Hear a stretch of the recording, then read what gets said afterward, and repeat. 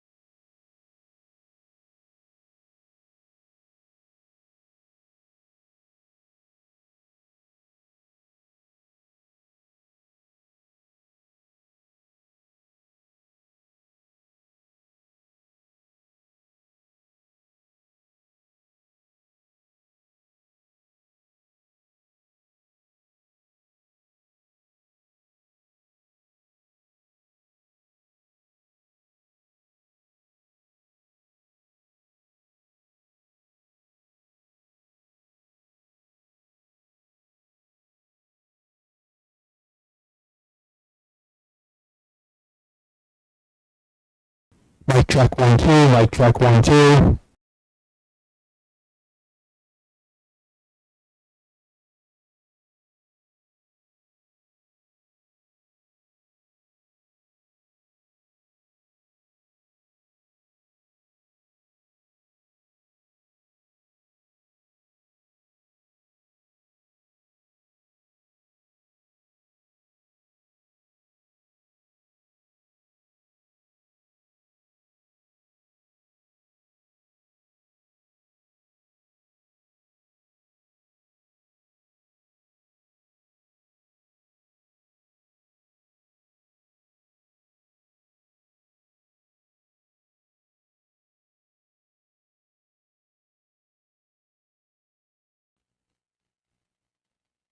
Mic check 1 2. Mic check 1 2.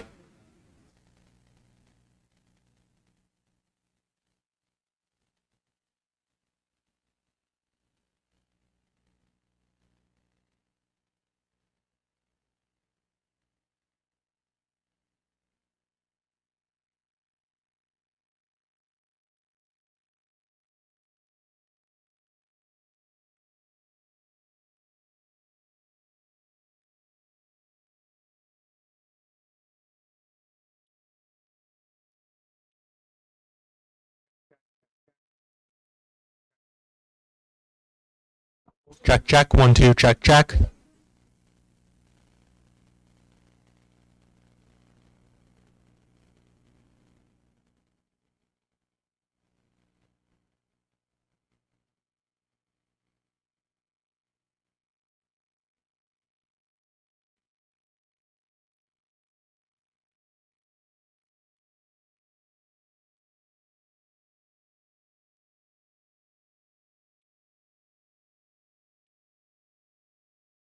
Check check 1 2. Mic check 1 2.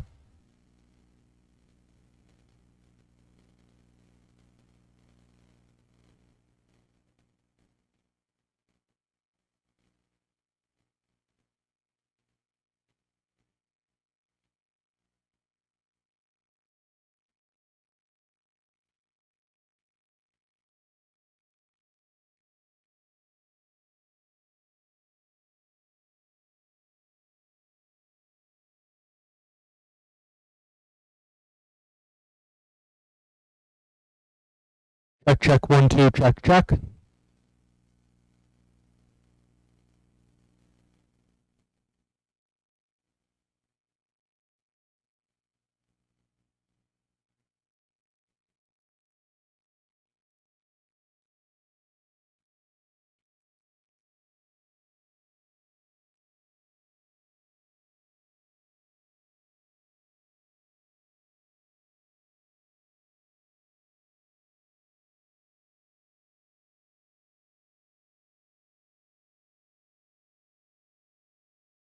Check 1 2, check.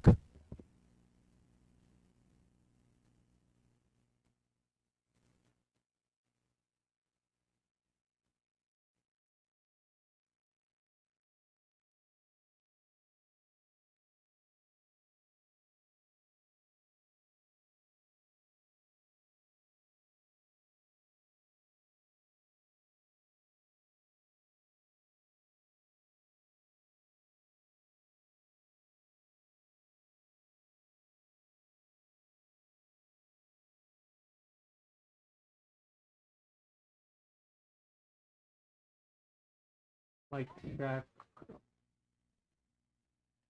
Mic check 1 2, mic check 1 2.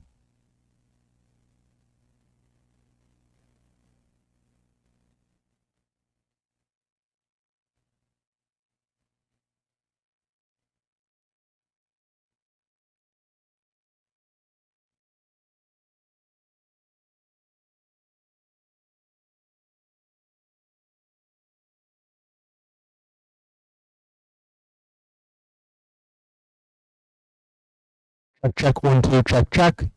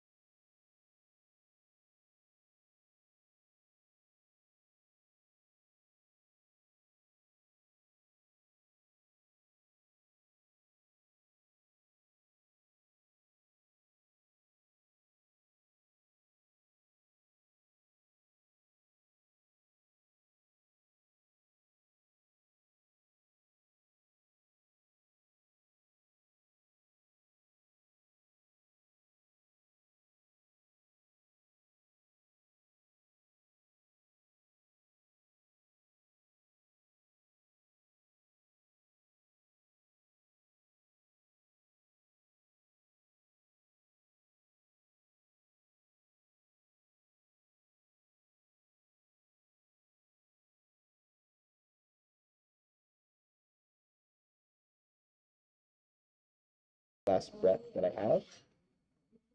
Yali, Lalu.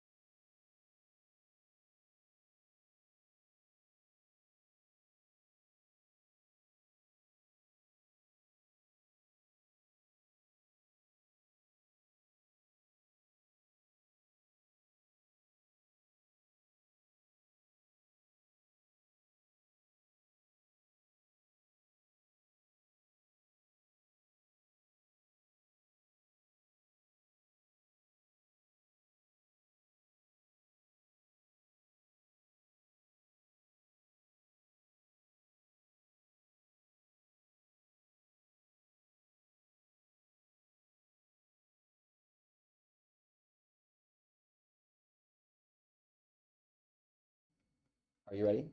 Yep. Okay, we'll go ahead and get going. I'll do my best to try and stand in this spot. All right, good morning, everyone. Welcome to the 2022 Arizona VRC workshop. Glad you all came today. Just a quick note about today. So there's going to be a lot of information presented throughout the day. Don't worry too much about remembering every last little detail. There will not be a quiz at the end, maybe a pop quiz, but not that. But the point is that there will be a recording of these slides available after the fact. So if you want to reference the material later, you're more than you can do that. Also, the slides will be made available, so you can also just scroll through those in case you want to reference a particular point.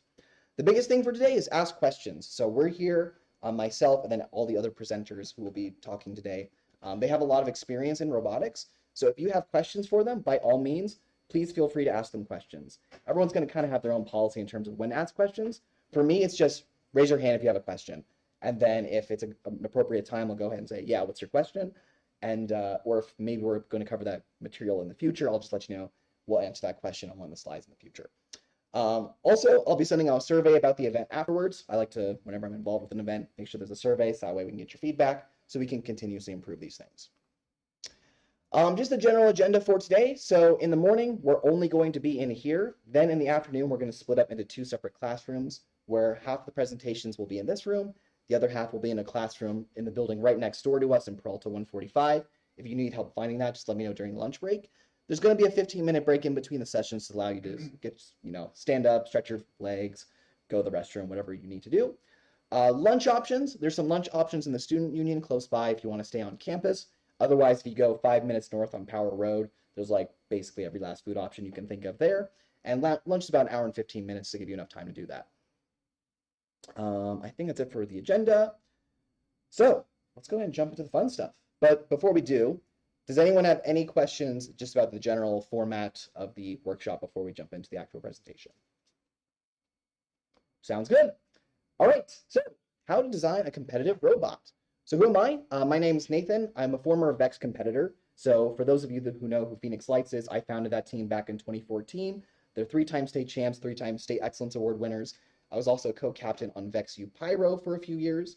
And then currently I'm an event planner for the Arizona State Championships, also a board member of 18x18 AZ, a nonprofit that helps run events here in the state. I'm also a certified head referee for VRC, so you may see me volunteering at events in that capacity. Just a general agenda for this presentation. So we're going to go over strategic design, so how to design your robot around the optimal strategy. So we're going to go over how to break down a game, how to brainstorm ideas, how to research ideas, prototyping different mechanisms, and then bringing that all together for designing the robot.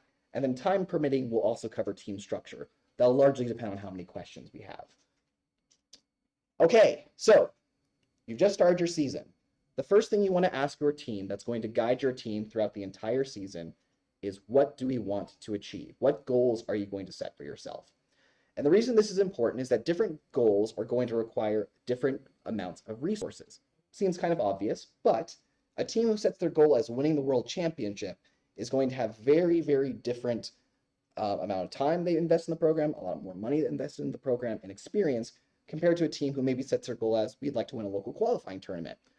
But it's important to make sure that you set your goals at a realistic level. That's not to say don't be ambitious. A goal should be a goal. It should be something that you want to achieve, something that you're measuring your success on. But you don't want to get too out of hand. For example, my rookie year in VEX, our goal, so we had some prior robotics experience, not in VEX, but just in other robotics programs. So our goal was to qualify for the state championship. We did that. We also qualified for Worlds as well, which is kind of a fun little bonus. So we qualified for Worlds. We're on a real high. We're feeling excellent. And so next year we're like, all right, we're going to win Worlds. Keeping in mind we've never even been to the elimination tournament at Worlds before. I think you can know how that one went. So a more realistic goal for us then might have been to maybe make it to division finals, or even just to make it into the elimination tournament at Worlds, but not necessarily win Worlds, because that's still quite an accomplishment in and of itself. So you want to always make sure you're setting a goal within your team's resources, so that way you're not overstretching yourself. If you don't have the experience to build like a super, super complicated robot, that's fine. You're slowly going to build up to that. And you'll learn a lot on the way when you set an ambitious goal.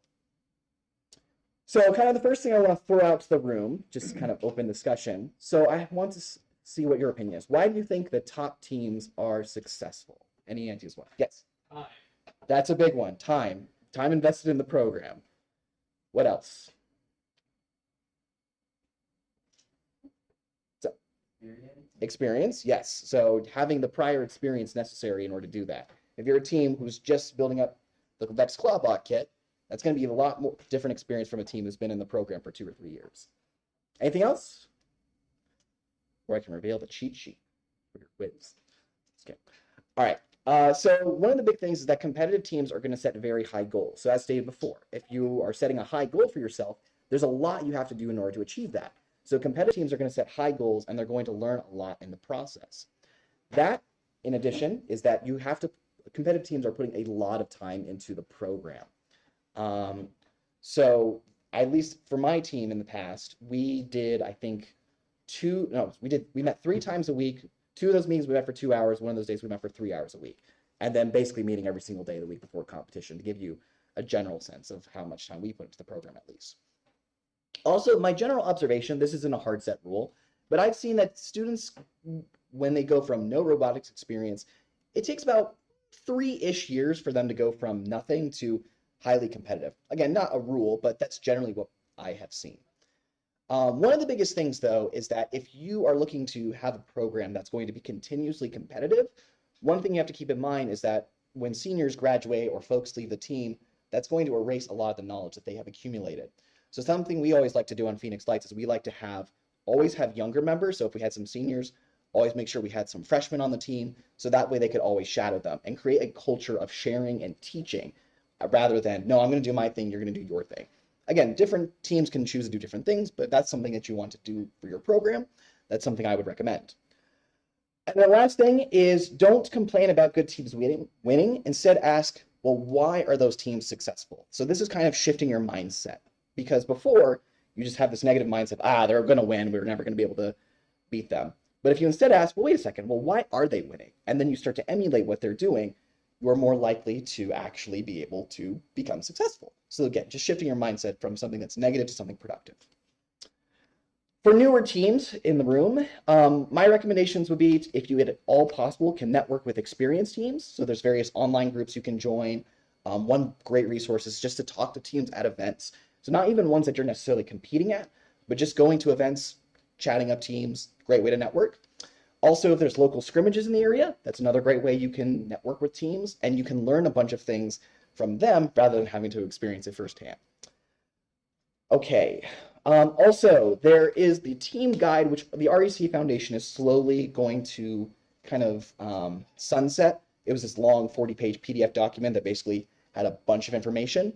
They're moving a bunch of the information to teams.vex.com, which is their knowledge base, where basically there's a whole bunch of individual articles on every topic you could ever think of. And that's a great resource to reference if you're like, how do I start a team? How do I sign up for tournaments? There's basically an article for just about everything. So those are 2 good resources. And these are links on the slides, so when you get them afterwards, you can go ahead and click on those for your reference. Now, all of that is kind of the preface. Let's get into the actual design of the robot. So the reason why you want to set your goals at the start of the season is that's going to highly dictate what kind of robot you are going to build, because you're going to want to build your robot around the strategy that you're going to play. So it's important to work within your team's resources. The best example I could give is that a robot that's going to win a local qualifying event is going to have a very different design from a robot that wins, say, the Robot Skills Challenge at Worlds. We'll use last year as an example. You could win an early qualifying tournament with a simple robot that could just hold 2 mobile goals at a time. And if you could do that reliably, you could probably win a qualifying tournament.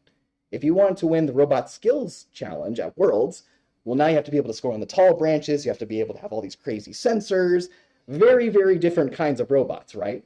And if you've had 0 prior experience doing all that, that's not to say that you can't do it. In fact, you should. You should try to learn in this program. But know that if you have 0 prior experience, maybe slowly introduce yourself to those concepts and then get accustomed to it. Okay, so as far as breaking down the game, the first thing you need to do is read the manual. Please read the manual. If you want to have a successful robot design, you need to make sure you're following the rules. So if you haven't read the manual, please do. Everyone should have read it before their first tournament. Well, everyone should have read it before they built their robot, but please, before you've gone to your first tournament. It's actually kind of beneficial. The rules are actually very nice this year, quite nice. But the question I would ask yourself after you've read the game manual is that, can you ask meaningful questions? Because usually after reading the game manual, you'll have questions like, well, what about this rule interacting with that rule? And if you're able to ask questions about the rules, then you've read it to an adequate level. So if you do have questions about the rules, you can always go back and reference the manual. Control find is my favorite thing to do. Type in a keyword, find that part in the manual. But you can also ask within your team. So ask within whatever resource you have, either at a team meeting, if you have an online network you talk on, just ask there, like, hey, I had this question about the rules. See if one of your team members can answer it.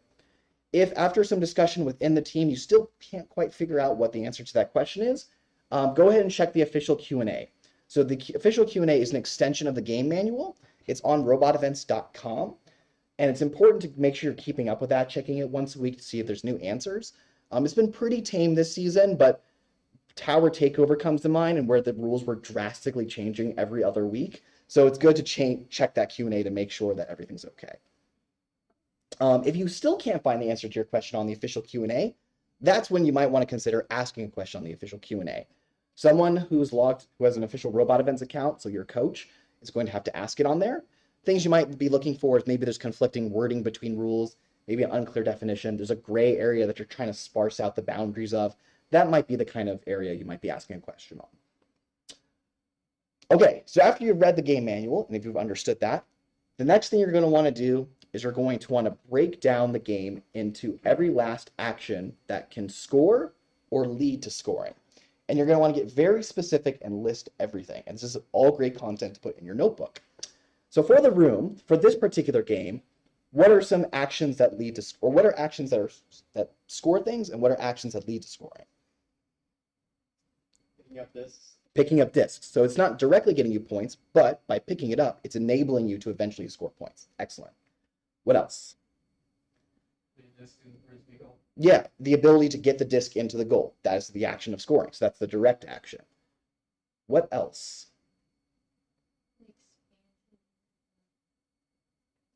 For the end game? Precisely. So expanding out, so your ability, the ability for your robot to kind of sprawl out and touch as many tiles as possible. That's an action that can score things. The other team is in their net and having a drop. Right. So that's kind of that's an interesting dynamic in this game that we haven't seen before. Yeah, but you're correct. So your opponent actually indirectly giving you points. That's not necessarily something you can control, but it's a good thing to observe in your strategy analysis. Rollers, yeah. So the ability to have something that can spin. All good suggestions. So that would be something where you can just go on and on and on. I think for Turning Point or something, we had like 20 different things. You can get pretty creative with this stuff. In the same vein, preventing your opponent from getting points is just as valuable as gaining them. So you also want to try and list every possible way to deny your opponent points or deduct your opponent points. So same exercise. What are some ways we can either prevent our opponent from getting points or flat out deny, or like reducing their score? Prevent them from shooting. Prevent them from shooting, yeah. So maybe they're about to shoot, they're all lined up, and then you bump them. That's a good one. Sorry? Don't miss? Yeah, true. In the same vein, don't miss your shot, because otherwise you're giving them points. You shoot it really hard into their goal and knock their discs out, technically. My gut says you can't do that. I have to reference the exact rules on that. How come you haven't mentioned this to me before? Now I feel like there's a juicy Q&A stirring up. My gut is that's probably illegal, though. I don't think the GDC would want you to. Sorry? It's probably impractical to the main issue. Well, if there's enough discs in the goal, because that thing fills up quickly, but that's more in depth. We're talking in general terms right now. One thing that comes to mind is the roller. So in a lot of more recent games, because Vex is very limited by the budget that they have for the field kit, they've been resorting to a lot more back and forth elements. So last year you had these massive goals that could be brought back and forth, back and forth, back and forth. This is the first game in a while where the primary game piece is actually, for the most part, once it's scored, it's banked and you can't interfere with it. So the rollers this year are still kind of that back and forth element. So the action of scoring a roller also descores your opponent. So it's simultaneously an offensive action and a defensive action. So it's actually a 20-point swing. So that's quite nice. Any questions, by the way? Sounds good. All right, so we've listed all the ways to score. We've listed all the ways to de-score or deny points or actions that lead to scoring. Next thing you want to do is you want to understand the ranking system. And the reason for this is that if you want to rank high, well, you have to know what the ranking system has to let you rank high. So the basics is that you're going to get win points, autonomous points, and strength of schedule points. So win points you can get by winning matches and getting the autonomous win point bonus. Autonomous points is just the amount of autonomous bonuses you win. And then strength of schedule points typically doesn't come into play much anymore, at least at the top of the rankings, but it's still important. But that's not something you can necessarily control.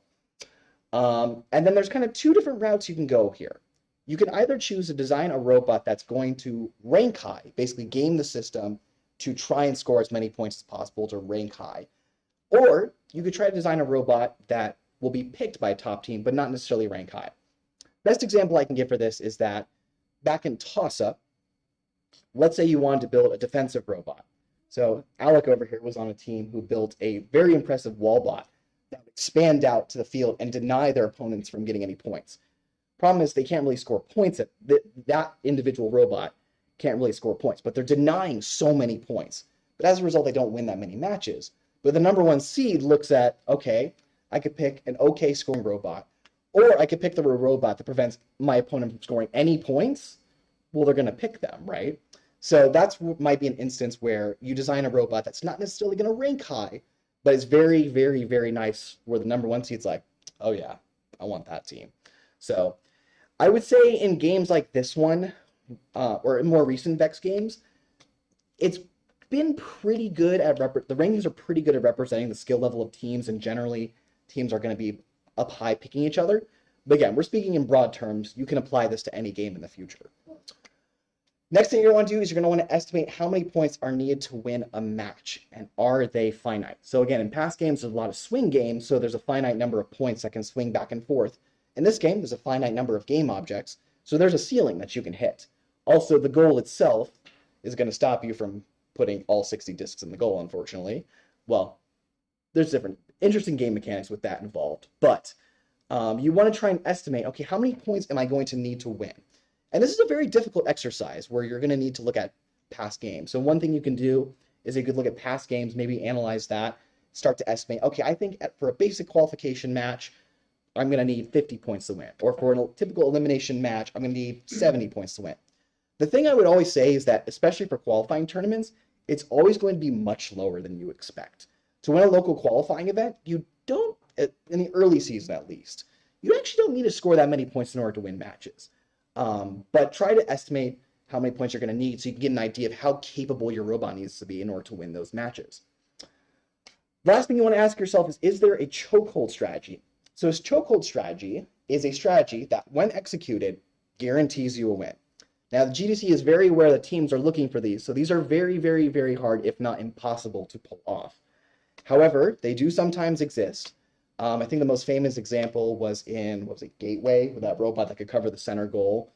Again, they try to make sure that teams can't do this now. But by trying to analyze what is the most optimal strategy that guarantees a victory, you can get pretty close. Like it's an asymptote you're approaching. Like, okay, I can't quite reach this, but it's going to help you along the way in terms of figuring out what's the best way to win the match guaranteed. Okay, so you've done that. Now you're going to want to conduct a cost-benefit analysis. So you're going to look at all the ways to score, all the ways to de-score, and there's a couple of ways you can go about evaluating their difficulty. I've seen, what we used to do on our team is that we would look at every single action and give it a difficulty rating out of 10. So one would indicate this is an extremely easy action, don't have to worry about it, we can do that in our sleep. 10 out of 10, this is an extremely difficult action, you can only pull it off once a tournament, very hard to do. I've also seen teams rank the difficulty of items, so they'll put the most difficult action at the top and then the easiest action at the bottom, vice versa. I leave that up to you in terms of what you want to do for your team, but you want to make sure that you're evaluating the difficulty of both these things. Then what you're going to want to do is you're going to want to consider, okay, prior to this, that's right. Okay, what are the different ways we can play this game. So now that you look at the difficulty of the actions, you know how hard everything is, you can kind of bring it all together and figure out what type of role you want to play in the strategy. So maybe you want to be a robot where no matter who you're paired with in the qualification rounds, like you could have a brick as your partner. You're going to be guaranteed to win the match. Or you could build a robot that's more reliant on your partner. And there's pros and cons to both of those types of strategies. Do you want to be a mostly defensive robot? Do you want to be a mostly offensive robot? You can now kind of see that you've evaluated the difficulty of all the actions, how many points everything's worth. You're getting a general sense of the strategy. And the biggest thing you want to keep in mind here is that what's going to best fit your team's goal. So if you want to be the super robot that scores all the points all by yourself, do you have the capabilities of doing that? Or do you have enough experience, time, and money to do that? Or would it be best to maybe build maybe a mid-tier robot and get a lot of driver practice in? Up to you. And that's, again, a difficult exercise, but if you can achieve that, nice. So all of that analysis is basically going to come into your priority list. So your priority list is going to prioritize all the actions your robot needs to complete in a nice, refined list. And I would recommend you etch it in stone, keep it for the season, never modify it. So here's a priority list that I made for a sample team, like a sample mid-level team for last year's game. Number one on your list is pretty much always going to be traversing the field. And traversing the field means I have a drivetrain that can move. If you can't move, you can't do much of anything, right? I can't drive around to intake pieces. If, let's say, my intake or something breaks, if my drive still works, I can still play defense on people. So this is prioritizing what's the most important function on your robot going downwards. And with rare exceptions, and I mean like extremely rare exceptions, traversing the field's always going to be number one. There's a little bit of a spoiler alert here because I meant for this to come 1 point at a time. But can anyone kind of give reasoning as to why they think intaking a game piece would be your number 2 action generally? Go for it. It will prevent the other team from using that game piece for points. Correct, yeah. So in order to score game pieces or even just deny your opponent from getting game pieces, you have to be able to pick them up yourself. So the action of acquiring the game piece is going to lead to, like we mentioned before, it's going to lead to actions that lead to scoring. So being able to pick up a game piece is going to be the next most important thing. And then from there, it's really going to depend on the game. I place the mobile goals on the platform so that way, you can get a lot of points by doing that.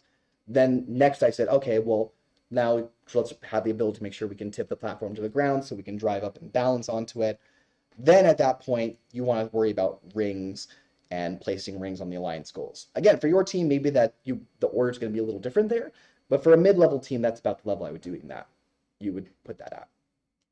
And you're also going to want to list what's out of scope for your team, because it can sometimes be tempting, where usually there's going to be some element in the game that's very far out of reach for 99.9% of teams.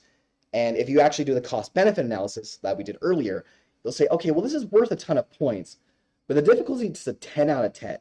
Can we realistically pull this off every single match? If not, maybe it's not even worth trying. And you don't want these distractions where, okay, we're going to make sure that we can put rings on the top mobile goal branches. Very, very few teams in the world were able to do that consistently. That was a very hard thing to do. So from the start of the season, just flat out saying, okay, let's just not worry about that. It's out of scope. It's out of sight, out of mind. You don't have to worry about it. And this is going to help you design your robot, the priority list, I should say, in terms of prioritizing what are the most important functions on your robot. What's going to need to get the most attention. So I mentioned before, you want to carve your priority list in stone.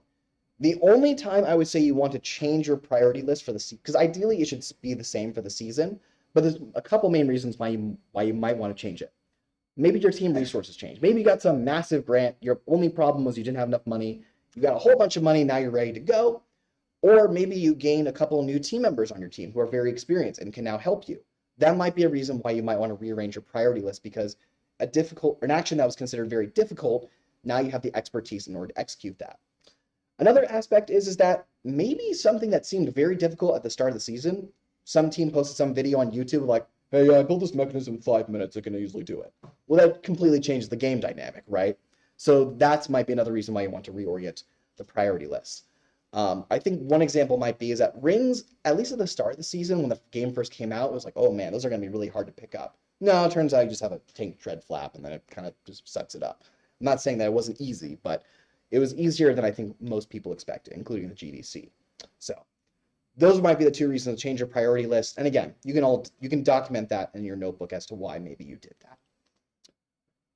All right, kind of a natural pause for questions here, so we don't get too far ahead of ourselves. Any questions about that process in terms of analyzing the game, breaking it down, understanding its individual components? I just had a comment real quick. So sometimes you would choose not to go for a more difficult thing, like for instance the high rings. Not because you necessarily can't do it, but because you don't think you can do it as well as other teams. You want to focus on other things. You want to have, say in that last year's game, have a lighter robot that can pair well. Because only one team on your alliance actually needs to be able to do that. Precisely. So for the live stream, the comment is that even if there's a high difficulty task, you don't necessarily need to be the one on your alliance that does it. And you can decide, okay, I'm going to assume these two teams in my region are probably going to build a mechanism that does this, and two robots that can do that action together actually wouldn't be that beneficial. So I'm going to focus on really optimizing these other parts of my robot. And that goes back to what kind of robot role do you want to play? Do you want to be the super high scoring robot? Or do you want to say, I think my alliance partner is going to do that for me? And that's totally valid.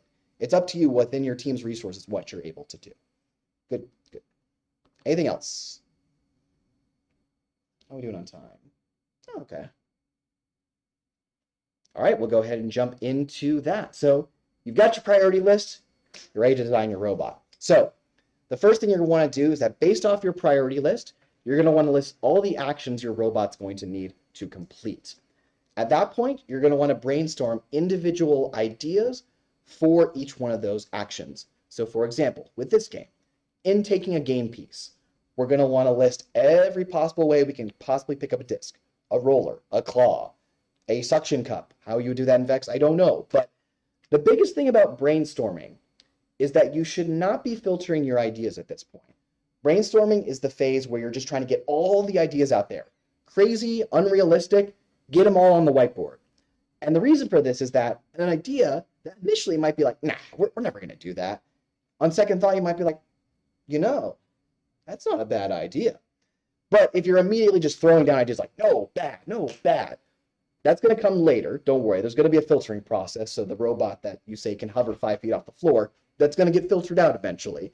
But for now, you don't have to worry about that. Just get all the crazy ideas out. Realistic, crazy, get them all out there.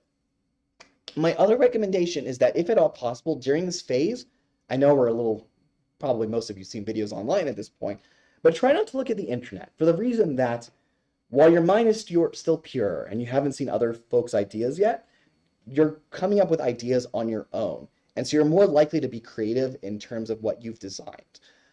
It's very easy once we've seen a video of something working to be like, I'm going to build that, which is fine because it's proven that it works. But if you're able to be creative in terms of, okay, I haven't seen what anyone else has done yet, I've gotten all my ideas out there, there you go. And researching is going to be an important component that we'll talk about now. So one of the nice things about robotics programs is that there's a lot of prior history. So this particular game is very related to the first robotics competition game, Ultimate Ascent, which you can see in the picture up there, where they were shooting actual massive frisbees. Those things really, really hurt if you got shot in the face. I know a couple of people that got bloody noses from robots that year. And also FTC Ultimate Gold. So that was a couple of seasons back. So these aren't Vex games, but they're both robotics programs. So you can draw a lot of inspirations from these different robot designs back from then. So you can like pull up, you know, FRC Ultimate Ascent Finals and kind of see what the different designs were back then. Now, the thing I will caution here is that these are not going to be direct one-to-one translations where I can be like, ah, cool, the robot that won the FRC championship for Ultimate Ascent, I'm just going to build that, but the Vex version. No. The thing you have to keep in mind is that, different games had different priorities. So the priority list that you make for this year is going to be very different from a priority list that some other team made for a completely different game. So just keep that in the back of your mind as you're designing things. Always evaluate the mechanisms on those robots individually on their own merit. Excuse me. Also, one thing you could do this year is take inspiration from real life. What makes a good throwing technique for frisbee golf? Because the goals are literally just frisbee golf goals. So what is the difference between real life disc golf players being able to stick the landing versus the disc just flying out doing its thing? So look for inspiration there as well. I basically covered this. Right, so like I kind of mentioned before, you're going to want to evaluate the mechanisms individually on their own merit. And you're going to want to prototype them yourself to make sure that your team is able to build these mechanisms. Because if you see some crazy mechanism, some team built for some other random robot game, but it ends up not being that applicable to Vex, well, you got to find that out by actually building a physical prototype. So in terms of finding ideas, YouTube is going to be a great resource. The thing I would always do back in the day is I would go to the filter bar and I would sort by upload date. So that would always bring the most recently uploaded videos up to the top. And then I would put search terms in like Vex spin up, Vex prototype, Vex match. You could also swap that out with VRC, Vex mechanism, or maybe if you're looking for an intake roller, like spin up intake.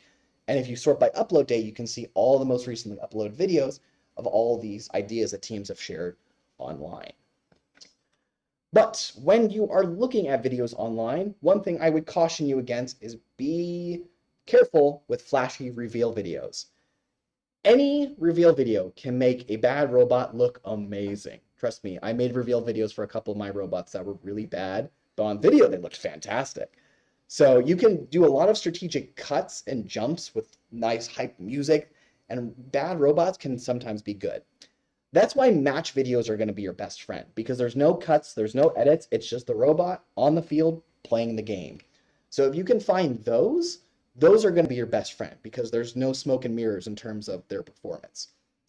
Also, teams are going to share a lot of ideas on the Vex forums and Discord, various online groups. Standard disclaimers where if you're part of an online group, there's various, it's the internet, folks. So use that as you see fit. The last thing in terms of researching other teams, researching other designs, is visiting or volunteering at local events. So actually being able to see someone's robot up close and being able to ask them, oh, how did you build that? And why did you do this? It's a great opportunity to get firsthand knowledge about that robot rather than trying to speculate like scrolling on the video like, oh, why is that pixel, that bar right there? Like you can actually just look at the robot itself, right? So videos are a great resource for that. Any questions so far, by the way? Okay, I'll try to slow down a little bit. Okay, so now that you've done your own brainstorming, you've done research on other designs, now we're going to move on to actually filtering down your idea. So this is the part where you're actually going to throw out the hovering robot idea.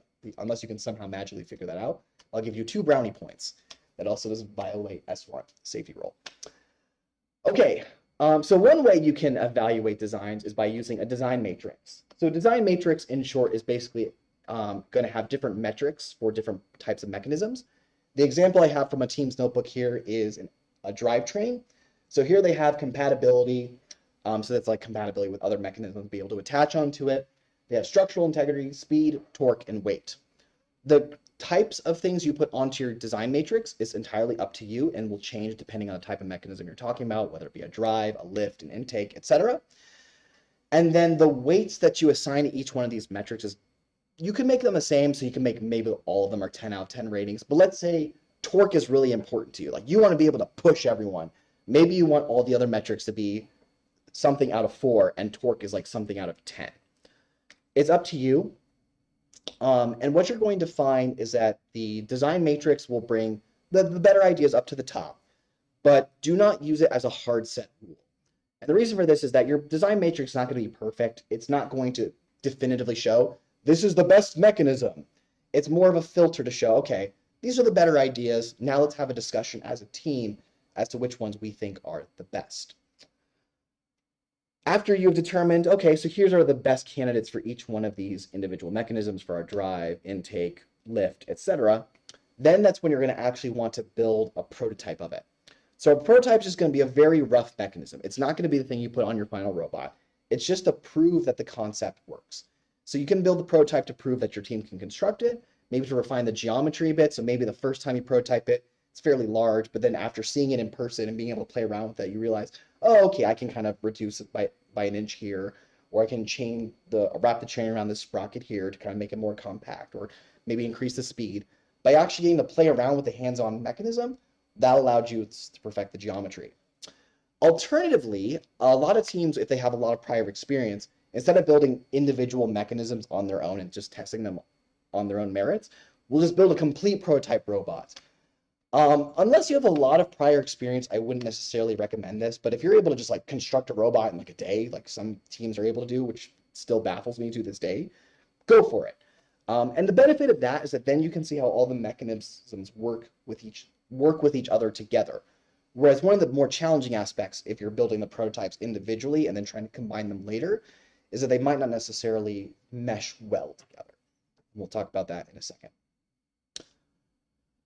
So here's kind of just the progression of some prototypes I worked on back in the day. So you can see it went from concept, so on the whiteboard, the first very, very, very, very rough prototype to a less rough prototype to an even less rough prototype to ultimately the final design. So your prototypes don't have to be pretty the first time you build them, as evidenced by that first photo. That thing is a hideous monster. But it was just a proof of concept, and we ultimately decided that particular version was not bueno, so we changed it. All right, if you're sitting there and you're wondering, well, wait a second, this is all fine and dandy, but I don't even know the basics of how to actually build anything. I've never worked with the Vex robotics system before. My first recommendation would be to either build the Clawbot that comes in your kit or build the HeroBot. The HeroBot is a robot that Vex releases every year that's able to perform the basic functions of the game. And it's not necessarily to actually compete with, it's just to get your hands dirty and become familiar with the actual system. You're eventually going to want to take it apart because the HeroBot's pretty bad this year. It can basically do the rollers and pick up a couple of discs. That's about the extent of it. Another thing is you can go on to Google and you can put the name of the mechanism you want to build and then insert that search terms. That way you're only filtering results to the Vex forum. If you're trying to look up a basic mechanism like a 4-bar or a 6-bar, chances are there's like 7,000 Vex forum threads already talking about all the ways to optimize how to build that design. Last thing, attend Benji and Grant's building tips workshop this afternoon. They're going to talk a lot about the particulars of how you can actually build your robot. All right, natural pause for questions again.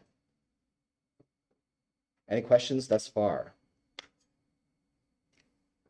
A lot less questions than we had in 2019, which is fine. We also had a certain very chatty person there that's here, so. All right, sounds good. And again, if you ever have any questions during the presentation, raise your hand and interrupt me. I don't care. Okay, so you've built all your prototypes. You've tested them all. You've evaluated them. You've documented all this in the notebook. You're doing great. Now you need to actually design your robot and combine these mechanisms together. So based off your prototypes and your priority list, you're going to want to combine mechanisms together. Now, in an ideal world, you would take all the mechanisms that individually are a 10 out of 10, combine them together in the robot, and you're good to go. Thing is that for this year, as an example, let's say I build a 6-motor drive. It's awesome. It's spectacular. I can push people. I can, hover somehow. I don't know why I keep going back to that, but you figured it out somehow. And you also build a flywheel mechanism that's able to shoot discs in the goal very effectively, but it uses 3 motors. But it's a 10 out of 10. Well, here's the problem. You have an 8-motor limit in terms of the number of motors you can use on your robot. And right there, I have 6 on my drive, 3 on my flywheel. I'm already 1 over. I don't even have an intake yet. So that's where you're going to want to go back to your priority list and reference. Okay, I'm going to have to compromise on some of my designs in terms of how effective they can be. And you want to look at your priority list and, okay, what's the more important function on my robot? Is it my intake or is it my drivetrain? Okay, drivetrain is the most important thing. So ideally, let's not compromise on that too much. That's going to help guide you through the design process in terms of combining mechanisms together and where you need to sacrifice some abilities from other mechanisms. The other thing is that sometimes you might be able to combine mechanisms to do multiple things. So best example is last year, most teams had a 4-bar mechanism that they could use to pick up mobile goals, place it on the platform, but also use that same mechanism to push down the platform. That's an excellent way to kind of do a multi-use function. But sometimes, by combining the functions of two separate things together, it's to the detriment of both of them. My favorite example are these stupid pens that are a stylus and also a pen.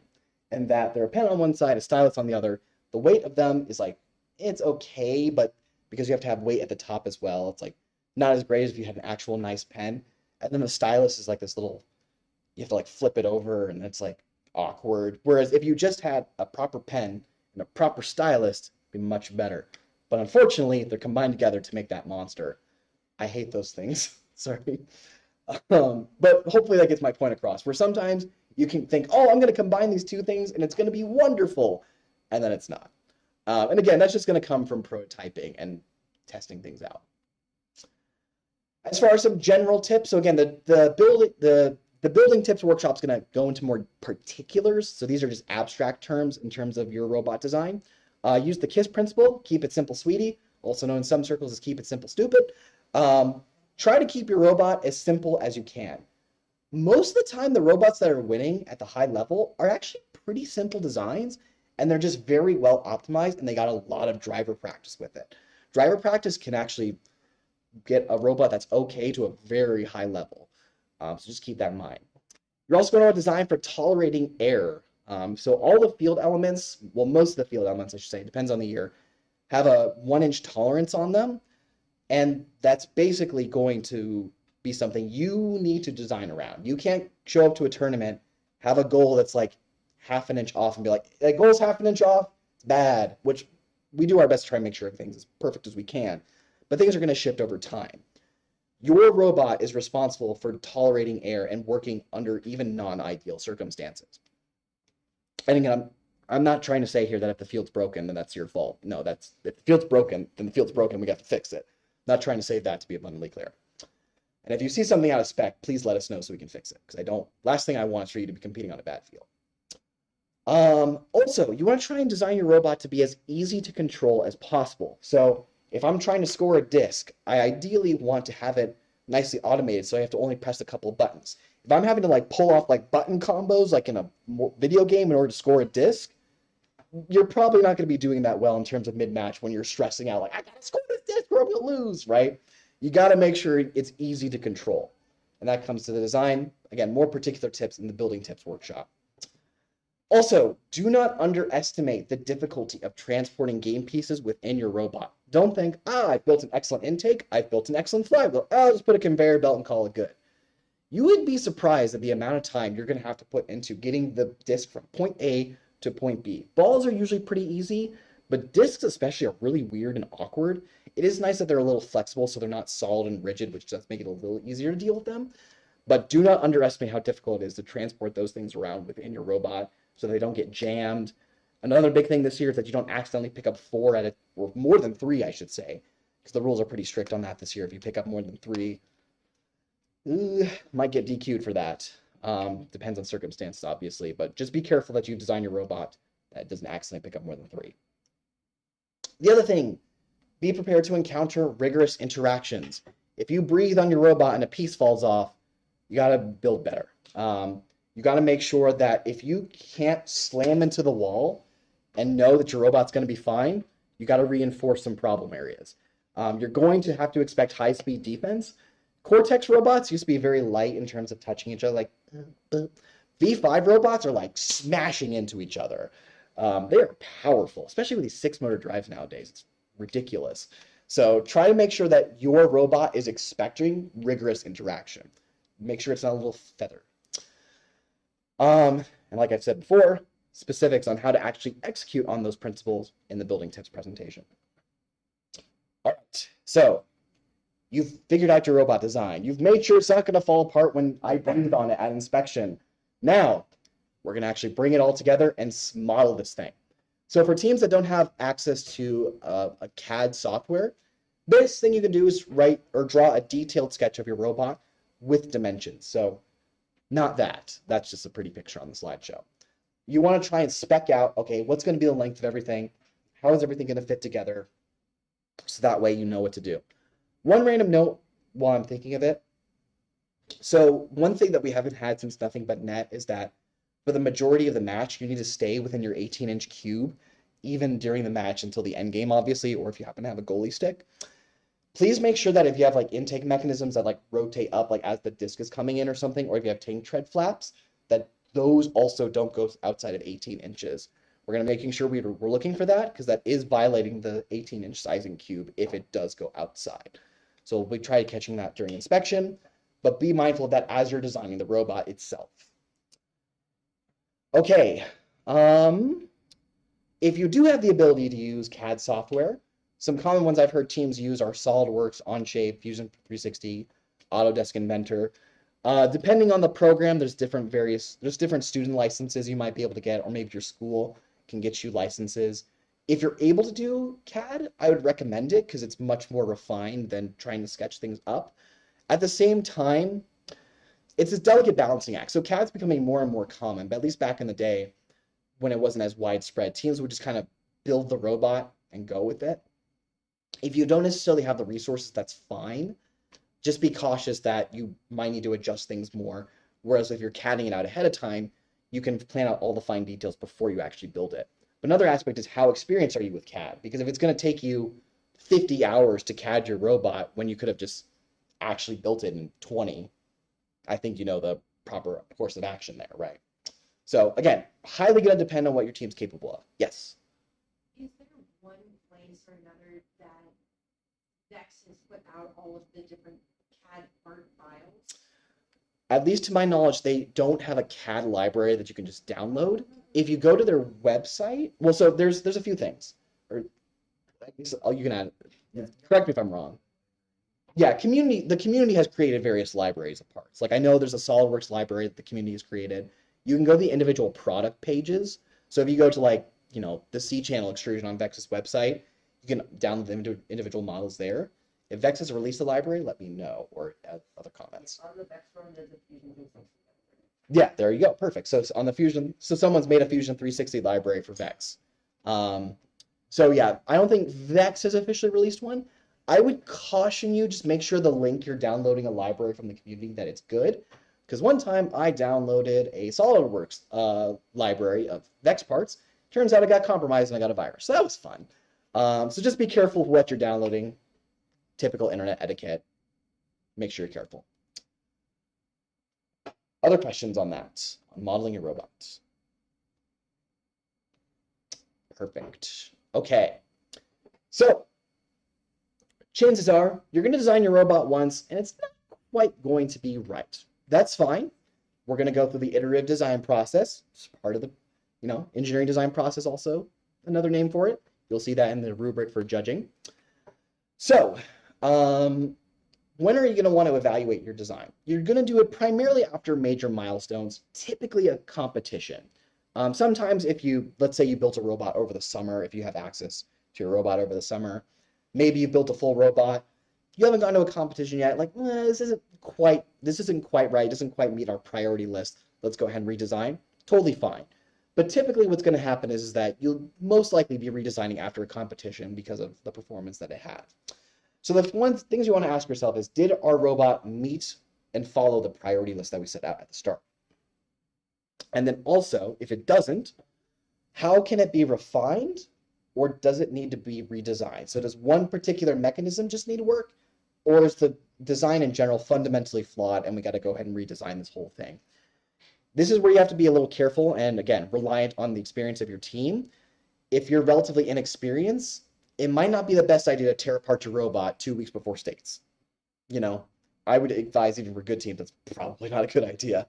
There are various stories of robots being built right before Worlds, but that's a whole other thing. I would say generally what happened on Phoenix Lights is that we would kind of have Gen 1, Gen 2, Gen 3, generally speaking. That's funny.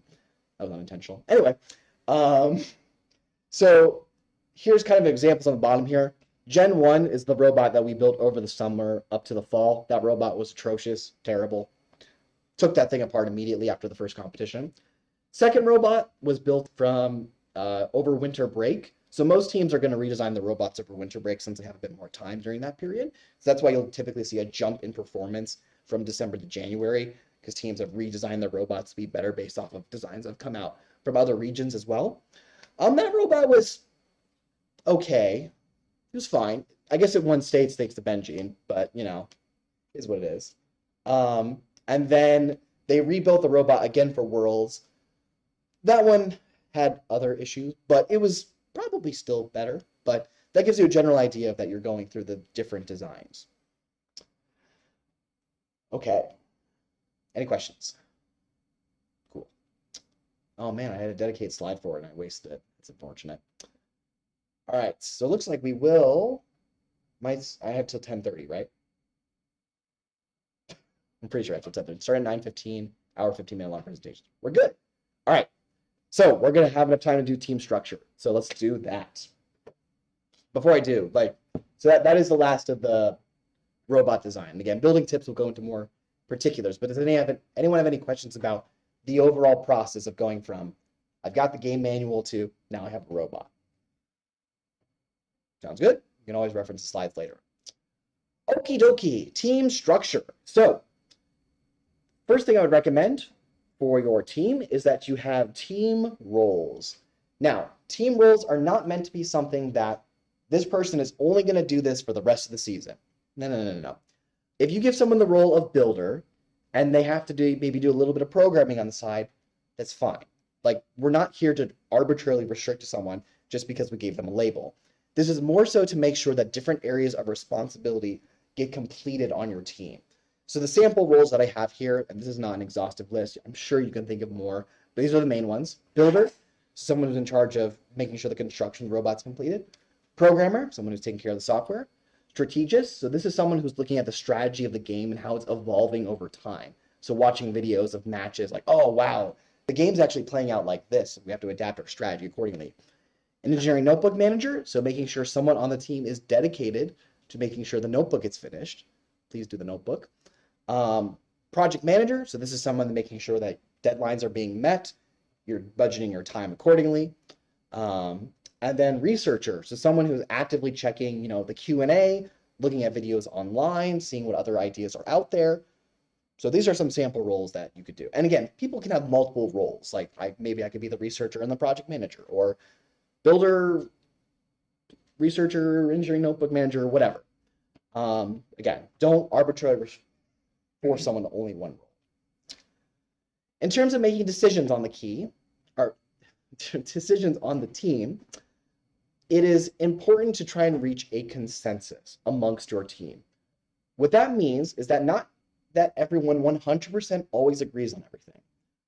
A consensus is reached when everyone has had the ability to speak, everyone has actually listened to everyone's ideas, that's an important part, and that everyone fully understands the logic and reasoning behind the various ideas, and you can have an open discussion about the direction to go. The discussion is a very important part of it, and having an actual open dialogue. And if everyone is on board with something, even if it wasn't necessarily what they wanted, that's important. They understand why the decision was made and why we're going forward with that idea. When you're making these decisions, try to be objective as you can. If there's data that you can use to measure maybe what direction you should be going, try to use that whenever possible. And then also know when to let go. So let's say you're very, very passionate about an idea and you think you need to go this way, but you fully understand why your teammates want to go this other direction, and you're up on your hill and you're going to die on it. Come down from it. It's okay. And then if their idea doesn't work, maybe they'll come join you on the hill later. But point is that you want to know when to let go of your own ideas, because sometimes we can get really attached. Like, no, I swear this is going to work. Know when you need to reach a consensus with your team. All right, student involvement. So the VRC program is a fair bit different from most other major robotics competitions in that it's very, very student focused. The REC has a student-centered policy, which again is linked on here, so you can look at those on the slides when I send these out later. But the TLDR is that adults should be there to teach and help out, but they should never actually be doing the work. This includes building, programming, anything. G2 is the actual rule in the game manual if you want to look at it. And then again, the REC student-centered policy expands on that. in general, again, I haven't seen like your build spaces, but at competitions, I don't think we've really ever had a problem with adults working on robots. So we're pretty cool in Arizona. Let's keep it that way, unless you're all doing it behind my back, and then it's bad. Uh, but I will talk on a personal note that I was involved in other robotics programs where adults are more heavily involved. I think for me personally, I really value the student involvement and the student-centeredness because the students get to have ownership of their robot and their design and their ideas. Versus if an adult is building things or programming things, the students know, at least in my case, I no longer felt like we had ownership of that robot. It didn't feel like we were competing with our robot. It felt like we were competing with their robot. And that's not a great feeling in my opinion. So try to stick to this because one, it's the rules, and two, it's beneficial for the students to learn on their own. As far as adult responsibilities, so you're there to facilitate discussions, so maybe things are getting a little out of hand. You can teach general skills that your students can apply. You can provide resources, so making sure they're getting parts, signing up for tournaments, etc. Provide encouragement is a big one. After a loss, maybe at the tournament, mood can be a little low. Just be there as the person that can provide encouragement. And then just generally being the adult in the room for, that kind of stuff. So, okay, as far as when to meet. So the age group of your team is largely going to determine the length of your meetings. For younger teams, like back when I was in middle school, we had like maybe an hour and a half attention span, and then that was it. Like we didn't want to do anything else after an hour and a half. If you're in high school, then maybe you can meet for, 3, 4, maybe the full day if you're feeling up to it. And also, again, depends on how competitive you want to be. If you want to be super competitive and it's the week before competition, if you're like us, you were working on the robot 24/7. Anytime you get your hands on it, you're working on it. Like I said before, we met 3 times a week for 2 hours. Again, whatever works for your team is best, but that's what Phoenix Lights did back in the day. Like I said before, more meetings towards competition when inevitably you're behind on everything and you got to quickly work on everything.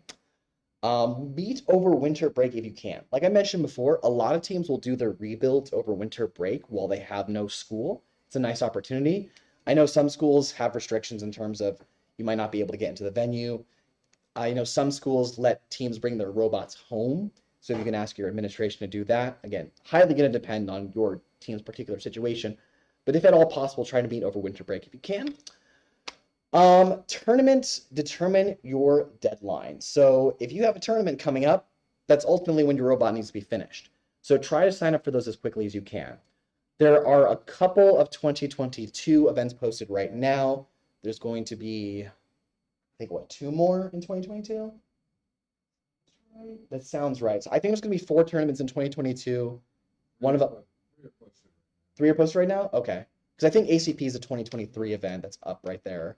But the ASU Poly tournament's going to be here in November. There's 4 total. There's 4? Okay. Yeah, okay. So those will probably be posted quick or in the near future. One change that oh goodness, I forget the REC's names for all these roles. But what's Heather's responsibility? It's like event engagement manager or something? Event engagement manager. So she made a nice change this year where events are going to, here in Arizona, I can't, if you're watching a live stream in another region, I can't speak for you, but in Arizona specifically, all events will post Tuesdays, 9 a.m. Eastern time, always. And they'll always be open for 1 week, or they'll be visible, I should say, for 1 week before registration opens. And then registration is also always going to open Tuesday, 9 a.m. Eastern. So that way everyone can see the tournament before it actually opens for registration, so there isn't this flood. Another random note is that this year, Arizona is going to bring back the early bird system for 2023 events specifically. And early bird, if you're not familiar, is basically a system that helps guarantee that everyone gets at least 2 tournaments in the region. And how that works is that when the tournament opens, if you have not gone to 2 tournaments yet, you can register immediately. But if you have already been to 2, you cannot sign up for that event until 6 weeks prior to the event.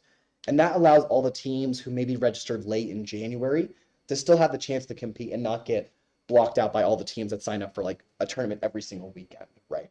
So it helps make sure that everyone gets to go to events. But it's something you want to keep in mind in terms of your planning of when you're registering. Yes. Can you say that again? Sorry. Yeah. So the question was, does early bird work by organization or by team? It works by team. So if 7996E goes to 2 events and 7996B has not gone to any events, 7996B still gets early bird while E does not because they've already used up their 2 tournaments. Unless it's a tournament you're running. Unless it's a tournament you're running, which is a great incentive for you to run an event because we need more events in the state of Arizona. So if you want to be an event partner, let REC know because we need more. And a lot of us will help you. If you want to run an event, like I have fields that I can lend out if they're not already. Right. It's a daunting experience at first, but once you run one, like, oh, okay, I got the hang of this. And again, there's lots of support in the community to help you run events. So, in terms of when all the tournaments are going to be posted, so the posting deadline is going to be October 15th. So all events for the season should theoretically be posted by then. There might be special exceptions if, like, in 2023, we need another event and an event partner is like, hey, actually, I can host another pop-up tournament. But in general, you should know when all the tournaments are going to be happening by October 15th. So in terms of actually creating your timeline with all of this, make sure you have cushion in it. So make sure you're allocating enough time for designing your robot, the prototyping phase, the building phase. For the sake of your programmers, give them enough time to actually program the robot and not finish building it the day before. And then another big one is practice. The difference between a team who's even gotten like just a couple hours of drive practice and a team who just finished building the robot as they got off the bus is substantial. Because you got a feel for the robot, you know how it works. Maybe you've tweaked a couple of little things like, oh, the intake tends to jam when I do this. Let me add this little bolt here so that doesn't happen again. Driver practice makes a huge difference. Like I said, you can take an okay robot and elevate it to a great level just by having an excellent driver. So do not underestimate getting drive time and make sure you allocate it for it when you're creating timelines. As far as your practice field is concerned, obviously in an ideal world, we would all buy a full field elements, tiles, whole shebang. But boy, howdy, is it expensive. So depending on your strategy, you may or may not actually need a full field set. So here's a couple of examples. So back in our rookie year, we didn't have a full field, but we did have this little wood plank where we kind of like rigged the base of the skyrise sections, had the loader there on the side, and then we put the cubes out how they would normally be on the field, just to get some basic driver practice. So you don't necessarily need to buy a full field to get full practice. Now, the way Vex is structuring how you buy field elements is getting more and more difficult to just buy individual items. They're kind of making them reliant on one another, which is a little annoying, but you might not necessarily need a full kit in order to get proper practice. You might also not necessarily need the actual perimeter to practice. If you can just get some tiles, especially if you're trying to get an accurate autonomous routine, you're going to want to have the tiles because the interaction between the wheels on your tile in your kitchen and the friction between the foam and the wheels is going to be drastically different and change how much your robot is turning. So if you want a consistent autonomous routine, you're definitely at minimum going to need some tiles to practice on. And if you don't have quite enough money for any of that, try to see if you can practice on another team's field. Most teams are more than willing if you reach out to them, just be like, hey, can I come over on Friday for an hour or two to kind of test my robot out? Doesn't hurt to ask, right? So feel free to ask others. Another random note, I always like pointing this out. You can see that we had cardboard boxes in place of the wall with like little weights on there so that they wouldn't move. So you can get creative. You don't necessarily need to buy the full, was it $800 portable field kit now? Plus the, $300 of shipping that FedEx has? Yes. Online, when we were in 2020, they did put up how to build a temporary field, and you can still find those directions and you can use them. Right. So for the live stream, there's also do-it-yourself options for building the field out of just wood at Home Depot or wherever your favorite hardware store is. So those are going to be substantially cheaper. Just know that those aren't going to be legal for bringing them to competition. So if someone's like, oh, we need a field, you can't bring that to the competition. It has to be one of the official Vex ones. But it's great for practice if you can have one of those. Okay. Oh, that's the end. Oh, Nathan, Yes. Desert Ridge is looking to host a league this year for new people that haven't done it yet. So if you're interested in doing some league and you want that practice, that would give you the practice on the hill. There you go. And so a league is basically it's kind of like an event split up into multiple weekends, I guess is the best way to describe it. So you do qualification matches, like 3 or 4 of them on one day, but you don't actually do a line selection of limbs. So you kind of do qualifications, and then there's one culminating event where you're going to have an actual elimination tournament.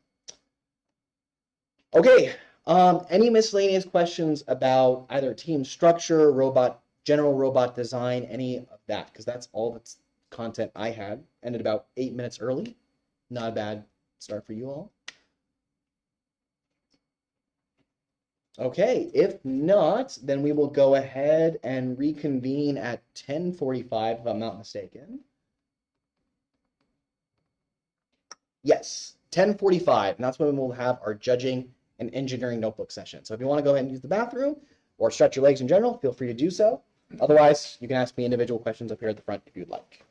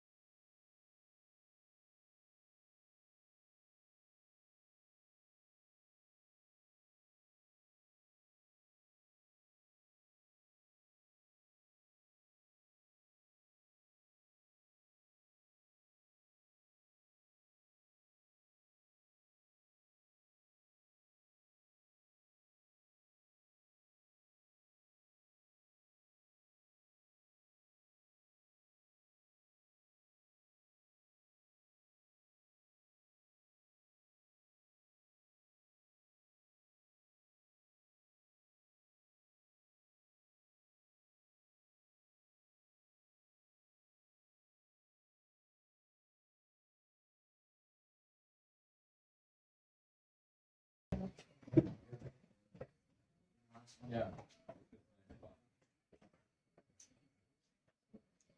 Okay.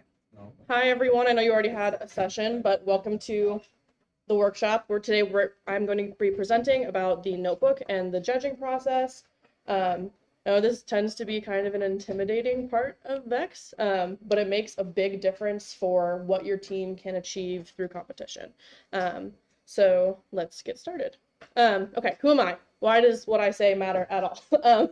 So I am the former president, or vice president, sorry, of Team Why Not, which was a VEXU team out of the University of Tennessee, Knoxville. I'm originally from Arizona, but I moved out there for undergrad and just recently moved back. In 2021, we actually won the VEX World Championships, or the VEXU World Championships. And we won both tournament champions and the Excellence Award. So my role on that team was to do what I'm teaching you guys to do today. How to write a notebook, teaching my team, coaching them in how to do interviews and make all of that successful. We also did a lot of outreach with teams in Tennessee. So in 2018, we won the VEXU Community Award because I've gone around to different schools throughout the state of Tennessee and in South Carolina, actually, and have taught students how to do the notebook and how to do judging successfully. I've been a judge advisor for multiple tournaments. I've been a judge, I've competed, and I've been a team mentor. So hopefully I cover some of the bases that help you guys figure out, what's going on with the design process and the judging process. Okay, so what is the engineering notebook and why is it important? Can you guys tell me why you think the notebook is important? Any volunteers? You can get awards with it. Right, so you can get awards with the notebook that you otherwise don't have access to. So the notebook for a lot of these awards, which I'll talk through in a minute, the requirement for the award is having a notebook. So by not having a notebook, not doing a notebook, you automatically disqualify yourself from multiple awards.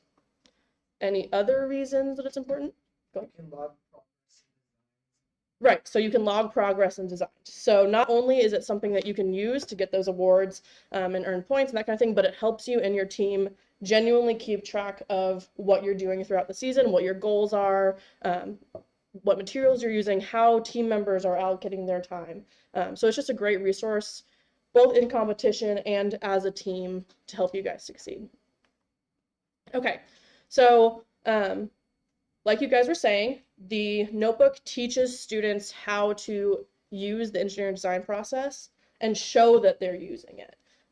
Same thing with the interview. We need you to be able to communicate how you're using the design process and why you're using it that way. It keeps the detailed record of your team's progress, like you said, and again, gives you access to some of the biggest awards in VEX as offered by RACF, like the Excellence Award. Okay, so we have 4 main points that we're going over today. I'll italicize which point we're currently on. So the first thing that we're doing is we're going to go over the judging process a little bit so you know what's going on behind the scenes, because I think that really helps you picture what the judges are looking for. And then we'll talk really briefly about the judged awards and what they are. Then we're going to go into understanding the design rubric. I put notebook rubric, but it's really the design award rubric because that covers both the notebook and the interview. Then we're going to talk about tips for crafting your notebook, and then we'll talk about how to prepare your team for an interview. Okay, so we're going to go over the awards first. So both of these awards, the design award and the excellence award, require you to submit a notebook. And at a lot of tournaments, they are also going to be qualifiers for either states or for worlds. So there's definitely a lot of upward motion that you can get by getting these awards. Okay, so first we're going to talk about the design award. So essentially this is rewarding you for having an organized and professional approach to the engineering design process. Your ability to document the process is what really matters. So this is something that I'll say throughout the presentation, but making the information that you want to share as accessible as possible to the judges is just as important as what the actual information says. So if the judges can't see your notebook and like automatically notice that you have those things that are going to get you points, you're going to miss out on those points, even if they were in your notebook. Finally, that design award requires an excellent notebook and it requires an excellent interview. So we'll talk about how those are scored and what those things look like in a few moments. The excellence award is the big one. It encompasses kind of all of the things that we're about to talk about, plus it includes skills, plus the competition itself. So if you want to do excellence, you have to do skills. I think more people know this now, but in the past, I've had teams be like, why didn't we get excellence? And it's because they just didn't do skills. Their design was excellent. Their interview was excellent. They did great in the competition, but they were focused on the competition so much that they forgot to do skills. And that automatically rules them out from being able to get this. So you have to be in the top 10% of the teams, or top 10 teams, or the top 30% of the teams, whichever one is a bigger number. In quals, and then the top 5 or top 20% in skills. You have to be a candidate for the design award, and you have to be a candidate for some of the other judged awards if they're being offered. So we'll talk about those other awards too, but basically you want to be showing up in all of these categories that the judges are going to be looking at, because if they see your name on the board 5 times, they're a lot more likely to consider you seriously for the excellence award. Okay, so these are just some of the other judged awards that you can get, and we'll talk about how the judges decide who's getting these in a little bit. Innovate also requires a notebook. So they want you to be at the top or near the top in designs, and again, just interviewing well, having a clear notebook. So basically it's kind of like second place for design is how I see it. The Think Award is going to be the award that you get for having the most effective and consistent programming and coding techniques and strategies.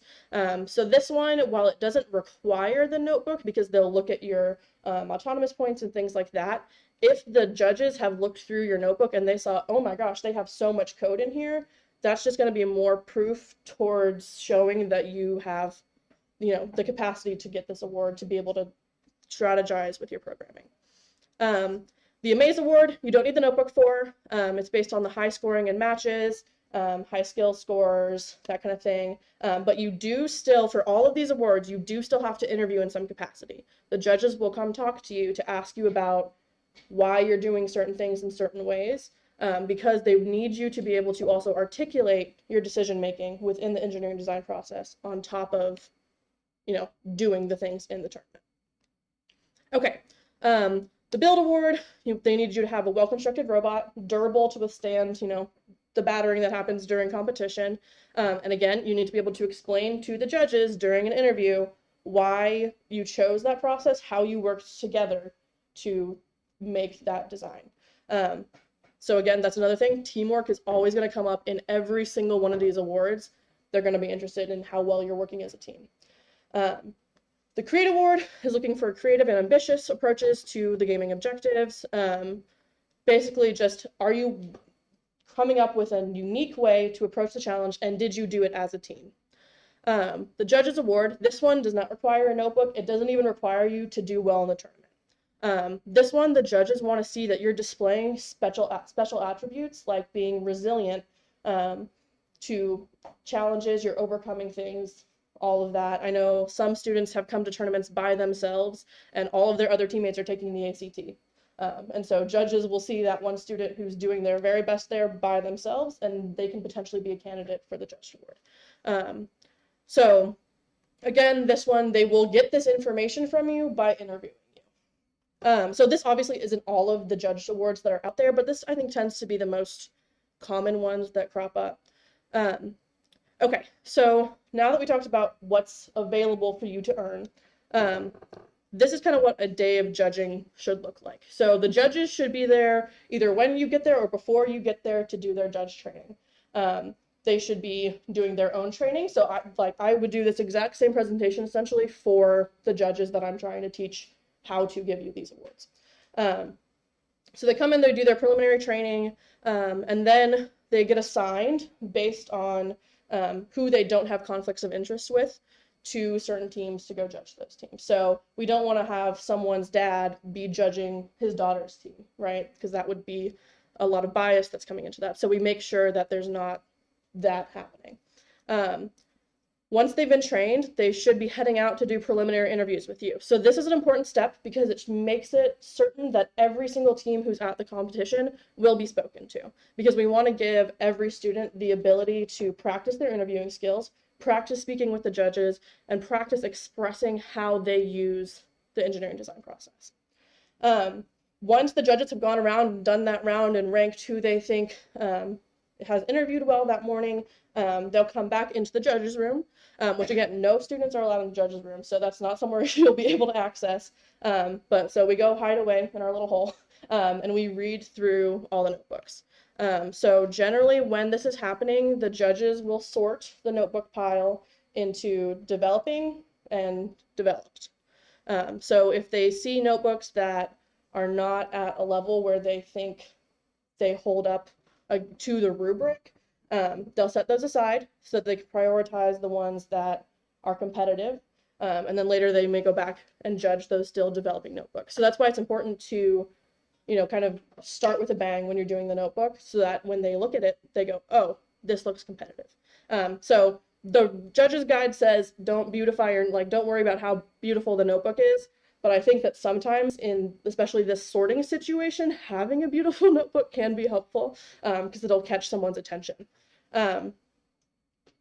So actually, I'm going to show you guys really quick. So this is a notebook that I made quite a few years ago.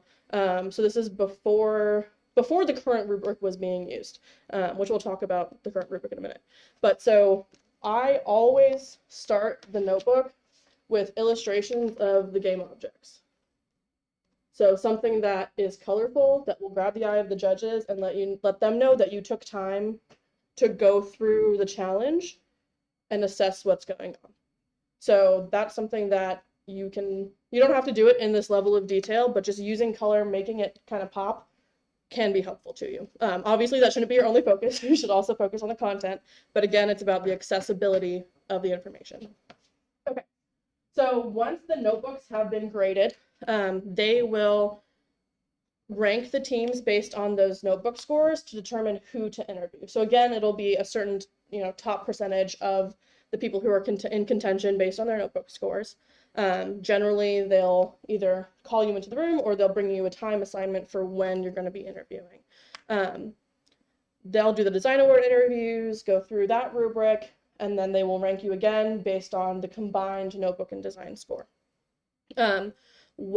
Generally, it depends on how many judges are volunteering. Generally, the design awards will be happening in one room, and the other judges will be out interviewing other people for those judged awards that we talked about earlier that aren't design and excellence.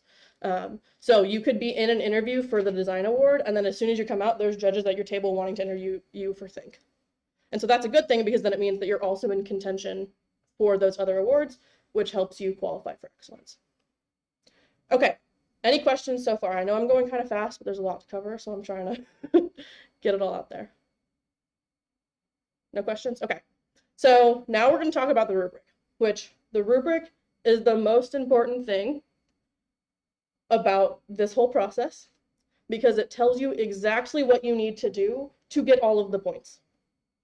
And so I know a lot of teams will look at the rubric at the beginning of the season and be like, okay, those are the things I need to do. You should have the rubric with you every day as you are making your entries so that you can ensure that you are checking off all of these boxes and getting the most points possible.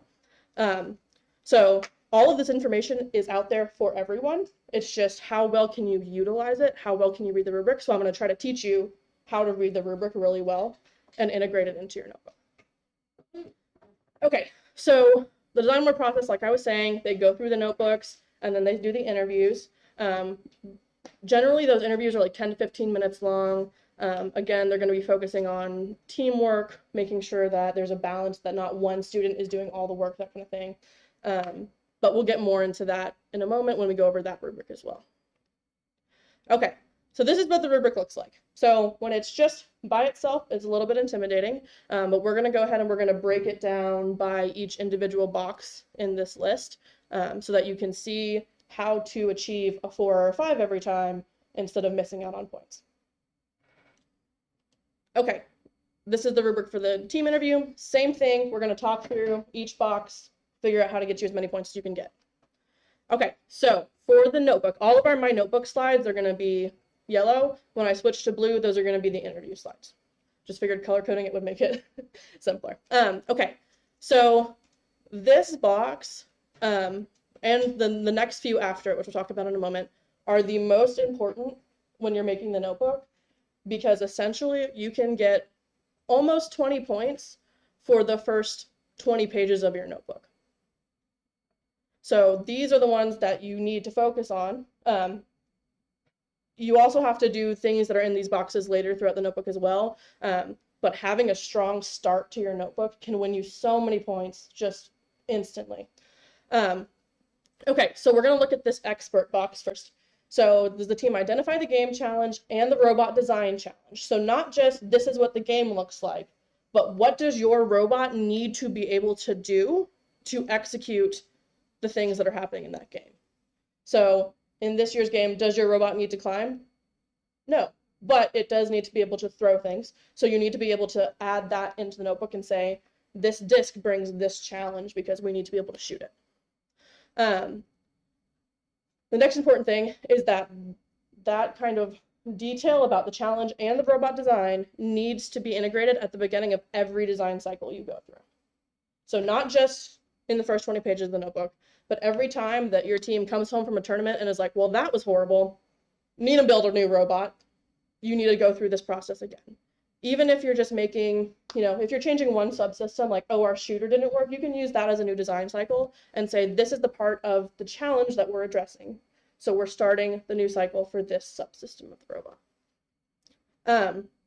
Again, you need words and pictures. So a lot of teams will just slap in a photo of the field and they're like, that's the game, which won't earn you points.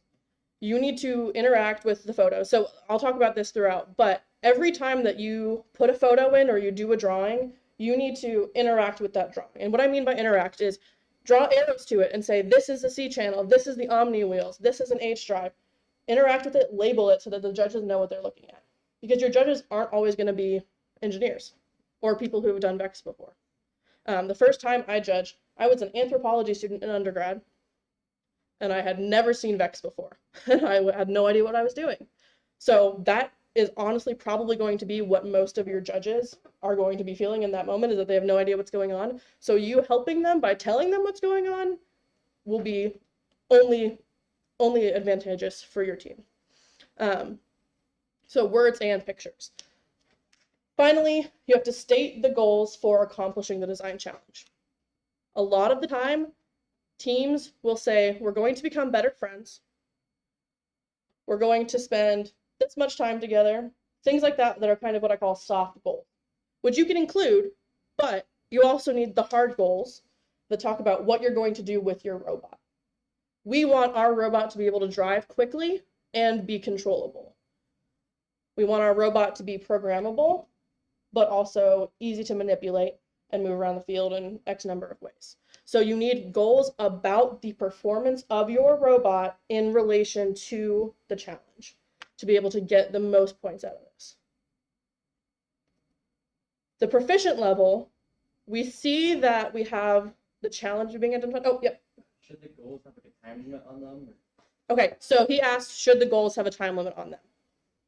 We'll talk about that in a second because it does come up. So you don't have to do all these things in this order. It's just, are they there, right? So there's another box that we'll talk about in a few minutes that talks about planning your execution of these goals. And so that's where that timeline will come up. But good question.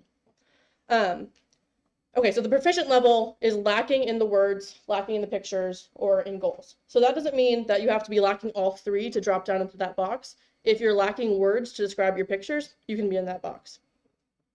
If you're not talking about the robot challenge, the robot design challenge, you can be dropped into that box. So essentially what you're trying to do is break every one of these expert boxes into elements, like we just did, and hit every single one of those elements. And so that's why having the notebook rubric with you as you're writing your notebook is so important, because it helps you make sure that every time you're doing an entry, all of these points are being hit so that you get the full amount out of your notebook that you can. And then emerging, you're not identifying the challenge. At that point, they're not even going to expect that you would have the words and pictures and all that kind of thing. So don't do that. Okay, so the next box down, I think I'm mostly gonna focus on that expert box, just so I don't waste your guys' time reading through the proficient and emerging, because I'm just gonna help you guys identify the elements that you're looking for, essentially. Okay, expert lists 3 or more possible solutions to the challenge with labeled diagrams. So you have to have at least 3. That's easy. Just count in your notebook. Do I have 3 things listed? Element checked off. The other thing, though, that you need with each of those solutions is you need labeled diagrams. So not just pictures of, an early season reveal that you screenshot and tape in there. It needs to be labeled if you have it in there. And the other thing is that it needs to be cited. So citations, this is a relatively new addition to the rubric. It didn't exist about 2 years ago. But if you do bring in screenshots of online videos, ideas that you got from other teams, either like over Discord or in person at tournaments, you need to cite those sources because it shows that you're doing the research that needs to go into the engineering design process. So make sure that you're doing that. You can put in a bibliography at the end of your notebook if you want to, but that's not required. Just make sure that you're saying, like, you can just put the link on YouTube and the team number, and that'll be sufficient. But yeah, so basically make sure you hit 3, label your diagrams, put in citations, and then you can get 5 points. Okay, selecting the best solution and plan. So this is where the timeline comes in that you were asking about. So we're going to go through the solutions that were offered, and we're going to compare and contrast them to each other. You can do testing or like prototyping and just see, okay, these kind of work, but my way of preferring to do it is a design matrix, where essentially you just write down if we're doing an H drive or a tank drive or an X drive, and we want to know about driver control and programmability. You go through and you numerically score each of these designs in these categories. And then you want to give your justification too about why you gave them those scores. And then, whatever the total is at the bottom, you can circle it and say, okay, we're doing a tank drive because of these reasons.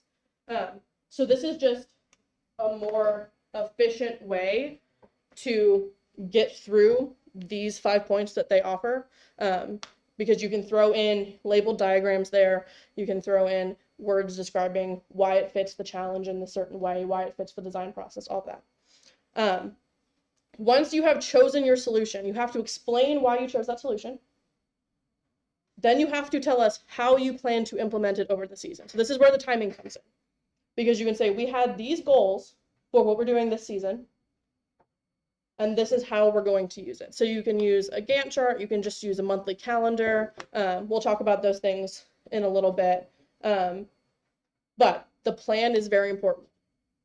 And again, the plan isn't going to be, we're going to meet at Bob's house and we're going to work for 5 hours. We're going to spend the first month building a robot so that we can start testing it early in the season. And then as we go, we'll make changes and, be detailed about that. The proficient level, they drop out that decision matrix or testing, because that's like, in the first box, you need evidence. In the second box, you just throw it in there without supporting your answer. So again, it's all about providing background information to support why you're choosing what you're choosing, because they want to see how thorough your thought process is. This one will mention the plan, like we have a plan to do it, but it won't give actual steps or actual time limitations on that plan. Another thing that will just help you get points throughout, which is in another box too, is just keep up with your plan. So check in every month and say, we hit this part of our plan, or we're a little behind on this, so we're going to adjust the plan from here to cover these things. Okay, build and program the solution. So these next few boxes are all going to be about how thorough is your work, how detailed is it, and could a judge feel like they can recreate the history of your project or the robot itself from your notebook. And that includes an anthropologist who doesn't know how to build a robot, but if I can look at your thing and go, oh, okay, I just attach that there, and I'll have a robot, You want you want the judges to be able to feel that way. So again, it's not just the building, but it's also the programming. Walk them through the steps of why you're doing what you're doing and show them. Take tons and tons of pictures throughout the season. You can't have too many pictures. But again, interact with those pictures, draw diagrams alongside them, label them, all of that good stuff. They want to be able to follow the logic, how you're progressing through the engineering design process. And again, be able to recreate the robot's design through your notebook. If you're missing steps, I know a lot of teams forget to take pictures while they're working, which is a bummer. That might automatically drop you into the proficient box instead of being in the expert box because we're missing key steps. If we have one page where you're, putting together a couple C channels at a 90-degree angle, and then the next thing we know, you have an entire tower built and all your motors are attached, we don't know how you got there. So you have to be very specific in your detail. Would you include like pictures of the cat, actual pictures of like the robot in person? Would that be like acceptable for the expert category? Okay, so he asked if you can include CAD, if that by itself would be sufficient. Like supplemented with actual. Okay, yeah, so supplemented with actual pictures. So if you have CAD and you're supplementing it, that's a great way to go. But again, we just need to be able to see when you're CADing, take screenshots of your CAD because we don't want to see in the CAD 2C channels at a 90-degree angle and then jump to, a fully built robot. We still need to see that progress even if it's in CAD. Okay. But yeah, definitely supplement it with real pictures too, because that just helps everything feel more real. And the pictures of students working with the robot will also help document things for later. That will also get you points and just make the judges feel more excited about looking at your notebook. Yeah, so all about detail. Okay, testing the solution. So for me, personally, this testing box is a huge weakness. I'm so bad at getting my team to record testing. They would do skills runs after skills runs, and I would be like, hey guys, write down the results of each run. They would never do it. It takes it takes a long time. It's very tedious to do testing in the way that this rubric wants you to do testing, but it is beneficial. And you can do data analysis on the results too, if you want to. So it's not only saying this is the result of the testing that we did, but you need to write a procedure for the test. So just like in science class, how your teacher gives you a procedure for the experiment that you're about to do, you need to make your own procedure talking about what you're trying to test, what you are expecting to get in your results section, and how you're going to actually do the thing. So you need to say, we're going to put the discs in the shooter and see how the shooter works. And we're going to do that 20 times. And then each time in your results section, you need to write down the disc went 5 feet to the left, nowhere near where it needed to go. This time it went the opposite direction. Then we had 3 good runs where it went straight. And then, just so go through that whole process, write down what is happening. Proficient, it records key steps. So that one, you're not sharing your results. You're just saying, we did the testing, right? And maybe talking about how you did it. So again, detail. It is tedious to do testing like this, but it will get you points. And that can make a big difference. This is one of the sections that most teams will miss points on. So if your team has this, you're at an advantage. Okay, repeating the design process. So this we talked about a little bit at the beginning when I was talking about repeating the game challenge and all of that. The judges need to be able to see that you repeated the design process. So this is where that element of accessibility of the information is incredibly important. Because you can repeat the design process as many times as you want, but if the judges can't tell that you did it, you won't get any points. So you have to make it as obvious as possible. And I'll talk about ways to make it more obvious when I get to the tips about a notebook.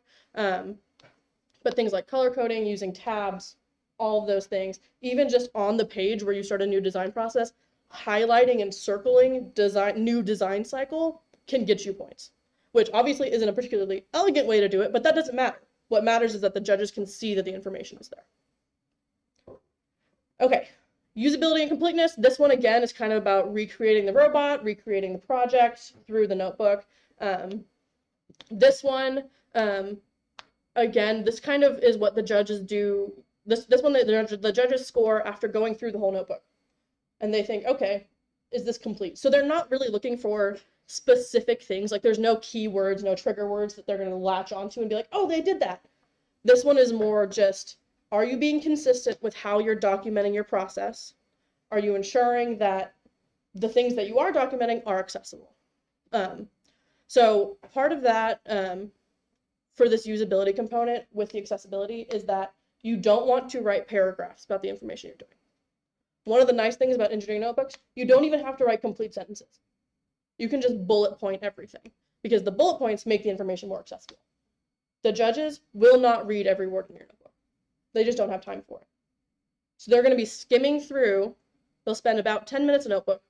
They'll be skimming through and looking for this information.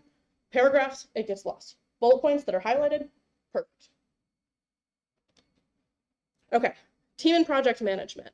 So again, this is another one where they're going to be looking for things that they've seen throughout the entire notebook. They want to see that you are managing who you're assigning things to on the team. It doesn't matter if Joe is doing the programming every single day, write it down. If Bob is doing the building every day, write it down. They want to see that you are allocating people to specific tasks based on their strengths.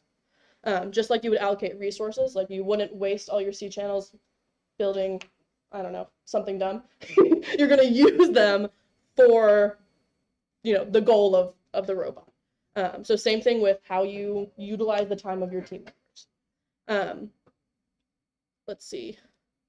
They're interested in seeing daily goals that relate to your overall goals for the season. So checking in every practice to see, are we meeting our goals for this week? Are we meeting our goals for this month? Can be really beneficial. You don't have to do the monthly goal overview every single time that you have a practice. As long as you mention that you are keeping track of goals and what you can do next time, that'll be really helpful for you getting these points. Again, design cycle is easily identified. That is very important to them. That's why it's basically in here twice. And then again, like I was saying with the time and the resources, make sure that you're saying we're paying attention to how much of these things we have left. We know when we need to order more things, that kind of thing. They're just basically making sure that you're keeping an inventory and paying attention to what materials you need. So that I'll show you guys a method that you can use to build basically everything in this 5-point box into a very easy summary that you give at the beginning and the end of every practice. So I'll show you guys that in a few minutes. This is the easiest one to get all 5 points. It's either 5 or nothing. So in the old rubrics, it was that you had to have a bound notebook like this. In light of COVID and how that changed so many things and how many teams had to go remote to do all this work and how much judging had to go remote, they've changed this a little bit to allow digital notebooks, but you do have to have timestamps, which you can Google, how do I add timestamps on Word, how do I add timestamps on Google Docs, whatever, that show that you're doing these in order. Because they don't want you to go back in and try to secretly add things that you missed out before. Or, just basically doctoring the information. They want to see that you're doing these in order, the data entries line up with when the things actually happened, all of that good stuff. It's relatively easy to meet this requirement. Just pay attention, try to do your notebook on the day that things happen, which I know can be difficult, but just give it your best shot. There's a lot of things that you can do to make your notebook entries easier so that they don't feel burdensome when you're trying to compile everything together. Okay, any questions about notebook rubric?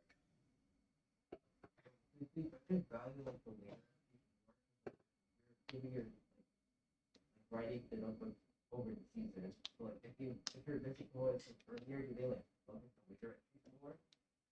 So he asked if do the judges look at the later entries more than the earlier entries? To a certain degree.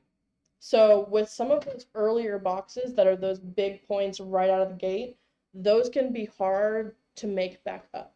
You can regain some of those points by introducing the challenge every time you start a new design cycle and that kind of thing. But there is a certain amount where you just can't fix it. Like if you, for the first 5 months of the season, take no photos, there's no way for you to get back all those points in the second half of the season. So it's a season-long process that you have to be dedicated to from the start. Which, if you're dedicated to it from the start, it honestly makes it easier because then you don't feel like you're playing catch-up throughout the whole season. But yeah. So our spiral notebooks.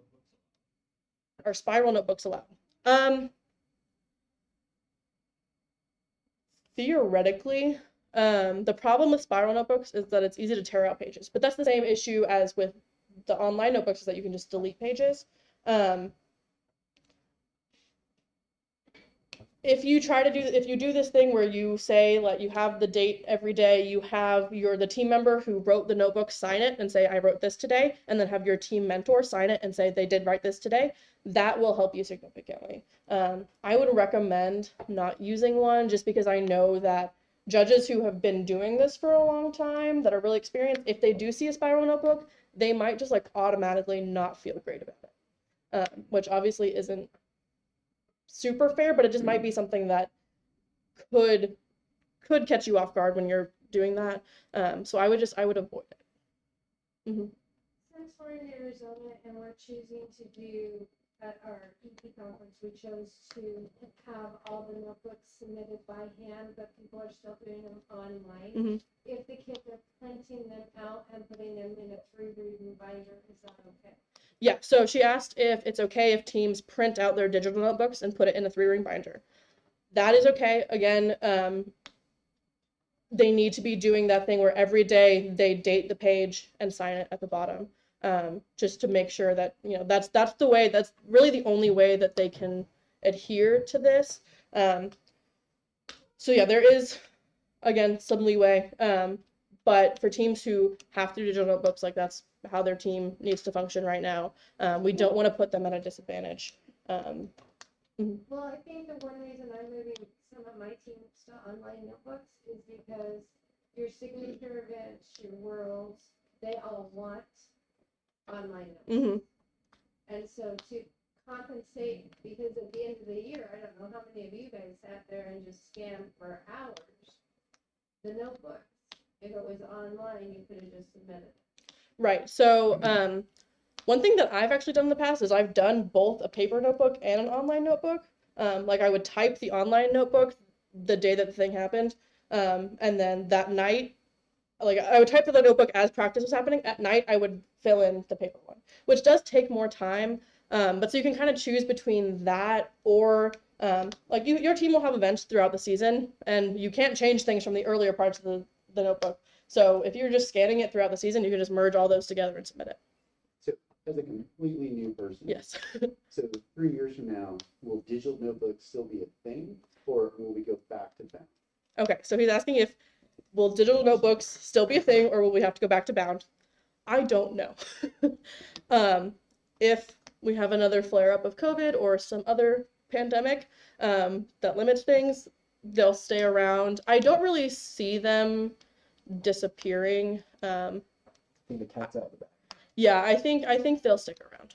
Because, and it's just from my outside view perspective, there seems to be a lot of work that goes to the engineering notebook that isn't part of the engineering design process. It isn't productive.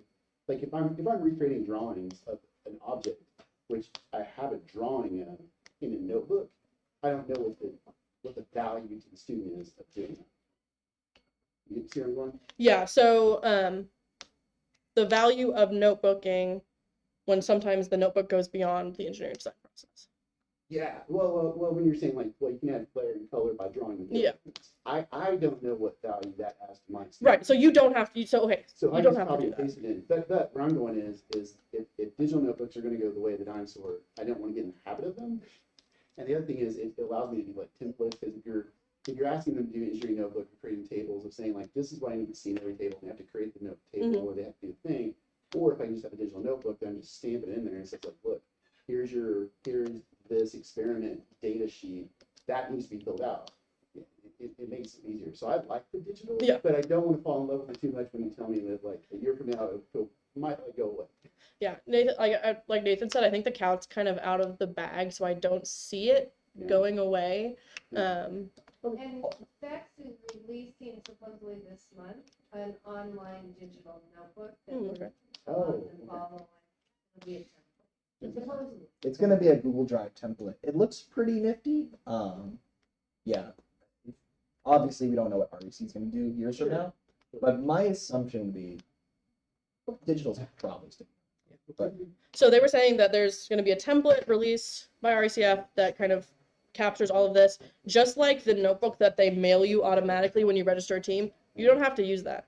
You can do your own. Like if you feel like your students will succeed better doing things a certain way because you know them as individuals, Yeah. make your own template. Yeah. So you don't have to hold yourself to, if Vex does give you an online template, you don't have to hold yourself to that. Yeah, no problem. Okay. Okay, I'm gonna take a drink of water. And then we'll talk about it. Any other questions? Okay. Thank you guys for asking so many questions. It makes me know you're paying attention. Okay, so for the interviews, just like the notebook, they give you this rubric that tells you exactly what you need to do. Again, we're just going through and breaking down things into elements. So essentially, the purpose of the interview is kind of to test you to just see how much you actually understand what you're doing. Because if you do have a coach who just tells you like, write this down, write this down, write this down, write this down, you're not going to know the engineering design process in the amount of detail or with the amount of understanding that you're supposed to have. So when you go into this interview, your coach can't be in there with you. They can't be coaching you on what to say in this moment. So the judges will be able to gauge your level of comfort with the engineering design process and see if you can explain all aspects of it as your team followed it. So one of the great things about the interviews is that in addition to giving you this rubric, if you go online to the judge's guide, which I have the links at the end of this slide, of the presentation, if you go into the judge's guide, it tells you the sample questions that judges ask. And probably at least 75% of the time, if not more, they will just ask you those questions. They might modify them a little bit so that they don't feel like they're just using those questions, but they're basically just using those questions. And honestly, it's a lot of the time just because judges have never done this before. So having something that you can rely on, that you know they're going to ask every team the same questions, because that consistency is important. You can't go to one team and ask them like, wait, but keep telling me what you did, and then you don't do that for other teams. So by using the sample questions or using an agreed upon set of questions, they know that they're going to be more fair towards their students. So again, can you explain all aspects of the design process? A very common question is, can you walk us through how your team uses the engineering design process? So they make questions just straight from the rubric. So you can even make up your own questions with your team based on what this rubric says. Learn how to answer those, you'll be golden. Okay, next we have game strategies. Okay, so I should also say at the beginning, at the top of each of these slides, I have if this part of the interview also goes towards a specific judged award, like design or like innovate judges, create, build, whatever, they'll note that on here. This is actually a new thing this year where they haven't noted what awards these go to. So all of them obviously factor into design and excellence, but if there's a specific award like Think that they also contribute to, that'll be noted as well. Okay, so game strategies. Design excellence, innovate, and create. They want to know why you chose to approach the game in this way, how your approach has changed over the season, and how you arrived at that as a team. So obviously, a lot of these things can be difficult to get full points at the beginning of the season because you haven't had time to evolve your game strategy, but theoretically, neither have any of the other teams. So everyone's notebook scores might just be lower at the beginning of the season because they haven't had time to repeat the design process and that kind of thing. So you shouldn't be at a disadvantage, even though, you know, you can't get the full number of points here because no one should be able to get it, basically, or only a very limited number of teams. Okay, yeah. Okay, robot design. So students can fully explain the evolution of their robot design to the current design. Again, they want you to talk through the iterations of your robot. You can do this subsystem by subsystem. You can do this like event by event that you went to and say, after this event, we noticed this problem and changed it to be this. But essentially, they want you to talk them through the beginning of each design cycle that you're doing. Why did you decide to change directions? Why did you make this change and not some other change? What was wrong with the original that you think will be solved by this new design? Again, with these, it's just satisfying those elements. The proficient and emerging will just drop off certain elements each time. We want to be able to see both the evolution of the strategy and the build, and that you can explain it well. Okay, I feel like, did I skip one? No. Okay. Robot build award, or robot build, will go towards both the build award and the create award, in addition to design and excellence. So students can fully explain their robot construction. Ownership of the robot build is evident. So essentially, this set of questions will be about who built what did your team members do, what part of the robot are you most proud of is something that is asked a lot that will go towards this question.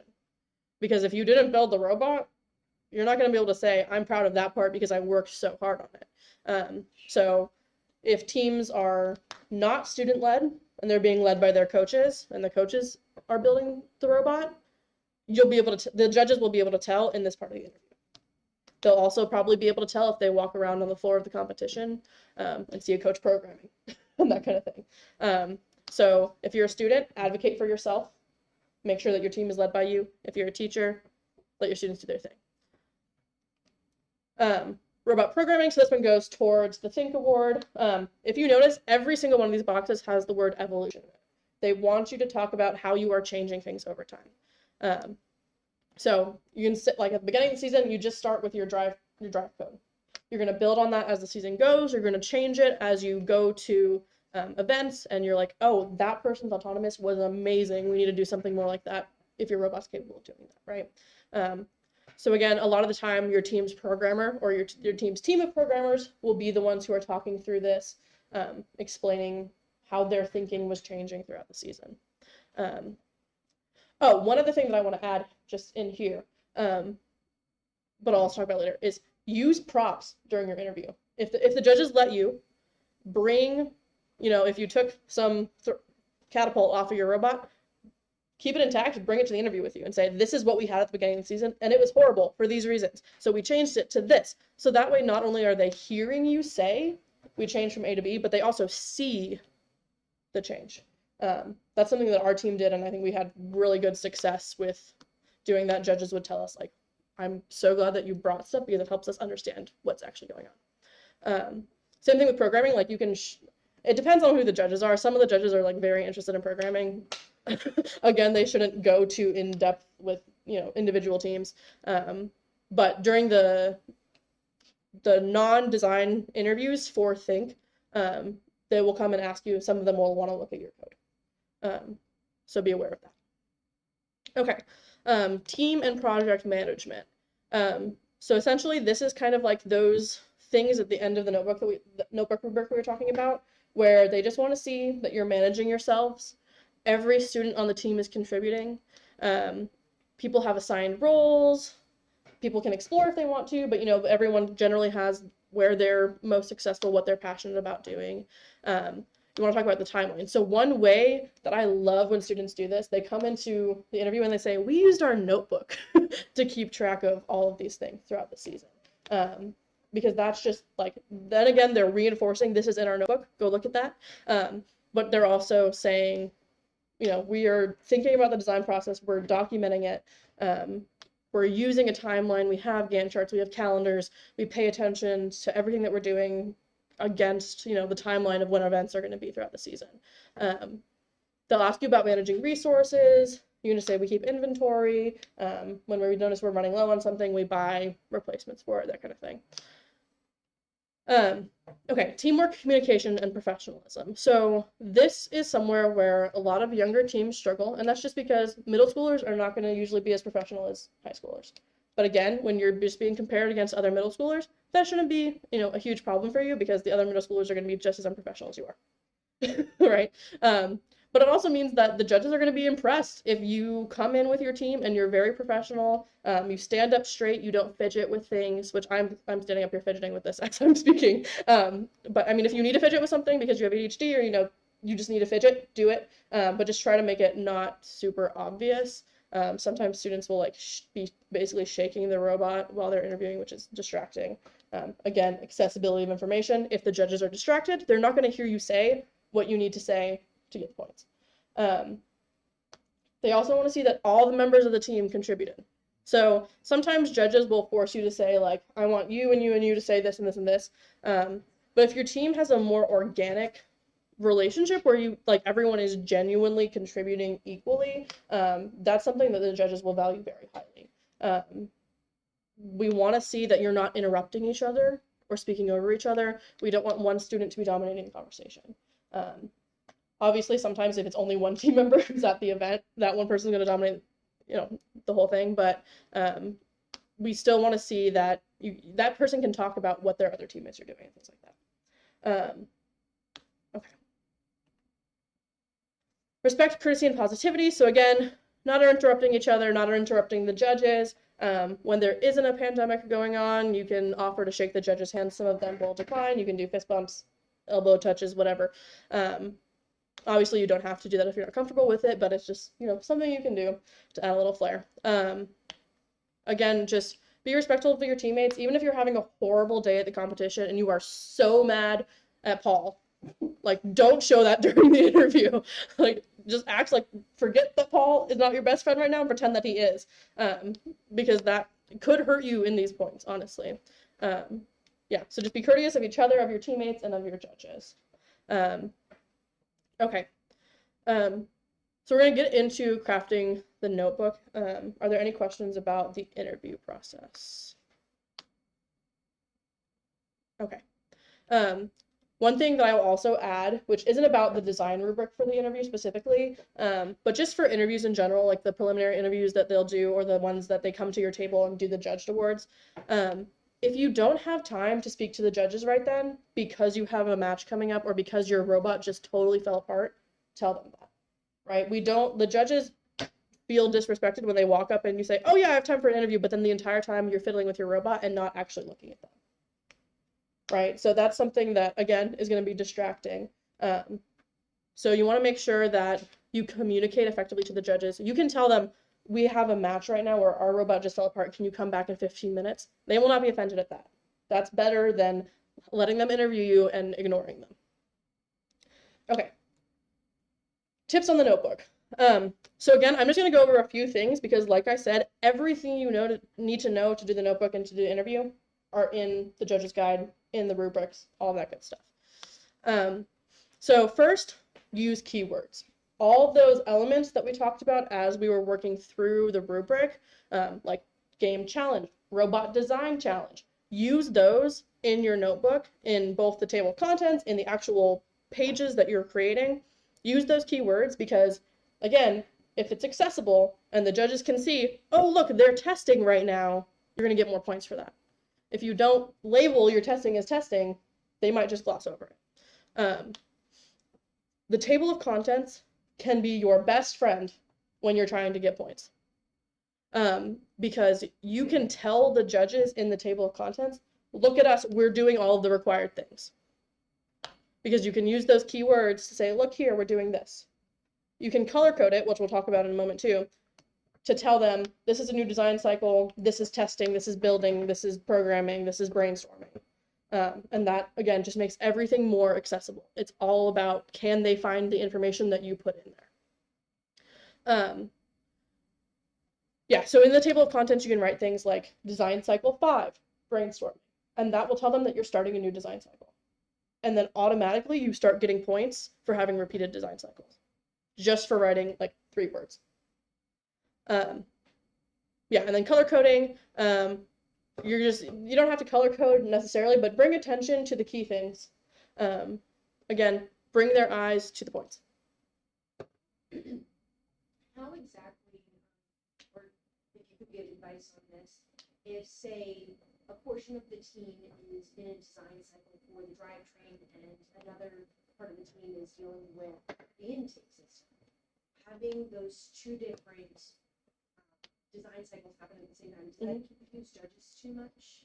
I don't think so. Okay, so she asked if like mixing design cycles, if different parts of the robot are at different points in the design cycles, is confusing. The notebook that we won excellence at Worlds with had that. It was mixed. Like that's just something that happens naturally. One thing that you can do, let me skip to this real quick. So with this, I have each element of the design cycle color-coded to say what's going on. So you could just split it in half and just squeeze the writing into one half of it that says design cycle 2, testing, design cycle 3, building. And that way they can see that both things are going on. But yeah, so with the table of contents, keep it super simple. I know in notebooks, like this one, that have every single page number already written in so that you can write different information about every page. You don't need to do that. If you use 20 pages for the same thing, just write what you do and make a little arrow that says, we did this until then.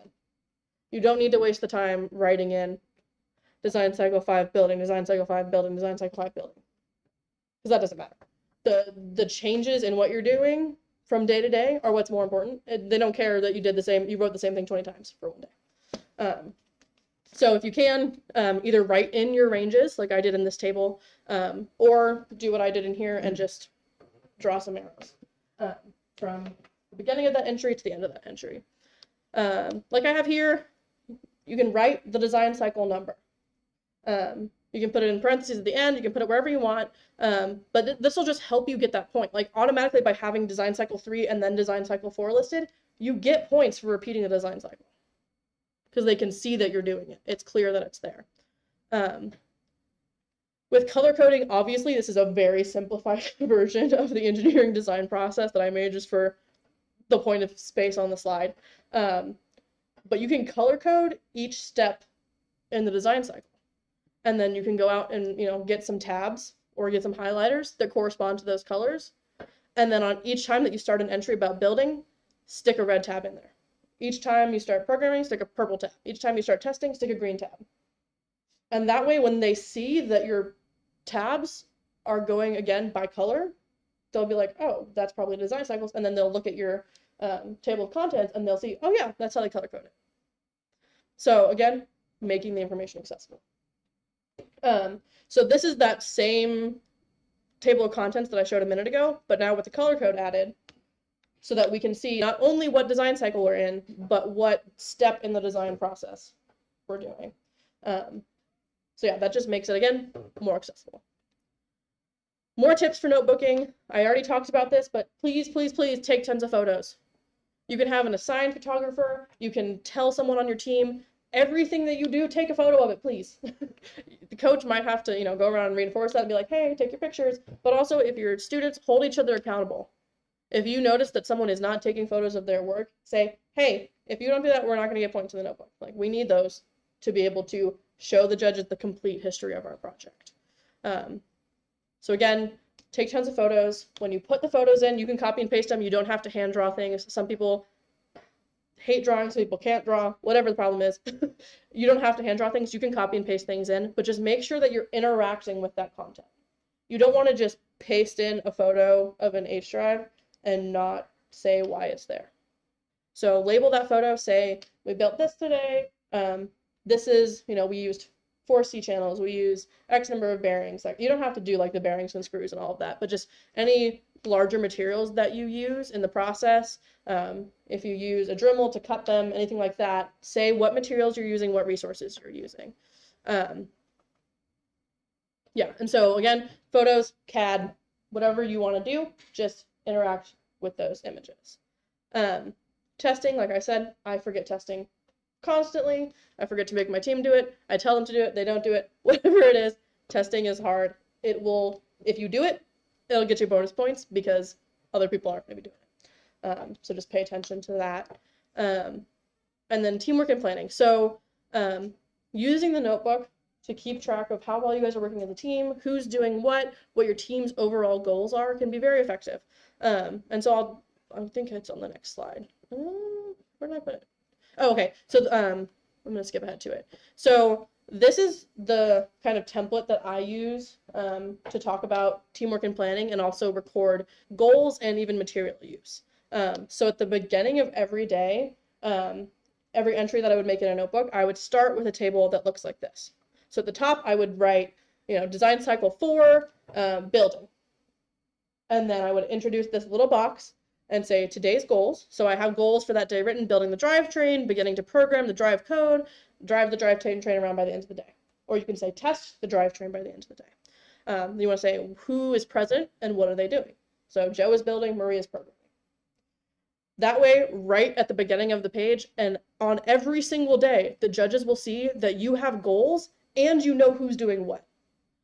And again, it's accessible because it's there every single day. So being consistent in where you have information located makes it easier to find. And then at the end of the day, once you've made your entry, do another little table like that sums up what you accomplished, your goals for the next time, and what materials you used. So we got most of the drivetrain done, we need to add the motors. We completed the preliminary drive code, but obviously we need to test it on the actual drivetrain to be able to use it. So the goals for next time are going to be to finish the drivetrain, test the drive code, and then begin building another subsystem.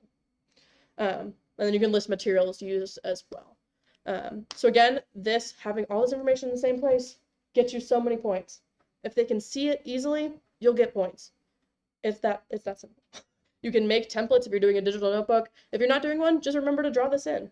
It doesn't take that long to just do 6 lines, whatever. Yeah.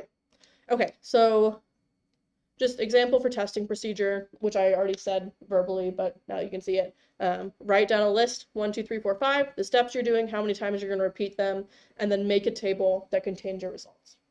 And say trial 1, trial 2, this is what happened. Write descriptions for what happens in the trial, because not everything will be numeric, right? So when you do a skills run with programming or with driver, you can say, we scored a 250.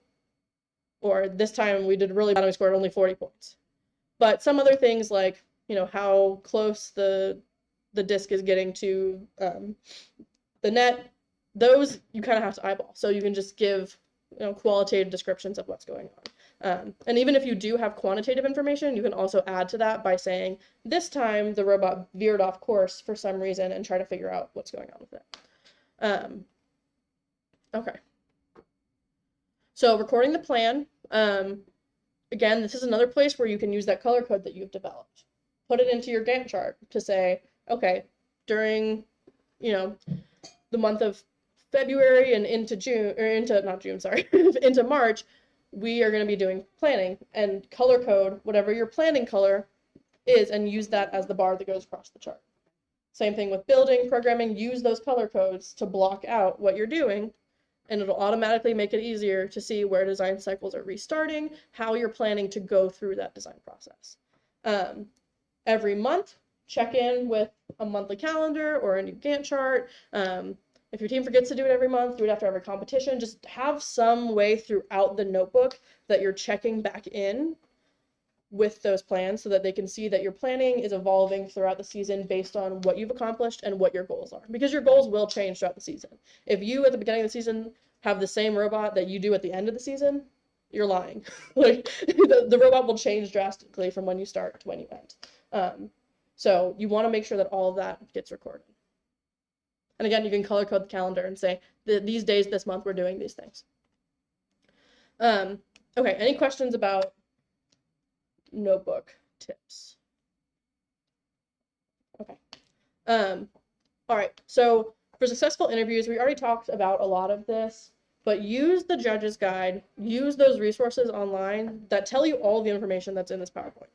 Like literally all of this is just from those online resources with a little bit of my experience mixed in, but mostly it's just those online resources.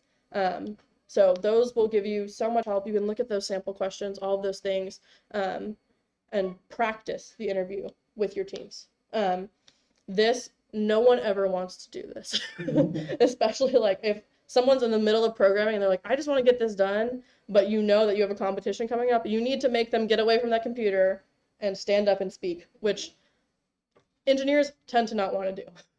So you have to reinforce it with your teams. You have to, again, hold each other accountable if you're the students, to make sure that everyone's practicing. Hold mock interviews, have your teacher or a different student from a different team sit down with you guys and ask you the questions, and then have them, or, score yourselves on how you do. Yeah, so again, practice will help you so much. It helps with the professionalism aspect. It helps with making sure that you're hitting the content that the rubric is asking for. Yeah. Okay, so helpful links. These are things that I used to make this presentation. All of this is out there on the internet. Most of it's just contained in the judge's guide. One very important thing, when you download these rubrics or the judge's guides from the internet, make sure that they are for the current year, because things will change year to year. So everything that I just told you in this presentation might not necessarily be true next year. They might add things, they might take out certain requirements. So make sure that you're paying attention to what is going on right now, because otherwise, if you do the rubric from 4 years ago, you're not going to get very many points because you're not doing what they're telling you to do, right? So just always make sure, double check yourself every time that you're downloading the right thing. But yeah, so team interview tips and sample questions are out there. Notebooking tips, all of that is out there. Okay, any other questions? I think I'm a little bit ahead of time, about 10 minutes left. If we have any questions about anything. I know I gave you guys a lot of information.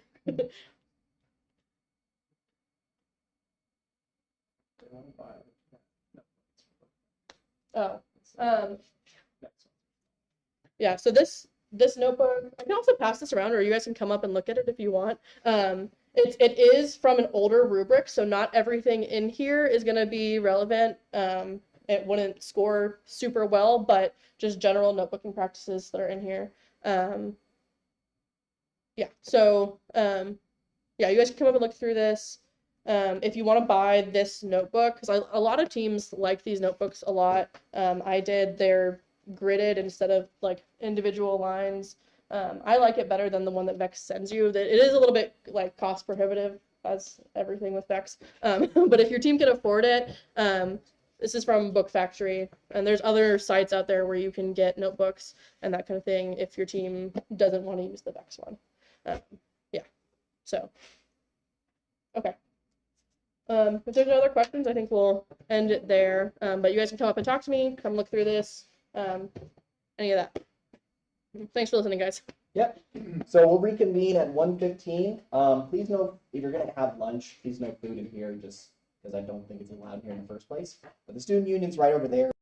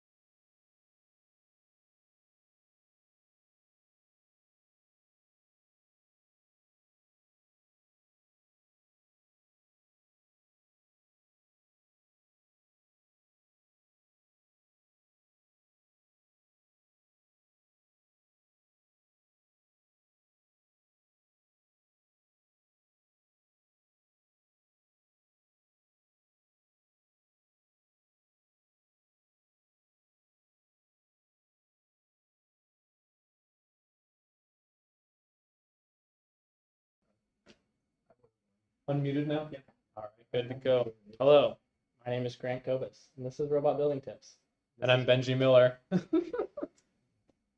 So we're gonna go over so we already had a little bit of robots and building stuff talked about by Nathan in his presentation. So we're just gonna go a little bit deeper into it and different things you can do with the VEX platform and what you should be looking for with the rules and all such things. So we're gonna go through robot rules, basic design principles, designing for controllability, some tips for this game, and then some major takeaways from the whole presentation. Who am I? My name's Grant.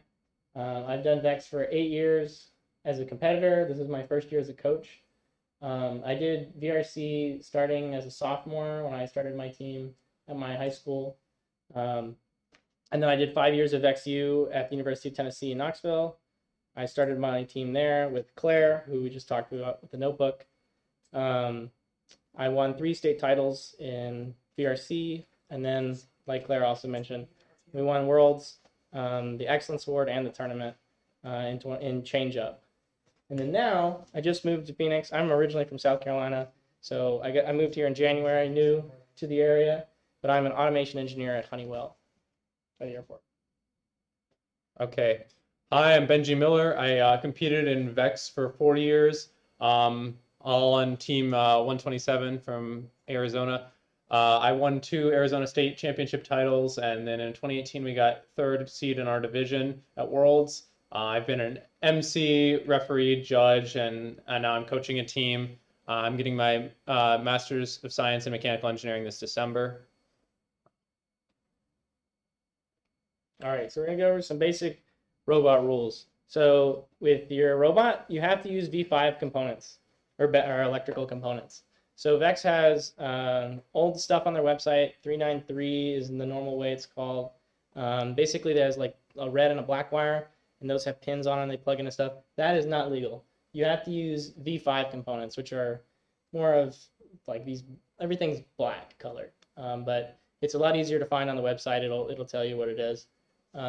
There's size restrictions. So at the beginning of the match, you have to start within an 18 by 18 by 18 inch cube. You can't expand before the match starts at all. And then in this game, you can't expand until the last 15 seconds, except for vertically in a very small area. But besides the point, you have to start in a small area. So we have to think about our robots when we design them as this is what we have. We have to fit this box, right? So we can start.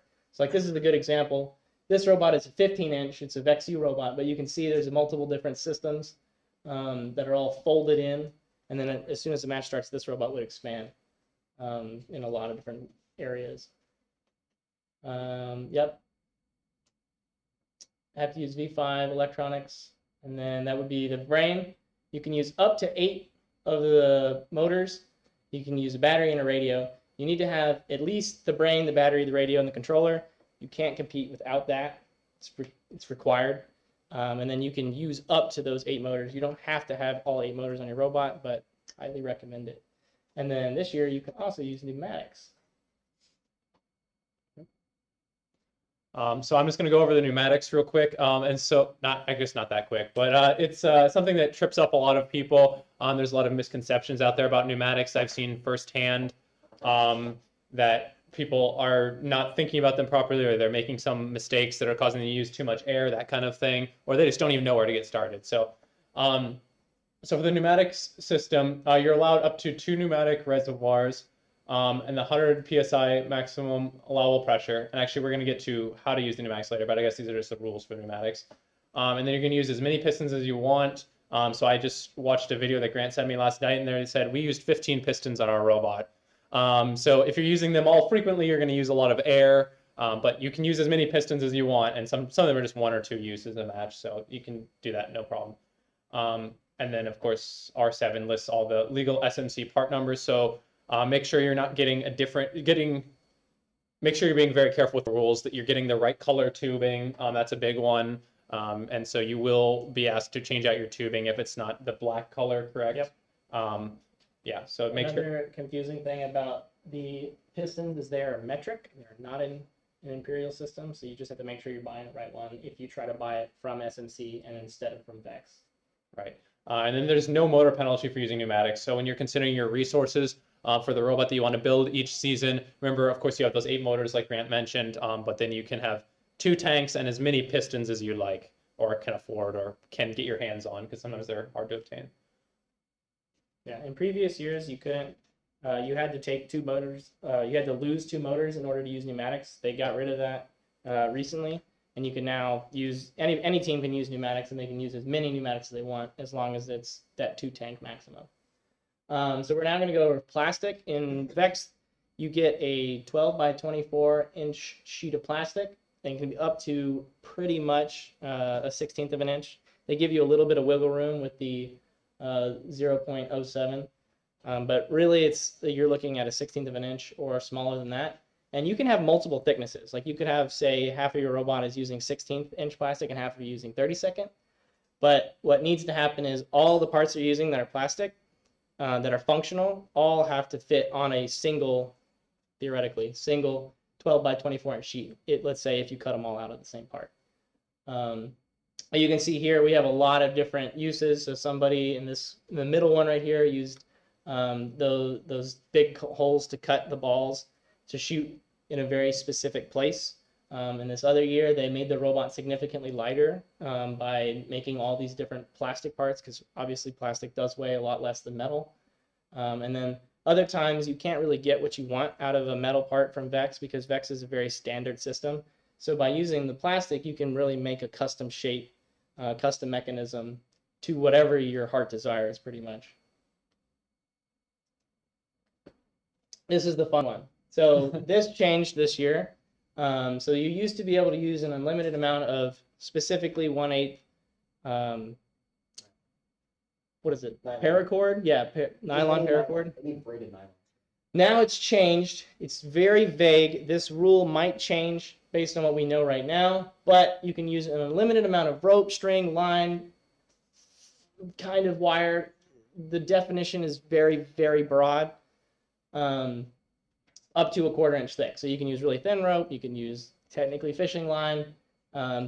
We really, really would appreciate if you use rope and not fishing line, because most fishing line is clear and that'll be very hard to use, especially what we're going to use it for this year, which is in the end game. For the sake of scoring, please, use clearly visible string. If you can have something that's uniquely colored, so some teams, I just went to the Mall of America signature event a few weeks ago, and a bunch of teams all shared the same string, and they all played each other in an eliminations match, and they all deployed their end games together. And so you can see right now, right, there's just 1 rope. But imagine there's 8 ropes, all string across each other that are all the same color. It's very hard for the referees to quickly figure out whose rope is whose. So if you can get, like say a rope that changes color as it goes down, that'd be awesome. If you want to get a purple rope, that'd be cool. Can you spray paint rope? I believe you could. Yeah, you probably wouldn't want to do that because I assume it would make it more stiff.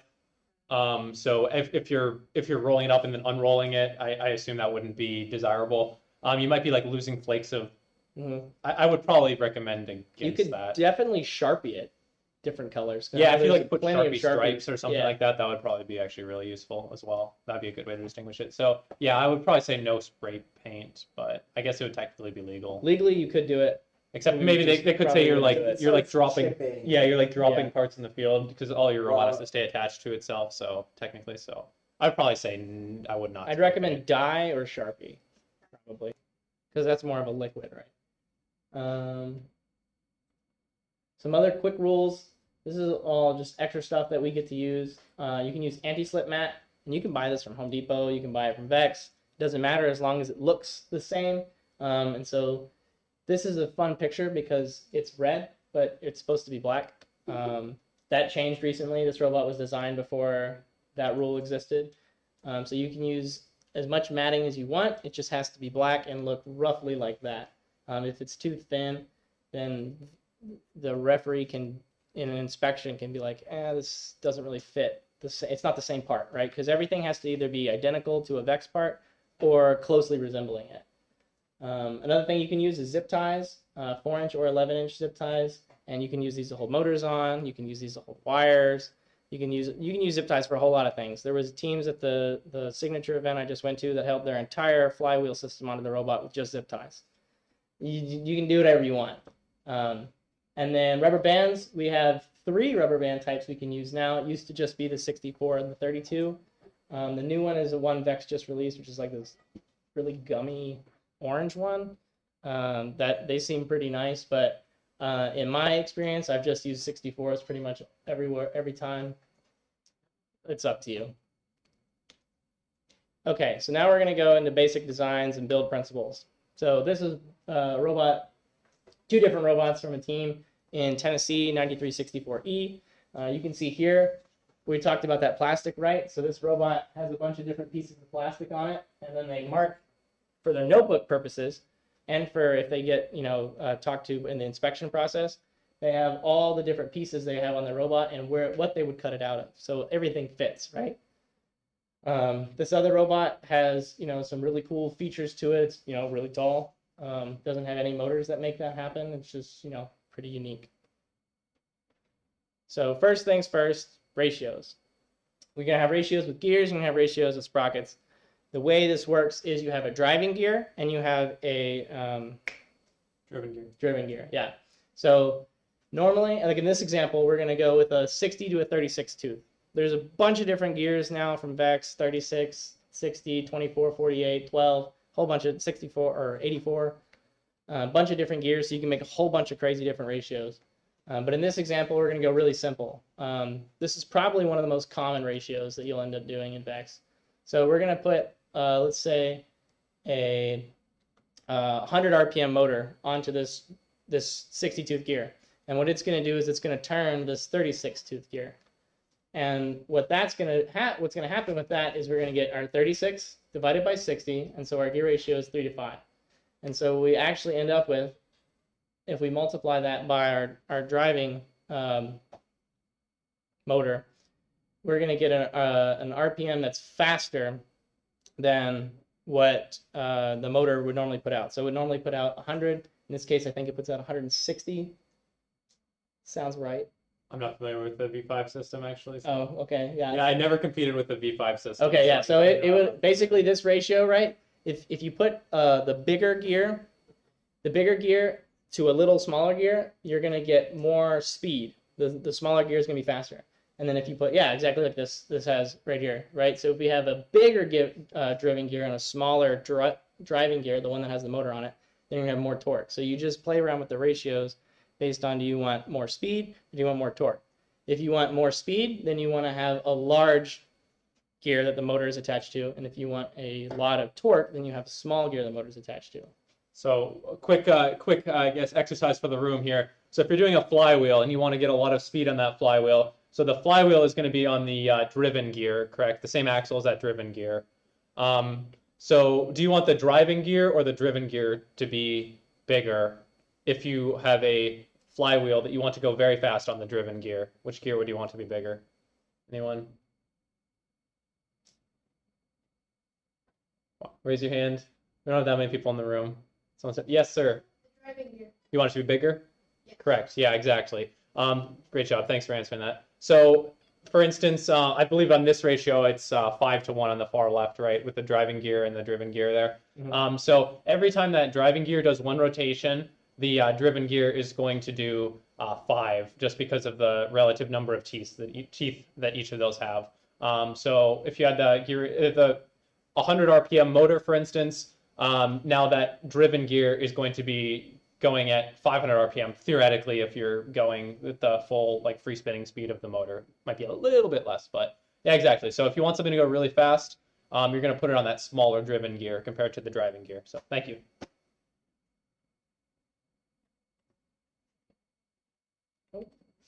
All right, so structure. Vex system is pretty much all divided into half-inch increments. So like you see this piece of C-channel right here, we have roughly 12 holes before the picture cuts off. But you can see there's segmented every 5 holes on the edges. There's this little V cut out of it. So you know that every 5 holes, it's 2.5 inches of part. So when you design something in Vex, you go into this inch system, and then you can simply cut by every half inch.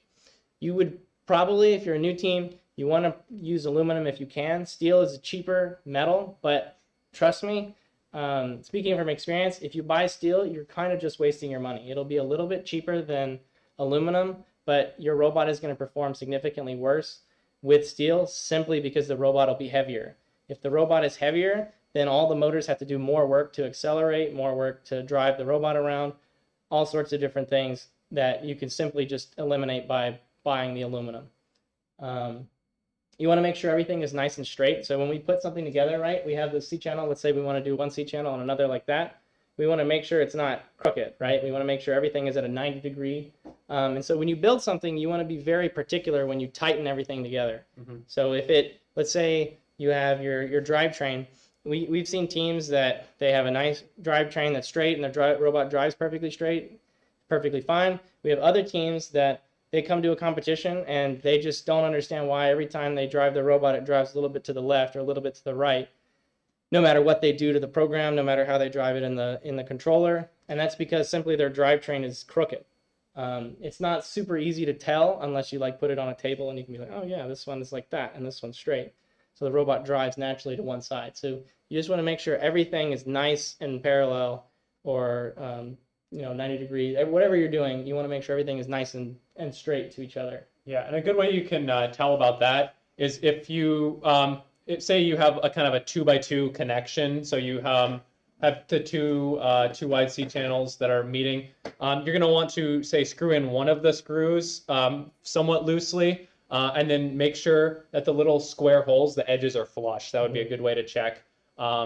Just as you're assembling it, and that way, and so you can get that flush, you can tighten that down really well, and then make sure you don't like hit it and get it out of alignment again, and then put another screw, tighten it down. If you have other holes that you can look at to make sure they're flush, do that. If not, like, hopefully you haven't moved it since then. So basically just make sure everything's flush, because if the square holes aren't lining up perfectly in your C channels, like Grant said, it's gonna be crooked.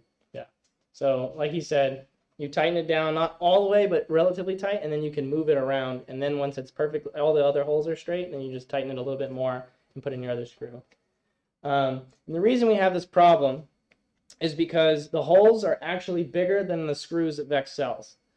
I think this is intentional, so that they can put other components like bearings and other things, use the corners of the holes to hold the bearing in place. There's benefit to it, but it does make it a little bit harder to keep everything straight. So just be mindful of that. The holes are always going to be a little bit bigger than your screw, or at least your standard screw. Some people like this. Some people prefer to use hand tools, but like a small little drill or like an electric screwdriver can help put your robot together, especially if you're using lock nuts. Not necessarily needed, but it does help speed up your assembly process. Okay, so this is probably my favorite part in all of Vex. This little black screw. Let's just open this up. So the black screw is called a shoulder screw. So it has that little bit of shoulder right before the actual tap or the threaded part of the screw. And that screw is the size of the hole. It is the same size as the square hole. So with these, you can actually make your robot a lot more square and have to try, like, you don't have to put as much effort into keeping things straight. You should still always do that. But in competition, when your robot gets hit by other robots or run into the wall, your robot tends to slowly move a little bit. Like the channels will move in places. These keep your robot straight all the time. They're fantastic. I highly recommend them. The only problem with them is the shoulder's a little too tall, so you do have to get really small washers to put on the end of it, because if you try to put the nut on it, right, like just like that, and you only have two C channels together, there's still a little bit more of the screw of the shoulder left, and so it's not going to do anything. It's going to hold the thing square, but it's not going to hold the channels tight together. So you have to put a little bit of a washer in between that just to clamp it. I don't know why they made it that way, but they did. Grant, would you recommend it then more for the chassis, for instance? It's fantastic for the chassis. Because that might be a little more weight, but you don't mind having a little more weight on your chassis, right? Yeah, exactly. So putting like C channels together to actually create the big structure of the robot highly recommended because it keeps everything straight, but you don't need to put this on every screw on your robot. It's just for those C-channel to C-channel or other aluminum to aluminum kind of construction. Yeah, plus your chassis is going to get hit more in the Exactly. play of the game. So. And then some other things is I, in my years of Vex, only use lock nuts. That's a personal preference. Not everybody does the same thing. Some people use them differently. Some people use some lock nuts. Some people just use what these are, which are called Keps nuts. They have like a washer kind of built into them. Keps nuts weigh a little bit less. Lock nuts are heavy, but a lock nut will never come loose as long as that nylon part, the little white part, is engaged on the screw. I just use them everywhere. I take the loss on the weight. Are the thin ones still legal? The thin ones are still legal if you buy them from RoboSource because they're still. So there are thin lock nuts that we used on RoboSource that are about half the height, I would say, and I think they probably weigh the same as a Keps nut, I would guess, right? Yeah, they're a little bit heavier than a Keps nut, but okay, yeah, they're like half the weight of a normal lock nut, so that'd be a good investment as well. They're also the only lock nuts that fit on the shoulder screws. They're the only lock nuts that fit on the shoulder screws. Well, there you go. Yeah, highly recommend short lock nuts over the tall ones. Yeah, so if you are not familiar with RoboSource, go ahead and we're not sponsored in any way, but I'll show their products a little bit. Go ahead and take a look at RoboSource just for some ideas of different hardware you can buy. Make sure, I think they say everything that's legal, right? They specify, but Their shoulder screws aren't. Yeah, they specify if it's competition legal. We just had a forum that just came out and said that RoboSource is all still. Okay, so anything that they say on the website, probably if it says it's legal, but check your rules, make sure you have the most up-to-date rules. Disclaimer there. RoboSource is a website. RoboSource.net is a specific website if you're interested. Highly recommended. They sell parts that are in the game manual as other parts you can use. So like screws, you don't have to use Vex sourced screws. You don't have to use zip ties. Anything that's not a specific like Vex patented part, you can buy off RoboSource, normally for a lot cheaper than you can buy it from Vex. And they have more variety of things for certain, whatever the aspect is. Like we're talking about with the thin lock nuts. Vex's website, I don't think sells those, or at least they didn't used to. I don't know, I'm too old. But either way, RoboSource.net is a fantastic website. They sell the plastic. They sell pretty much any Vex part you want that's not like aluminum or the motors or the wheels and stuff like that. Yeah, and I just needed like polycarbonate randomly for a project I was working on, so I just bought from RoboSource.net, like not even Vex related. They have really great prices on polycarbonate as well. So it's RoboSource is owned by a previous Vex competitor who now just runs that as a business. So we want to use lock nuts if we can, because then your robot isn't falling apart on the competition field. Another thing is a lot of teams will get standoffs, and they'll be really interested in standoffs. So like if they want to say have a C channel here and another C channel here, you'll use like a 3 or 4 inch standoff to put those things away from each other. But the weakness of a standoff is both ends are threaded, and you tighten it on there, but it's not like a lock nut, right? So it can still come loose. There's no washer integrated into that. do you want to mention as well that you told me something recently about the Loctite? I don't know, standoffs made me think of that. Loctite and polycarbonate do not mix, or did you know that already? I don't think I put it in here. Yeah, so I just used polycarbonate a lot with standoffs for whatever reason. I think it was that's usually a good way to mount it instead of having to mount it to just a flat piece of metal. It's probably easier to just get a standoff. But by the way, you don't want to use Loctite with polycarbonate because it'll cause it to break down. So if you drill, this is a complete, sort of hardware, sort of not, complete building tip. If you use polycarb and you use a screw with Loctite on it, you cannot use them together, because what Loctite does, I don't know the chemical formula or why it does this, but when it gets into the hole, it somehow degrades it and makes the entire thing crack, like a spider crack, and then it just disintegrates. So I know, what was it, 2647X had this problem for a significant part of the year and did not know this fact. Yeah, they learned after Worlds, and they actually won their division in Worlds. They won World Skills, and they didn't even know that apparently the reason a bunch of their polycarbonate stuff kept breaking, they had to replace it, was because of presumably the Loctite. Yeah, so Loctite is fantastic on standoffs. Just don't use it when you're putting a polycarb piece in between that. Just a general tip.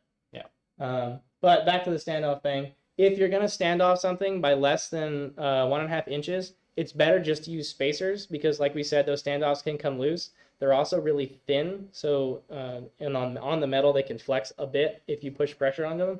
Standoffs have a lot bigger of a base. I mean, spacers have a lot bigger of a base.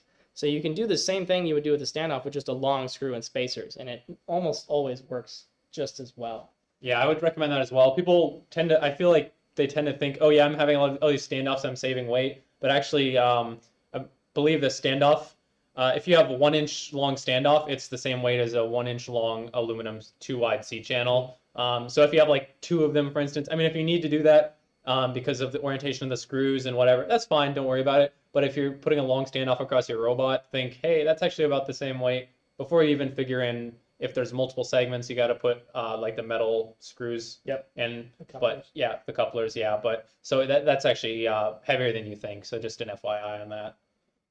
And then another one is shaft collars. So shafts, when you put a shaft in a robot, right, theoretically that shaft is going to spin, and shafts move. When things spin, they want to move, whether there's friction on this side, that side. So you have to hold your shaft in place. So VEX has a few different ways of doing this.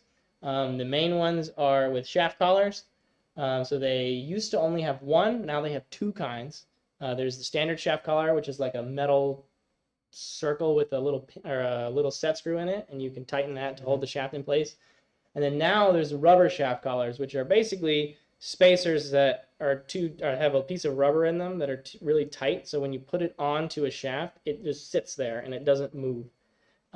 Those weigh a lot less, and they can't come loose because the set screw can always come loose at any time, especially if the robot is vibrating. I only use rubber shaft collars. Not everybody agrees with that. It's up to you. Also, another tip: if you're worried about the little set screws in the collar stripping out, and it's a shaft that doesn't need to stay super balanced, doesn't really have space constraints, you can actually put a normal screw into those collars. It's like a little tiny, like the shortest one, like that you would tighten down with a 3/32 Allen wrench. Yeah, so you can torque those a little bit more. And I would also recommend make sure the shaft collar. Would you say against the flat? You want the screw against the flat of the so it's a square shaft, right? And do you want to draw that real quick for us on the whiteboard? Just how the collar goes around the square shaft, and then how you want to tighten it down on the flat part. Yeah, so you have the circular collar around the square shaft, and then are we getting that in frame, Alec? Okay, great. So you want to tighten down the screw on the flat part. So that way, that's like basically the low point, right? So if you do it on the corner, it could shift slightly and then it'll be loose. Does that kind of make sense? Yeah. This is an Allen key. Yeah, that's an Allen keys. So your little set screw will be like right here, and you just want to make sure that it's on this flat face and not the corner. Yeah. Okay. Cool. Oh yeah, use a file, please. A lot of teams don't listen to this for some reason, and they'll have really sharp parts on their robot. So it'll be after a match, they need to pick up the robot to take a game element. Some event member or sometimes the team will put their robot and then they'll cut their hand open because their robot has sharp edges on the inside. So whenever you cut metal, please just take a file off the edges and the corners. It'll just, trust me, I've cut my hand way too many times. Yeah, if something cuts you, just file it down because there really should be nothing that should be sharp enough to cut you on a VEX robot, only on the rarest of circumstances, I guess. But yeah. And also that's a good way to if you're having trouble getting a shaft into something, for instance, like a bearing, or like a wheel or something like that, it's probably because there's a burr on the end if you just cut the axle. So make sure to sand or file those down as well. Always file the ends of your shafts. Yeah. All right, we're gonna go into motion. Motion is probably one of the hardest things to teach people. I don't know why, but it just is. So these shafts are really thin. I think they're 1/8 of an inch around. So they do bend if you put a lot of weight on your robot. So my first year I had an all steel robot because I didn't know about aluminum. And over the course of the year, my drive shafts were bent. And my robot would thunk when it drove forward. So you just want to do that you want to make sure that you're not putting too much weight on your robot, or if you drop your robot in an accident, you need to check your drive shafts because the shafts do bend, especially over a longer period of time. Also, when you use your shafts, when you put the shaft in the hole, you just want to see if anything will spin freely. This doesn't really work on a motor, but like if you put in this wheel, right? This wheel has 2 bearings on both sides, and there's no motor directly connected to it if you didn't have this chain here. So what we can do is you can just spin it freely to see if it just spins. It should spin for like 5, 6, 7 seconds, something like that. Yeah, and then if it is a shaft that goes into a motor, just briefly pull it out of that motor. Make sure it spins relatively freely as best as you can. If there's a sprocket, it should have enough like moment of inertia that you can spin it, a few times around with one push. And so you see right there, the wheel is kind of close to the C channel on the left, the top left there. So another thing is that amount of clearance is fine, but you have to make sure that's as far as it can go, basically. So make sure that your wheels aren't rubbing against those C channels as well. Make sure you have the proper amount of spacers in there, so that's the case.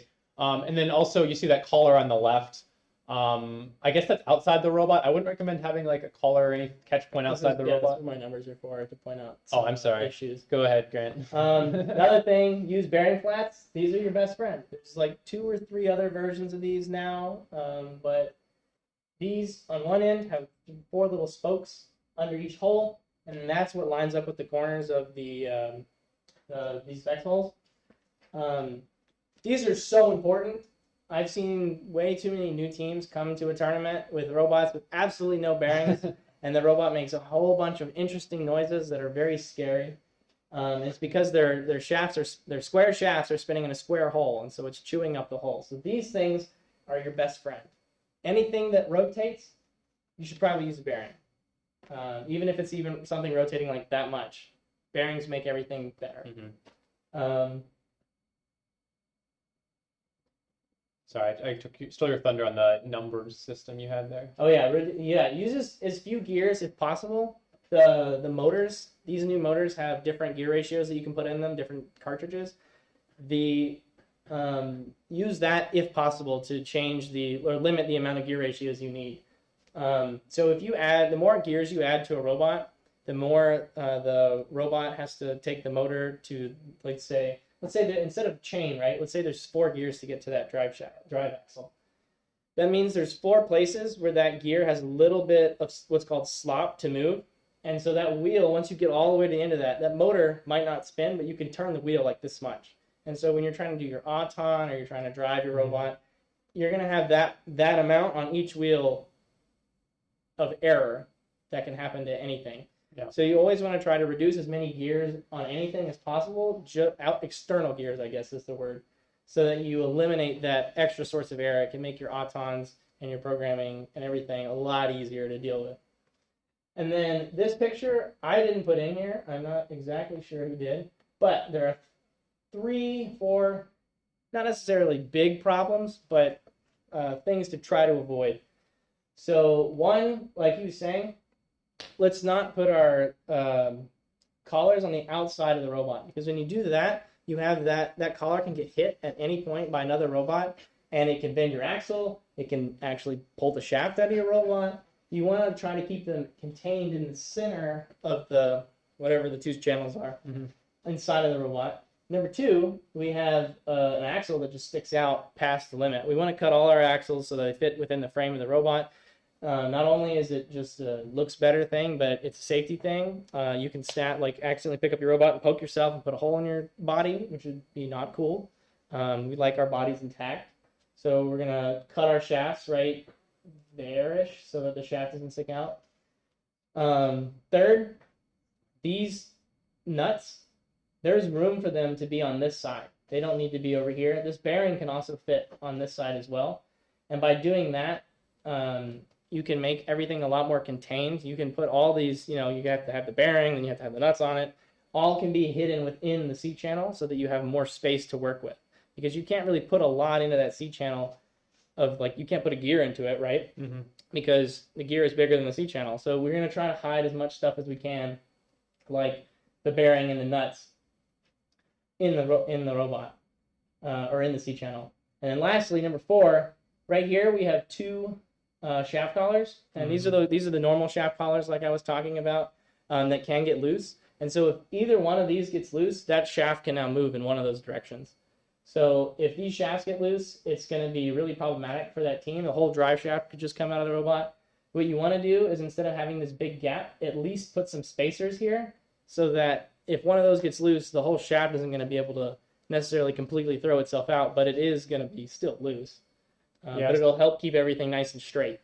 Right. So when are you done with that? Yeah, go for it. Right, okay. So I just noticed at the bottom, if you see, look at the bottom left, it looks like the left side is actually the inside of the robot, which brings up an interesting point. Why do they put the motor on the outside of the robot? So yeah, you would not want to put your drive motor on the outside of your robot because it can get hit. You're just constraining like the outer dimensions of your chassis because you need to fit in the 18-inch cube. So I just noticed that. Anyway, yeah. Number five. Yeah, well, yeah, so when you look at that bottom axle, that's an interesting point. So the axle itself cannot move to the right because there's a motor constraining it. Yep. So it could only move to the left. So you see the column left. Okay, that's actually doing something that's useful. I might recommend having a washer or a spacer between that and the bearing, but I think that's okay probably. And then the other thing is there is another collar that seems to exist only to keep the sprocket from migrating to the left. Thanks, Grant. And so I would just replace that with spacers, so you can have one axle. Yeah. Or I'm sorry, one collar on that shaft. So reduce as many shaft collars as you need. Mhm. If you can use spacers to do the Yeah. same job, just do that. It's so much easier and it weighs less. yeah, and I just noticed they have that standoff on pillow blocks holding their chassis together. I would just use a 2-wide C channel. If it looks like the spacing is correct, if you look at the bottom, they can just do a 2-wide C channel there instead. Like I said, the standoff actually is the same weight as a 2-wide aluminum C channel, so they should just replace that with that, in my opinion. Yeah. Unless it's tensioning the belt. I guess we could talk about belt tension. I don't know, is that on your next slide or no? Mhm. Okay, so in general, unless you have. Okay, so I'm going to say in general, I would prefer to use chain and sprocket on a chassis. Grant's making eyes at me. So that's my experience, but it depends on the constraints of the game. I think that's a lot of the games I played.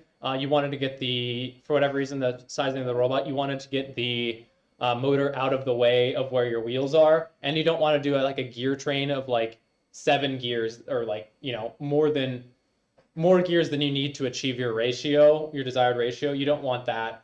So you don't want to have like a row of 4 gears and that's what's driving your wheel at the end of it, right? So it depends on how you want to space your robot, constrain your robot. I actually, in the zone, for our lift, I did use chain and sprocket literally for the lift. And Grant's making crazy eyes at me, but it worked well. And the problem with that was because I didn't want to put the motors on top of the tower because there was basically no space to get the clearance. So basically, chain and sprocket can be a good way to move around where you can effectively have your motors. And technically, you can get like slightly different gear ratios than with gears.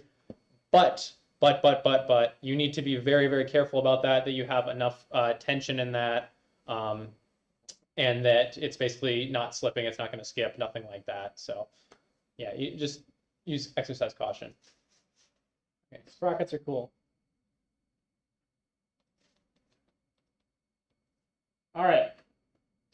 This is kind of what Claire was talking about earlier, a way to make it a design matrix. So right now, we have 4 different drivetrains, and we're going to list the advantages, disadvantages of each. I will say, in most Vex games, the robots that end up winning are tank drives. That's just a common theme. Tank drives are normally just the easiest to build. So let's go over the basics.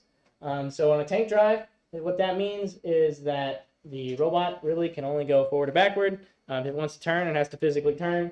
It can't move side to side just on its own power. And so some advantages are it's really fast. It's very basic, simple, easy to build. You can do 2 motor, 4 motor, 6 motor, 8 motor if you're crazy. All on your drive. You have a lot of options. The one big advantage, though, is in Vex, you're going to experience a lot of defense. So this robot is really good against defense because you can have it constrained that it can only go forward or backward. And then if you try to push it from the side, it won't you can't push it sideways. And that can be done. So this is called an omni wheel. I don't know if you know this, but an Omni wheel can go forward like a normal wheel, but it also has little rollers on it so it can go side to side. What most teams do with the tank drive is they'll do 3 wheels on each side. The front wheels and the back wheels are Omni wheels, and the center wheel is some form of traction wheel. That way, if a robot pushes you from the side, that traction wheel is going to grab so it doesn't let the robot go. But when you want to turn, those wheels on the ends are going to, with the rollers, be able to turn a lot easier and a lot quicker. So there's a lot of advantages to a tank drive, but the main disadvantage is that the robot cannot, like I said, strafe, move side to side. On an H drive, it's basically a tank drive, but now we have this fun little wheel in the middle. Use the black one. Oh, you can. Yeah, so I'm just drawing a tank drive real quick, but yeah. So what we're going to do here is, instead of using a traction wheel like I said a second ago, we're actually just going to use Omni wheels. And this is going to allow your robot to drive forward and backward like a normal tank drive, but you're going to have the center wheel, and the center wheel is going to allow your robot to move sideways, left to right, whatever it is, as well as drive forward. So you can actually go, instead of just this way, you could actually go that way if you wanted to, or just straight sideways, whatever's up to you. So it's fast. It's pretty simple because you're literally just adding another wheel, but in the center. And now your robot can strafe, so that's cool. Problem with this is you get a really weird number of motors. You can either use 3 motors to, what you would do is the center wheel, obviously, and then 1 motor on one side and 1 motor on the other. Or what's more common is to do 5 motors, which would be 1, 2, 3, 4, 5. That can be an issue, though, because that 5th wheel is now going to be in the center of your robot, which is where most people put all their stuff to do game-related things. So if you have this giant wheel in the way now, right, it's harder to utilize the whole robot because this middle wheel is there. And it's really bad against defense because if you push it, it just slides out of the way in any direction because it's all on an Omni wheel. The other one is, how do you say that? Mecanum drive? Mecanum. Okay, some people call it a mecanum drive. I don't know. I've heard mecanum and mecanum. Yeah. I've never heard mecanum. I've heard that a few times. So Must be a I call it a mecanum drive. These things are cool because it's kind of like an Omni wheel, but it's at a 45-degree angle. And so there's 2 wheels, this wheel and this wheel match each other, but that wheel and that wheel are like inverted.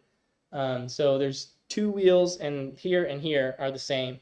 And the cool thing about that is it's a standard tank drive system. You're only using 4 motors. You can drive forward, you can drive backward, you can strafe. You can do all the things. It's also even good against defense because if you push it, because it's at that 45-degree, it doesn't want to actually go sideways. The wheel has to spin in order to strafe.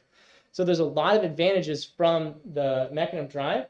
The problem is that 45-degree, in order to strafe, it's using friction to its advantage to help it move sideways. The problem with that is when it's strafing, it's going at different speed sideways than it would go normally forward. And when that happens, it can make your robot a lot harder to program because when you're telling it to go sideways, you're having to tell it to go further than you would normally tell it to go forward to go the same distance. It also takes longer for it to do the same motion. And you have to either use 4 motors or 8 motors. You can't put 6 motors on this or 2 motors. You need all 4 wheels to be independently driven, which can be problematic. And those wheels take up a lot of space. They're about this wide. They're like 2 inches, 2.5 inches wide. So they take up a good bit of space on your robot, which can limit you. They're like half a pound each. They're pretty big. So the main problem with mecanum wheels for Vex is the ones they give you, if you look at the rollers, they're cantilevered. So essentially they have like one kind of bearing in the middle. And so when those touch the ground, they're kind of getting twisted, which causes a lot of excess friction.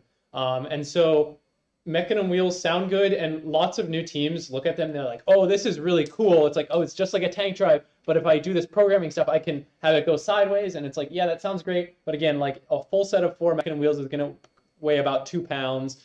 They're really wide.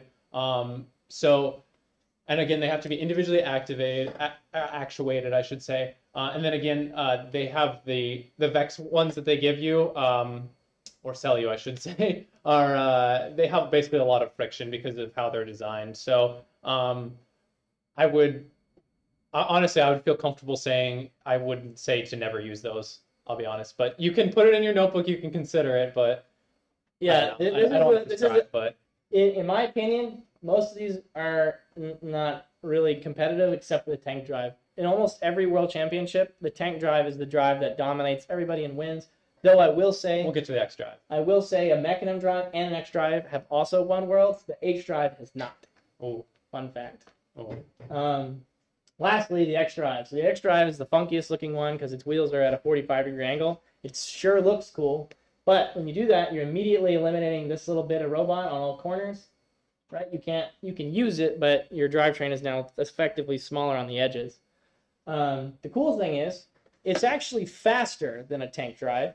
I don't really understand how that works. I can explain it, but suffice it to say it's square root of 2 times faster. Yeah. That's because you're going full speed in one direction. So you're going full speed in this direction with 2 of the wheels, and then you're going full speed in this direction with 2 of the wheels with half the torque in each direction. And so this plus this, or square root of this plus square root of this, a square root of all of that, basically. So it's square root of 2 times faster. Yeah. Suffice it to say. Or if you don't want to use squares, it's 1.4 times faster. Yeah, 1.41. Which would be a relative number. It is it is faster, but like we said, it does take out some torque. Right. It can strafe in all directions the same speed each way. It turns really fast because the wheels are already, kind of in the way to turn. So if you tell all the motors to go one way, it turns really quickly. The disadvantage is, like we said, more speed, you have less torque. It's hard to program because you're trying to tell a robot to drive forward by a wheel spinning 45 degrees this way. It's not as simple as telling a robot to go forward and backward, at least in autonomous. If you add some sensors onto the robot that can detect your directions, yeah, like odometry, a lot easier. If you check the a lot of people might be in that and they'll check this video later, but if you That's brave. Yeah.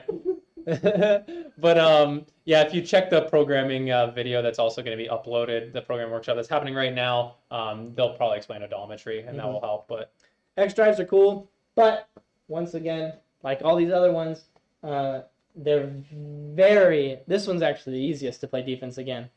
Because the entire point of this robot is it has to be able to use those wheels to go each direction. That means anybody can push it. It's almost a joke in the tank drive people community where it's just fun to go push an X drive around because they can't do anything about it. Yeah. And then this one also limits you to either 4 or 8 motors. You're really not really ever going to use 8 motors, so you only get 4 motors, and you'll have less torque than a normal 4-motor tank drive. Right. All right, let's speed up a little bit. I think we might be a little behind. Yep. All right, quicker. We have 4 lifts. These are basic lifts. In this game, they're not super useful, but these are really general things to know.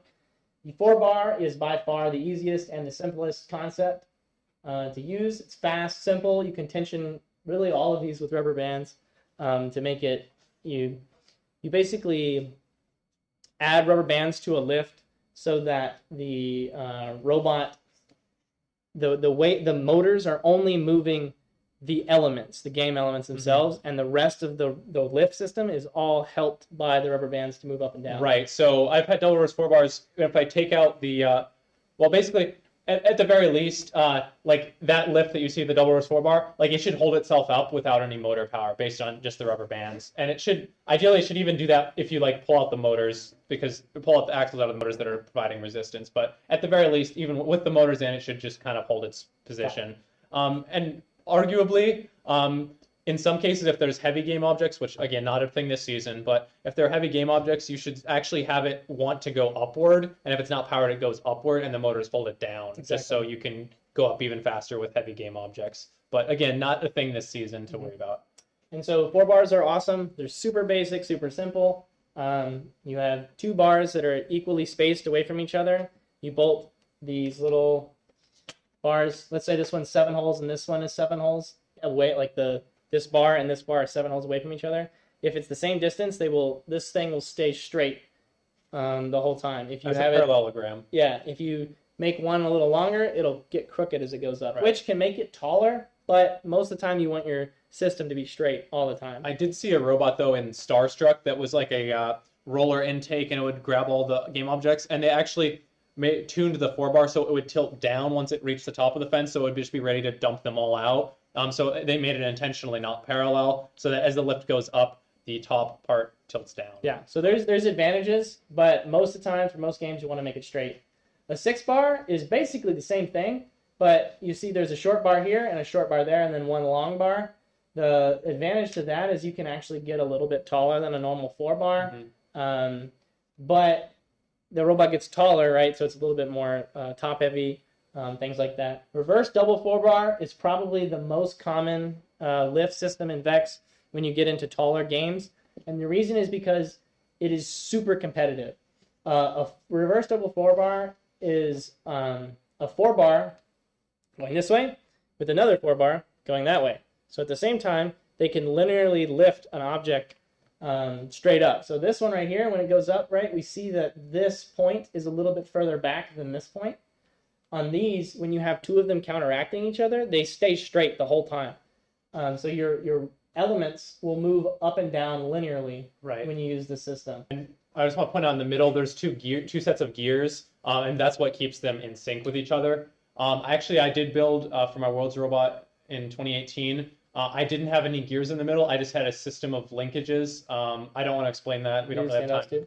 Yeah, exactly. So we had a system of linkages that would basically pull the top of, it would pull the end of the top lift down on one side as, well, you know, suffice it to say there's a system of linkages that will cause it to stay parallel. You need to have, you theoretically need to have both lifts or both 4-bars extend at the same time in sync. If they don't, one of your robot or one of your arms is going to get to its max point and the other one won't, and so it won't be perfectly straight, and that thing, the lift won't go straight up and down. It'll be a little bit either forward or backward. Yeah, go forward. So you want them to be as equal as possible. They get really tall and they have the same footprint as a 4-bar on the robot. There's, you know, obviously there's a 4-bar here and then there's one kind of inset, right? The outer one and the inner one do this lifty boy.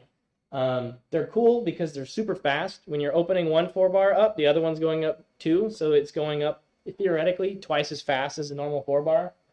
The disadvantage is they are hard to build. It takes a lot of effort to make sure everything is nice and straight, and you do have to maintain them because stuff happens and they bend a little bit, blah, blah, blah, blah, and they're difficult to get straight. And then lastly is a scissor lift, which is honestly quite rare to see in VEX. It takes up an extremely large part of the robot. They're normally pretty heavy, but they do look really cool. And you can get, like, let's say you need a lot of mechanism on the top of the to be elevated. You can do a lot with that because you're moving an entire platform up high. But most times it's just a lot more competitive to build this because the scissor lift is just not fast enough. So actually, I do have a note on scissor lifts. I spoke to a team in, well, this is a while ago. I think it was in Skyrise. They had a really good, it was a 400, Team 400S. The way they actuated the scissor lift, you see that one? It's moving, the motor is moving it along the bottom. The problem with that is there's not a linear relationship between the motion of the motor on the bottom and the height that the lift goes. So it's going to basically, it's going to be harder at the beginning and then easier at the end. It'll basically slow down. If you actually actuate it, so you're pushing part of the scissor lift up instead of, you know, pushing the bottom sideways, it'll be faster. But so just think about that. But that's just a quick note on that. All right, let's get into some intakes. So intakes are, we're gonna make this a little quicker, but there's basically 3 major type of intakes. There's a few other ones based on, you know, different games, different things, but these we're gonna focus on moving elements into the robot that are normally round. And so in this game that we have currently, right, we have a disc, so it's round on one plane but not on the other one. In this game right here, the elements were balls. In this game, they were balls. In this game, they were actually cubes. And so this is a flex wheel intake. These are wheels that are made out of rubber, so they squish. So you make them a little bit smaller than the game element. So when the game element gets into it, it squishes in compliance with the element. And so it really gets a good hold on it. These were just introduced really into VEX recently and are probably one of the best intakes you can use, at least right now. The other one is rubber band rollers, which are really good because you can make them super wide and they don't weigh that much. And when a ball comes into this, the rubber band is going to comply to the ball, but it's still going to put all that force onto the ball and move it into the robot. These things are really awesome for picking up balls in a super small high area. speed. You can run Very at super fast. high speed since they're compliant. They won't jam even when they're high speed.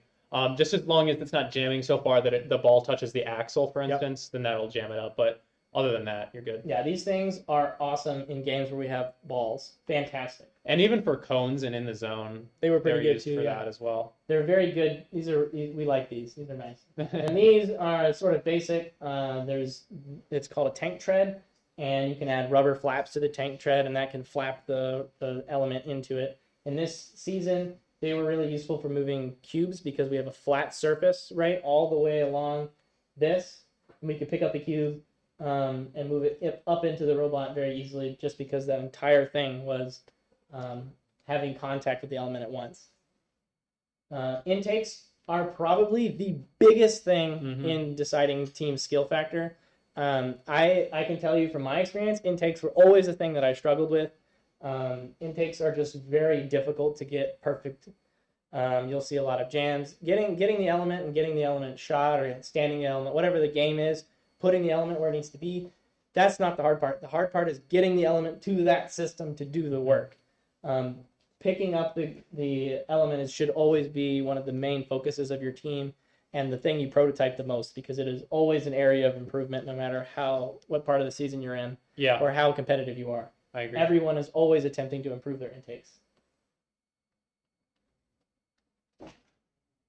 Okay, and then once you intake the game element, you need to transport it to whatever thing you're doing. Depends on the game. This year, you're going to be transporting a disc to your shooter, right? And so never underestimate how important that is. And then this season, polycarbonate would be a great would be great for this because it's a nice flat surface, flat consistent surface versus like C channels with like bolts in them. They can get stuck on that. And then you can flex it to whatever shape you want. That's another good benefit, and it's really low friction. And then zip ties can also create a low friction surface. That'd be more for balls, I would think, right? I don't think that'd be a great idea for the discs this season. But yeah, or you can use zip ties to like get your polycarbonate whatever shape you want as well. And then a rubber band backing if friction is needed.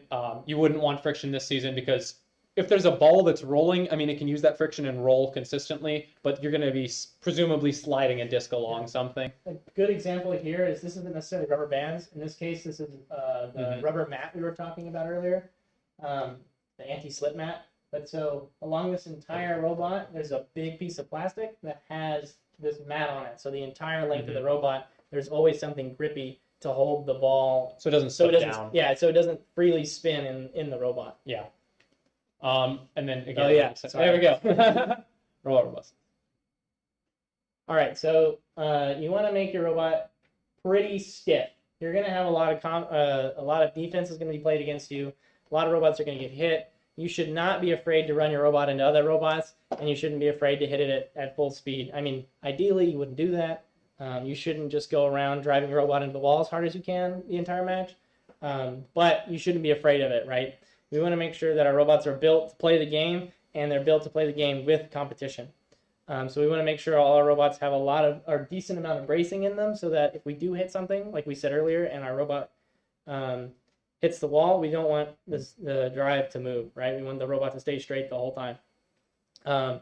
Reinforcement, if you find an area that's bending more often, you might want to change that. If let's say you're using aluminum, this would be the opinion on when you would use steel, right? Mm-hmm. If your robot is breaking in that certain area and it's because of the metal, you might want to change to metal or to steel, or maybe find a different way to reinforce it. You want to design your robot so that it is easy to fix. I built a robot one time where in order to replace a drive motor, I had to disassemble the entire drivetrain just to get to the screws that held the motor on, and that took about 4 hours. Which is really problematic if your motor breaks right before a match, because now you don't have that motor for maybe the whole tournament because you can't replace it. It's too difficult. So you want to make everything, especially electronics, easy to replace. Everything somewhat accessible. My advice is you should make everything on your robot replaceable within 15 minutes or less, because most of the time that's a pretty good number to hit. All right, so have fun. Yeah, I'll have fun. So pneumatics. So again, this is one that people get tripped up on a lot.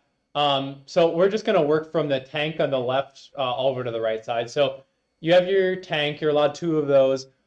So you just pressurize those through that valve with like a bike pump or whatever. Thanks. Oh, I have a laser pointer, don't I? You have a laser. I do have a laser, but people on the stream can't see that. But anyway, so, and then there's an on-off switch, which I guess is not strictly necessary, but you probably would want to have that just so you can get rid of the flow of air to your pneumatic cylinders. And then there's a pressure regulator, which is completely optional. Grant and I were having that discussion last night. Like, do you think of regulators that important? So if you need to, if things on the other side of this don't need a lot of pressure, but you need to use them a lot, consider a pressure regulator. And you basically turn a dial on that. I've never actually used it, but supposedly you turn a dial on it and you can tune how much pressure it has accordingly. Then there's just like a T-fitting, which is pretty basic. I mean, it's literally just empty space in there. Like, it allows you to split a tube into 2. Okay, and then here's where people tend to get tripped up, because that's all fairly simple. You have the solenoids with, of course, the solenoid drivers, which is basically the wire that controls it. All the solenoid does is it takes that input air, the single tube on the one side, and it decides which path of the 2 that it's allowing the air to flow to. Does that make sense?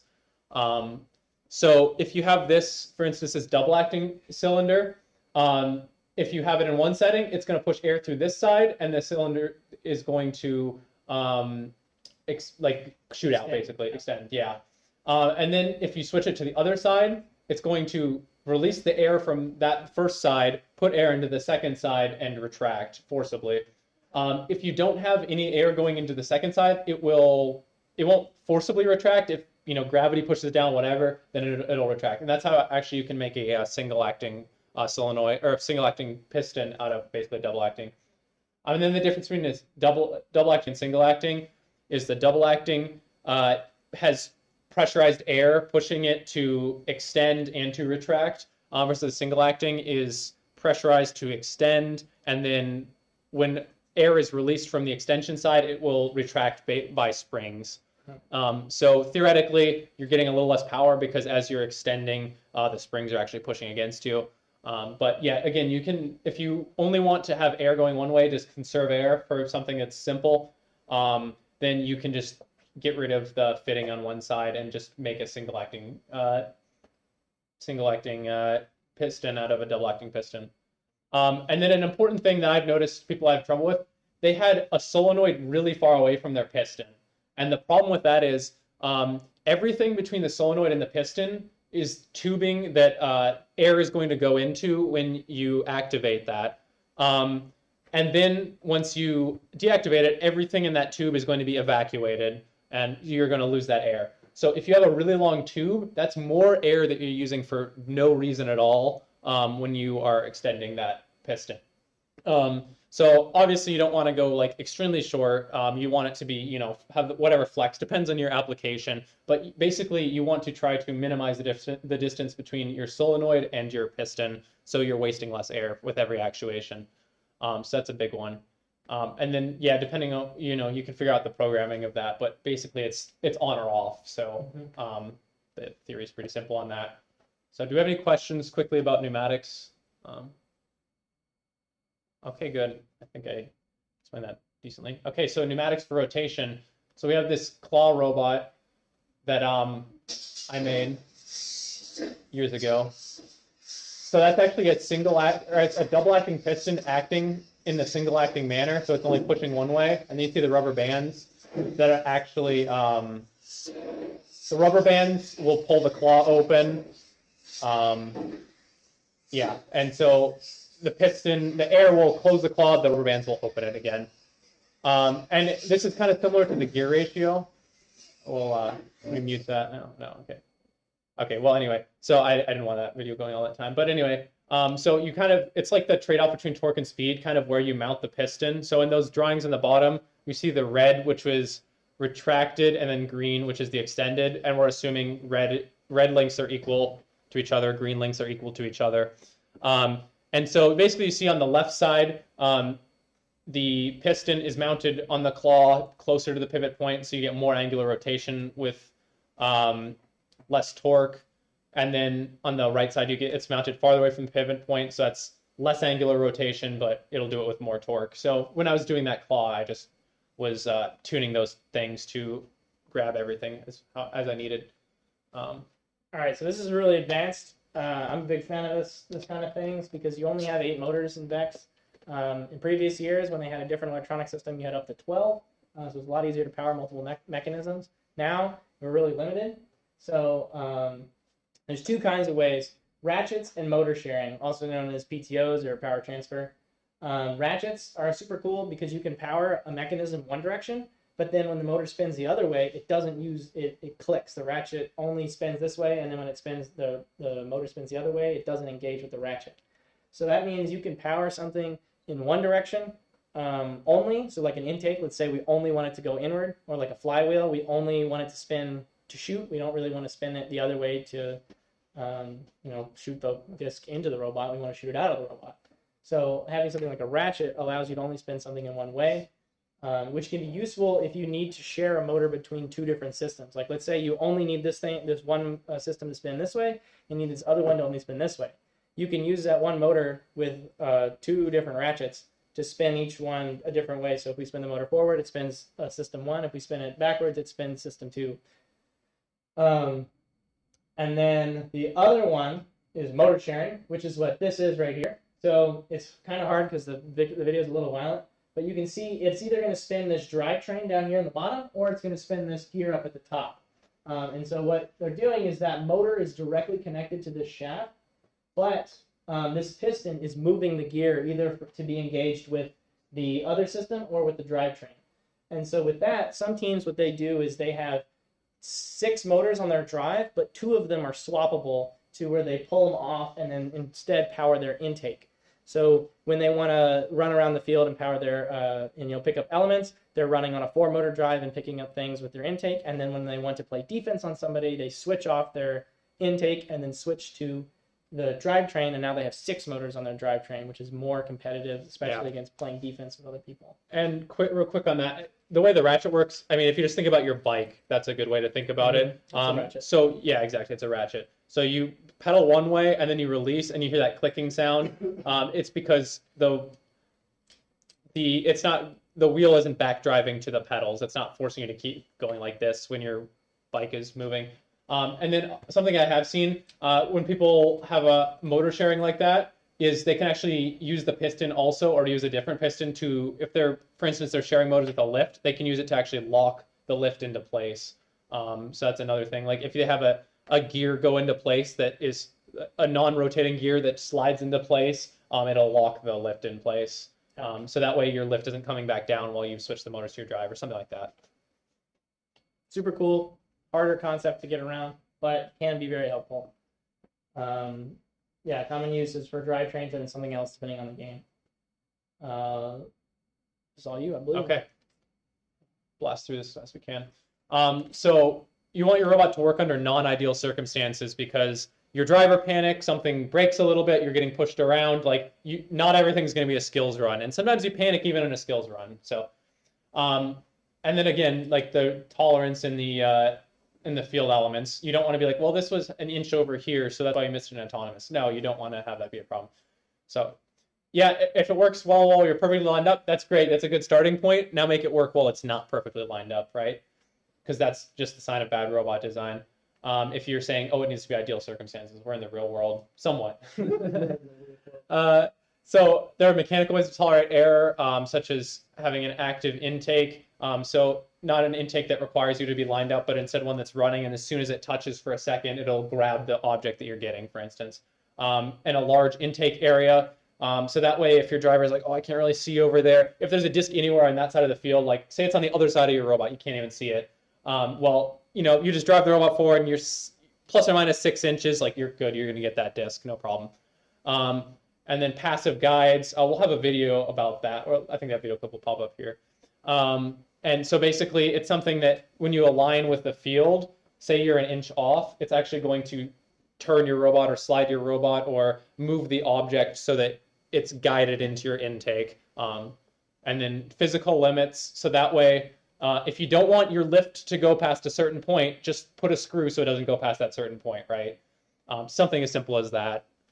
And then flexible parts, like the compliant intakes, that kind of thing. And so here's an instance of that. What do you guys notice here? When it grabs the cap and then when it stacks it, right? Okay, so here it stacks it, it has that thing, the guide on the left side that lines it up.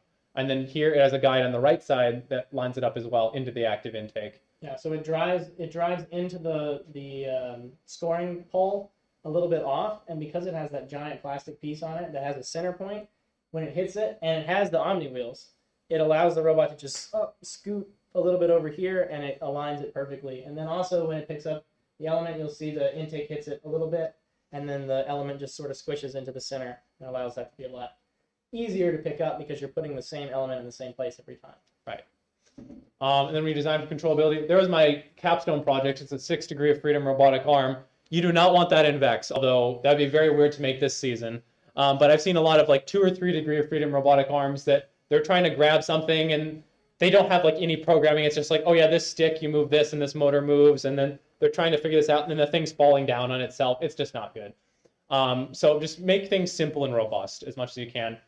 So for instance, I have highlighted here, it's a robot I built for Nothing But Net. Notice there's 2 stages on the intake. So the first stage of the intake can be grabbing as many balls as possible. It can be running all the time, no problem, and it gets the balls inside the robot. And the second stage is what's controlling when things go into the flywheel that you see at the top left there.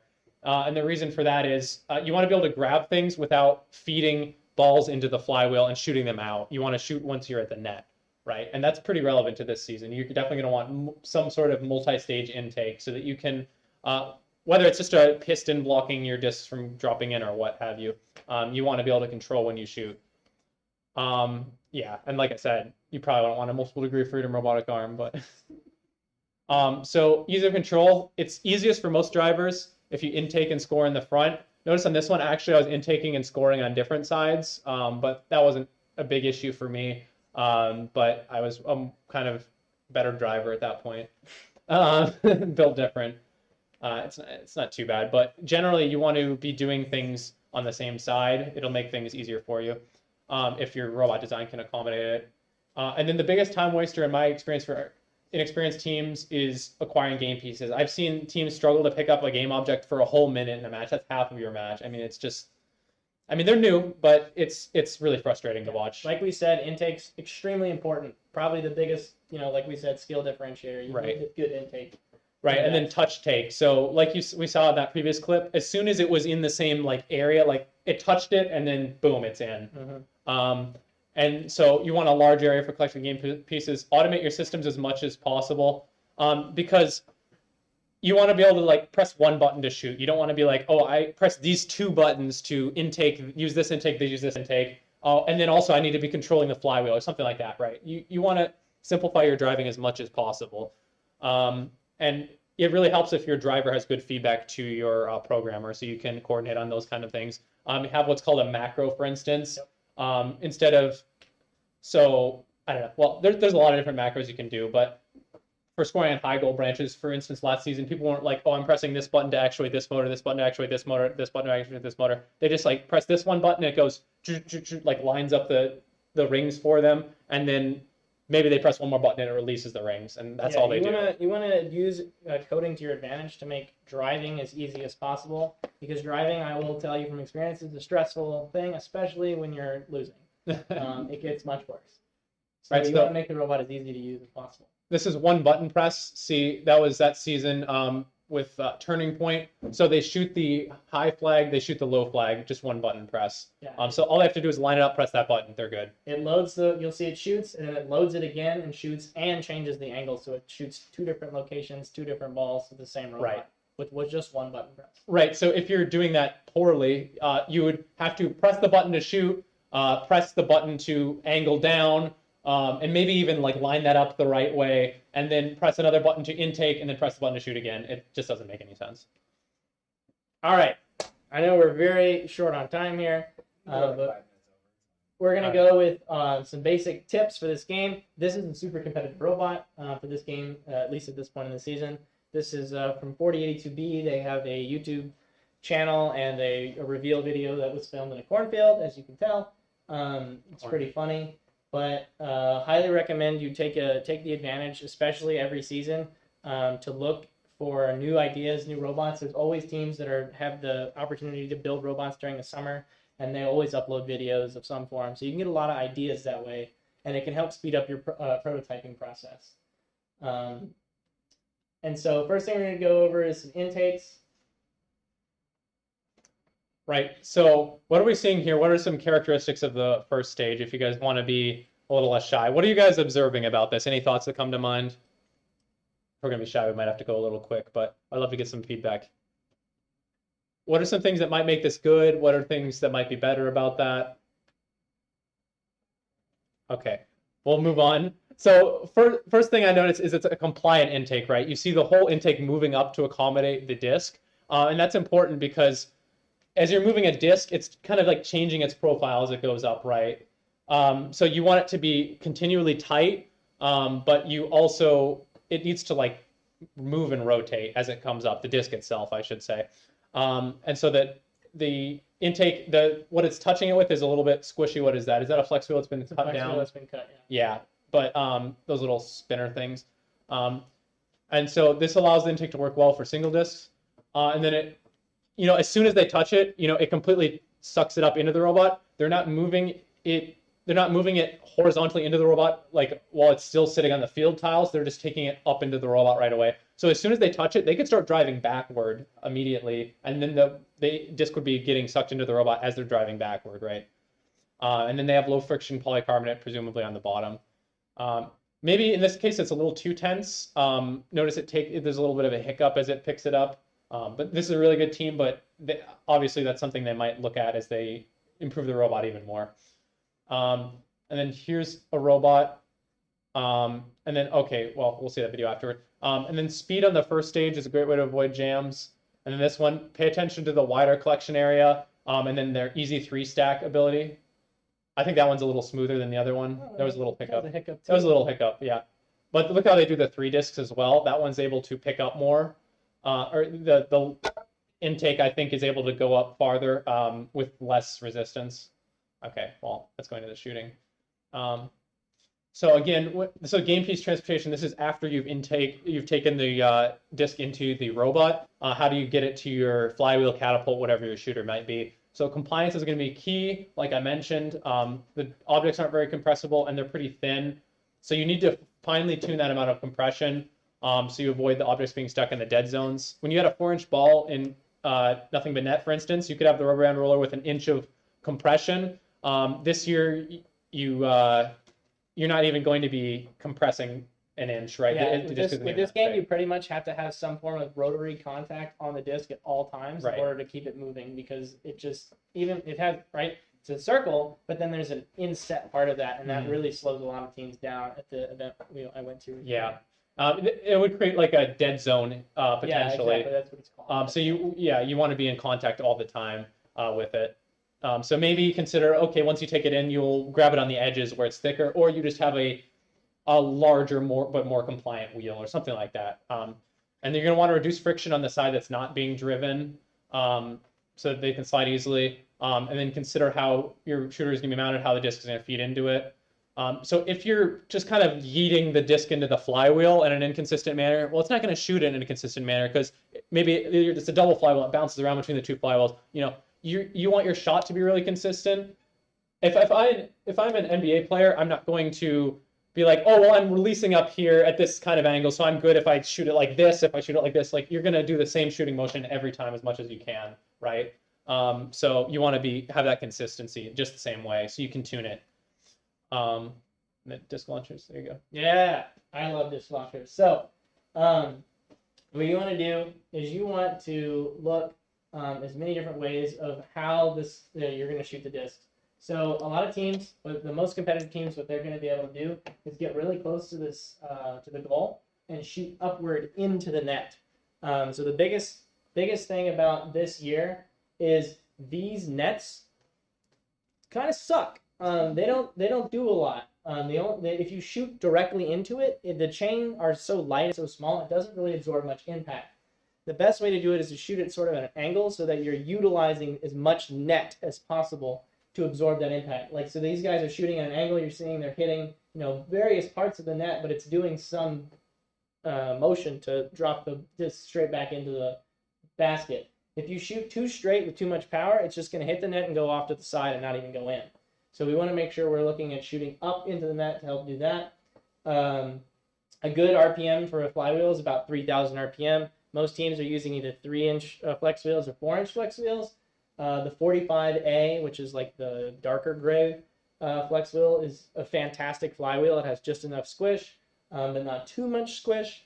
And it does a really good job with the compression of these discs based on the rubber, the polymer, whatever they're using. But also, remember, a disc is only worth 5 points. If you're shooting and you're missing most of your discs, and in this bottom area, there's 6 discs, even if you put one in, the other team still has more points. That unscored section is actually scored, but for the other team. 1 disc per disc that's down there versus 1 disc equals 5 points when it's scored into the tiny basket, right?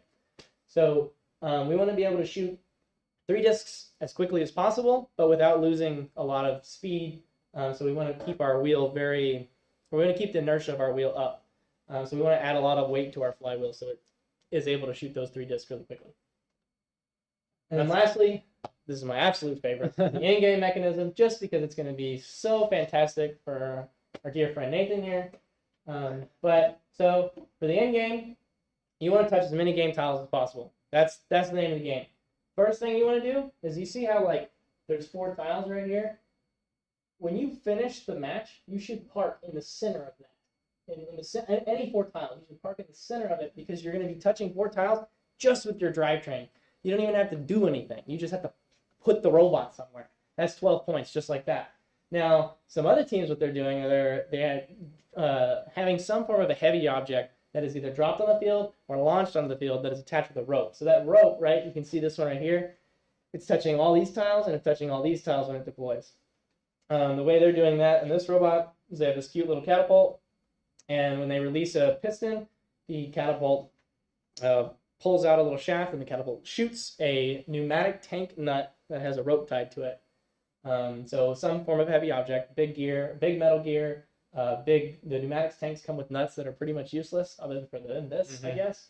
And at the very end of the match, they launch the robot. Problem with this is you can play defense on. Somebody can drive up to your robot, and if their robot is pretty big, it's going to be hard to shoot forward, so you need to be able to shoot a little bit up to go over them.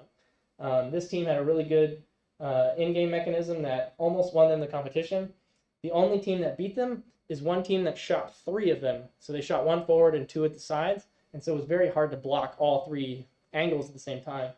And so that team was able to easily still get something, even if they were defended. The other way is to have like a big heavy thing still. Some people use a heavy shaft, like a high-strength shaft, and they attach it to a rope, and they release it on one end of the field, and they drive to the other end of the field. By doing that, if they have a rope on both sides, they can get all these, and then all these as well. And so they can get a decent amount, and it's much more controllable than just shooting some things up, but it does take more time. Please, when you're doing this, if you're using string, like we said earlier, colored string is fantastic.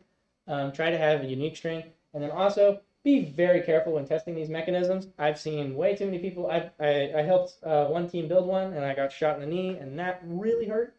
So just be careful when you're designing something like this. When you're launching it, make sure everyone's aware, especially on a practice field. Don't just go on a practice field with a bunch of other kids that are competing and then just start shooting things at people. That's just mean. So just be cautious when deploying these mechanisms. Also, if you deploy this mechanism early in the match, you will have to go drive to a corner and sit there and wait the rest of the match out. You won't be able to play. So if you're going to have this kind of mechanism, make sure it doesn't accidentally deploy when you hit stuff, like when you hit another robot or when you hit the wall. That is going to help. There was a lot of teams that were hitting something and then all their stuff fell out and then they couldn't do anything the rest of the match and they lost. Yeah, so real quick, just consider where you want your robot to start. Kind of draw out what tiles you might want to get, what you count on your partner getting. Like Grant said, consider people trying to block you as well. It would also be smart to modularize these mechanisms. So you could if the string comes off a spool, for instance, you could take off that spool if it's tangled up with someone else, and then take your robot away. And then you can have someone else sort that out later. Have one team member sort that out, and then you could hot swap a new one in. Be ready for your next match in 5 minutes, right? Yeah, Instead of having to have technically your whole robot tangled with someone else. A lot of teams use like a jig, so they wrap the rope around this jig and then they take the jig out and set it into the robot. That way it doesn't get tied together in knots, because if you launch a giant knot out, it's not going to go that far. So you can make this setup process a lot easier with a little jig that you make out of X parts or whatever you want to. Yeah. And then, like Grant was saying, safety first. You know, I'm not when it comes to Vex, I'm not usually the PPE police, except when, for instance, I was practicing kneeling down to get used to the race fields for Worlds, and I was doing Starstruck, and I was like, this claw is going kind of close to my face. I'm gonna wear safety glasses. But this is one where I'd say definitely wear safety glasses whenever you're testing these mechanisms, whenever they're armed, because they store a lot of potential energy. If that hits someone in the eye, it could be really, really bad. And so if you're just doing normal driver practice, I would say, unless you're testing the robustness of this mechanism, when you should be wearing safety glasses. If you're not going to be wearing safety glasses, like just shooting, whatever, I would say don't have these mechanisms armed. Just be really careful about that. The shooter can also be dangerous. It's a really high spinning wheel. If something else gets caught into it, like a nut or something, True. that can launch at you. Normally, any shooting game, highly recommend safety glasses, but now we're shooting both things over at people and we're shooting the discs. So, especially this year, just be careful, especially with your face, eyes. Don't get your fingers jammed in gears. It really hurts. Done it before. Don't do it. So the biggest thing is just going to be when you practice, always practice with a mind for competition. You don't want something that works all the time. You don't want something that sometimes works, or I'm going to work until it works. Keep working on it until it can't not work. Like don't practice until you get it right. Practice until you can't get it wrong, basically. And I'll never say, oh, we'll avoid having this happen in competition. Say your robot tips over, like, oh, just don't drive it like that. No, you need to, unless it's like very, very, very rare, you need to be very sure that it's not going to happen in a competition, because it probably will. So, you know, again, tipping is probably not that big of an issue this season unless your weight distribution is really weird. But just if intake jamming, like, oh, the intake jammed and now we can't intake until a human comes and pulls us out. Like, that's not okay. It's going to happen in a competition at a bad time. Yeah. It says the same thing. The slides back me up. So just fix it right away. Don't move on until you have that fixed. And then critically analyze every part of your robot. You know, high-speed video, you know, watch the intake. Like, okay, is this stage of the intake going well? Okay, we got this stage of the intake going well, the first stage. Okay, now are we conveying it well to our flywheel? Okay, we're doing that well. We're doing that consistently. Okay, now we work on our flywheel. I mean, you can be doing these at the same time, but really break it down to every part of your robot. And then figure out what's taking up the largest portion of your time between scoring cycles, and can that be improved? That's what you need to be looking at. We probably don't have that much time, but if you have any questions. Yeah. We'll go ahead and start the next presentation at 2:50, since 2:45 is a couple minutes from now. So you want to get up, stretch your legs, by all means go for it. The introduction of programming presentation will be over there in the other classroom. Otherwise, I will be presenting the tips at competition presentation in about 10 minutes. So, And then also, if any new teams or advanced teams need any help this season, you can contact me. I don't know if you're open Don't to volunteer me. Yeah, sure. But so that's the best way to reach me is, I guess, my Instagram. So that's my Instagram. It's just my first name and last name. I don't have any teams particularly in Arizona that I mentor, so I don't have a problem doing that. May not be able to like drive to your school every 2 days, but I might be able to help you over a Zoom call or something like that, or sometimes be able to come visit you. So just let me know.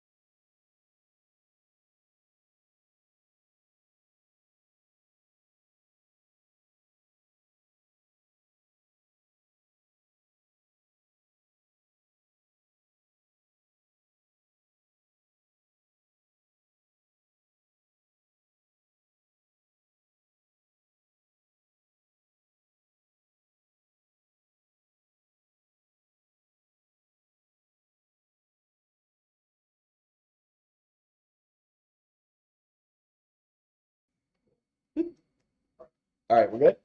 All right, so best practices at competition. Let's go for it.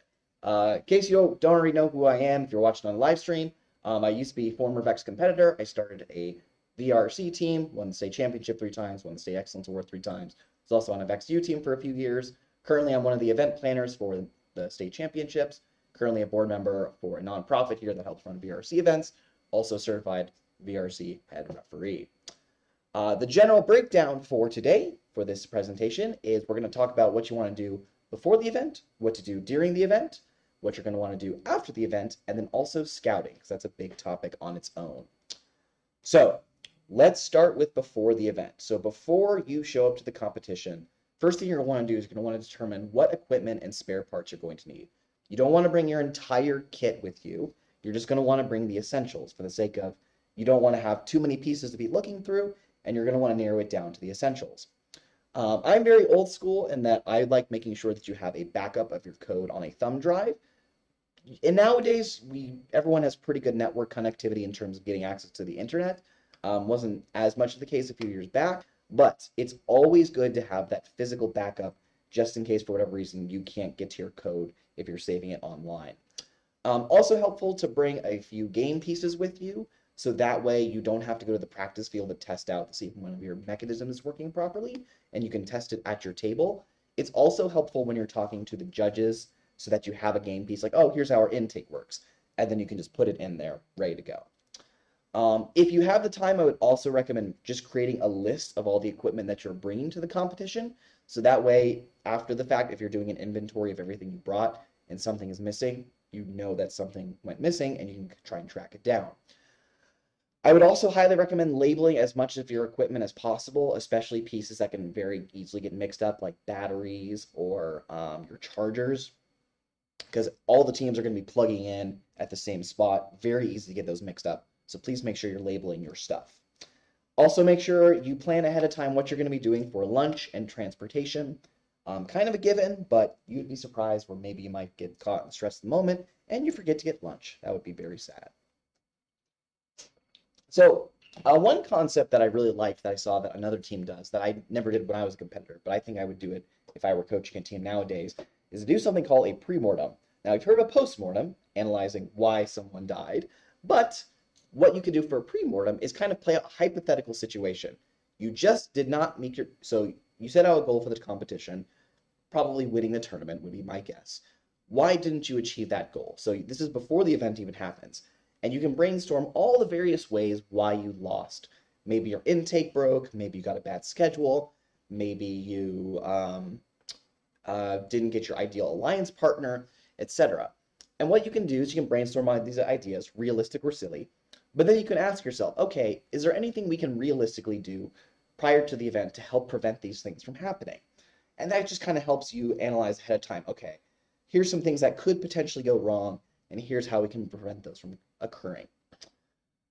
So much like you're going to have roles on the team during the build season, you're also going to have tournament roles. Again, this is not an all-inclusive list. I'm sure you can think of more roles, but these are sort of the key ones. One is a mechanic, so someone who's responsible for maintaining the physical portions of the robot. Programmer, someone who's keeping the software up to date. The strategist, someone who is going to be working with the team on planning out your strategy, which is one of my favorite things to do. A scout, kind of in the same vein, they're going to be someone who's going to be collecting data on other teams or making observations that they can then relay to the strategist. We'll go over that a bit later. A battery specialist, someone whose job it is to make sure at all times you've got a fully charged battery ready to go. The last thing you want is to be caught off guard, you don't have a charged battery, and now you've lost a match because no one was keeping track of make sure you had a battery fully charged. A pit boss, someone who's going to make sure that your pit is clean and organized. We'll go over this a bit later. And then a driver and a drive coach. So a driver is the person who actually has a controller in their hands, directly controlling the robot. A drive coach is someone who's going to be watching the overall flow of the match. Again, we'll get into the details of that a bit later. And it should probably go without saying that people are going to have multiple roles on the team. And again, just like your build season roles, these are not like, oh, you're the pit boss. The only thing you're going to do is make sure the pit's clean. No. There's going to be some crossover. It's just making sure that everyone has responsibilities so certain areas are getting completed. So speaking of the pit, so the pit at your competition is generally going to be a small table, which is why it's important to only bring the essential parts that you need for repairs and maintenance.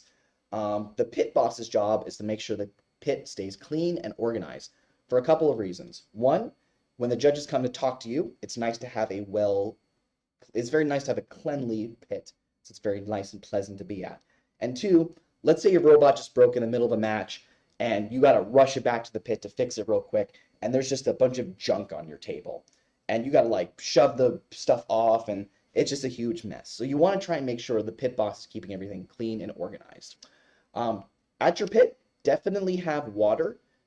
Very, very important to stay hydrated at the event. Sometimes you can get into this mode, which I'm guilty of, where you forget that food and water exist. You definitely need to do that because your body will scream at you if you don't. If at all possible, you can have snacks. Most venues aren't going to allow food in the venue, so please be respectful of those rules if they do have them. But if you are allowed to bring snacks, feel free to have some granola bars or something.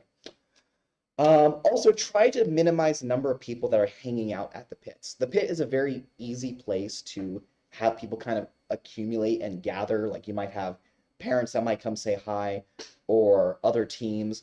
And if it gets really, really crowded, especially if someone's trying to work, or again, for example, maybe the judges are coming by, or you're desperately trying to make a repair, having a lot of people hovering over you can really add to the stress. So if at all possible, if you don't need to be at the pit table, try not to be there and maybe do some other actions instead.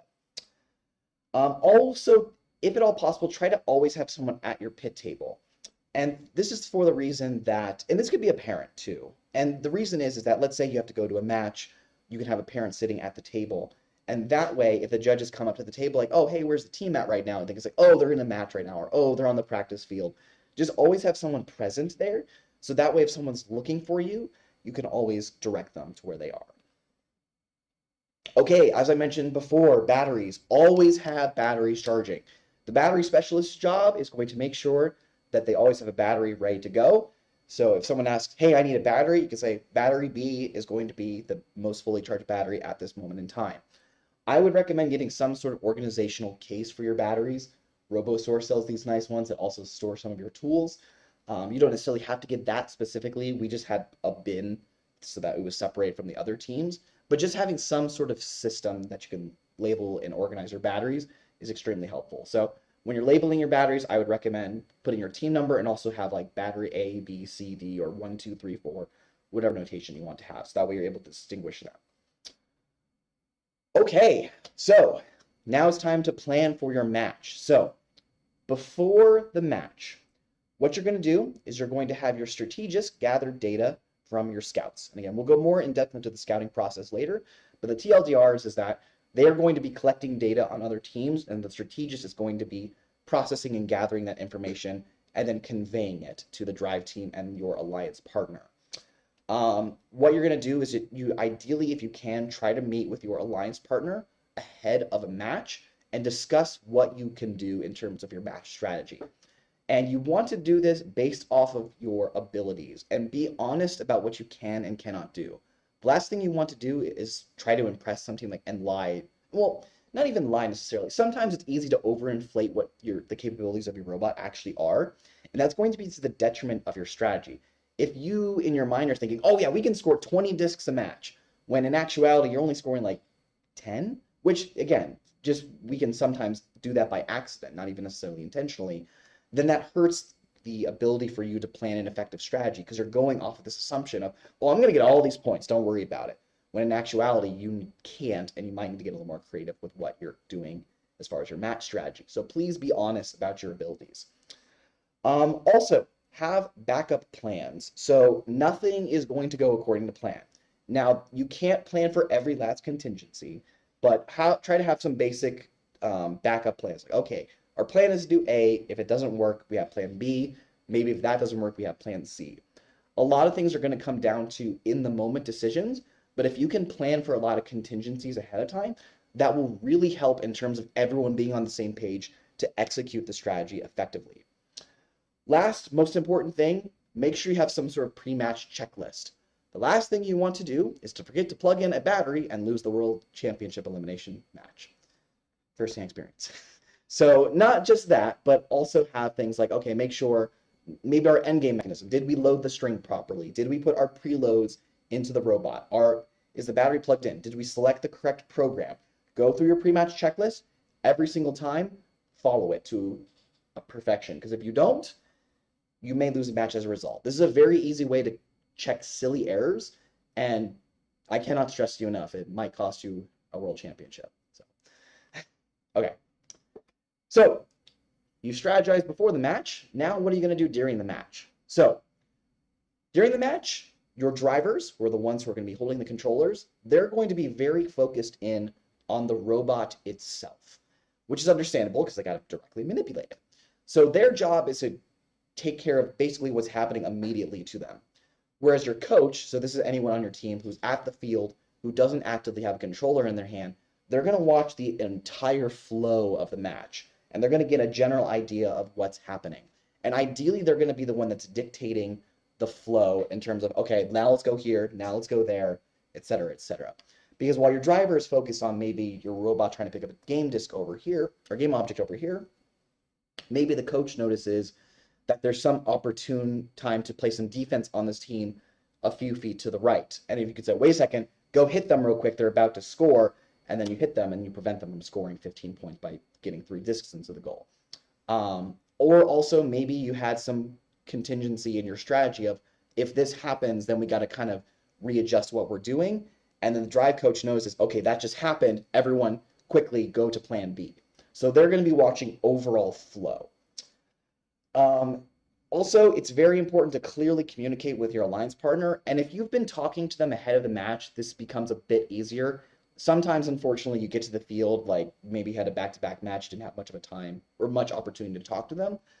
You know, if you can, great. If not, don't worry too much about it, but try to make sure you're keeping an open communication during the match. Don't seize up and not speak if at all possible. Though I acknowledge, can be a stressful situation. So, but try to communicate as much as you can so that way you're on the same page. If you are not on the drive team, meaning you are not a student at the field, please do not give directions. For one, it's against the rules. And two, anyone who has ever actually competed and been next to the competition field can tell you, you are so in the zone and focused on what's happening on the field, you kind of tuning everything out. Like if someone's yelling from the stands, you can't really understand them or hear them. Now, maybe if you got the whole audience to say something in unison, that might be a little hard to miss. But point is that it's not particularly useful, and also it's against the rules, so please don't do it. Also, one interesting dynamic for those of you that haven't actually driven on the field before, when you're a spectator watching a match, it can sometimes feel like a match is going on and on and on. Like it's fairly slow, and you're like, well, why didn't they do X, Y, Z?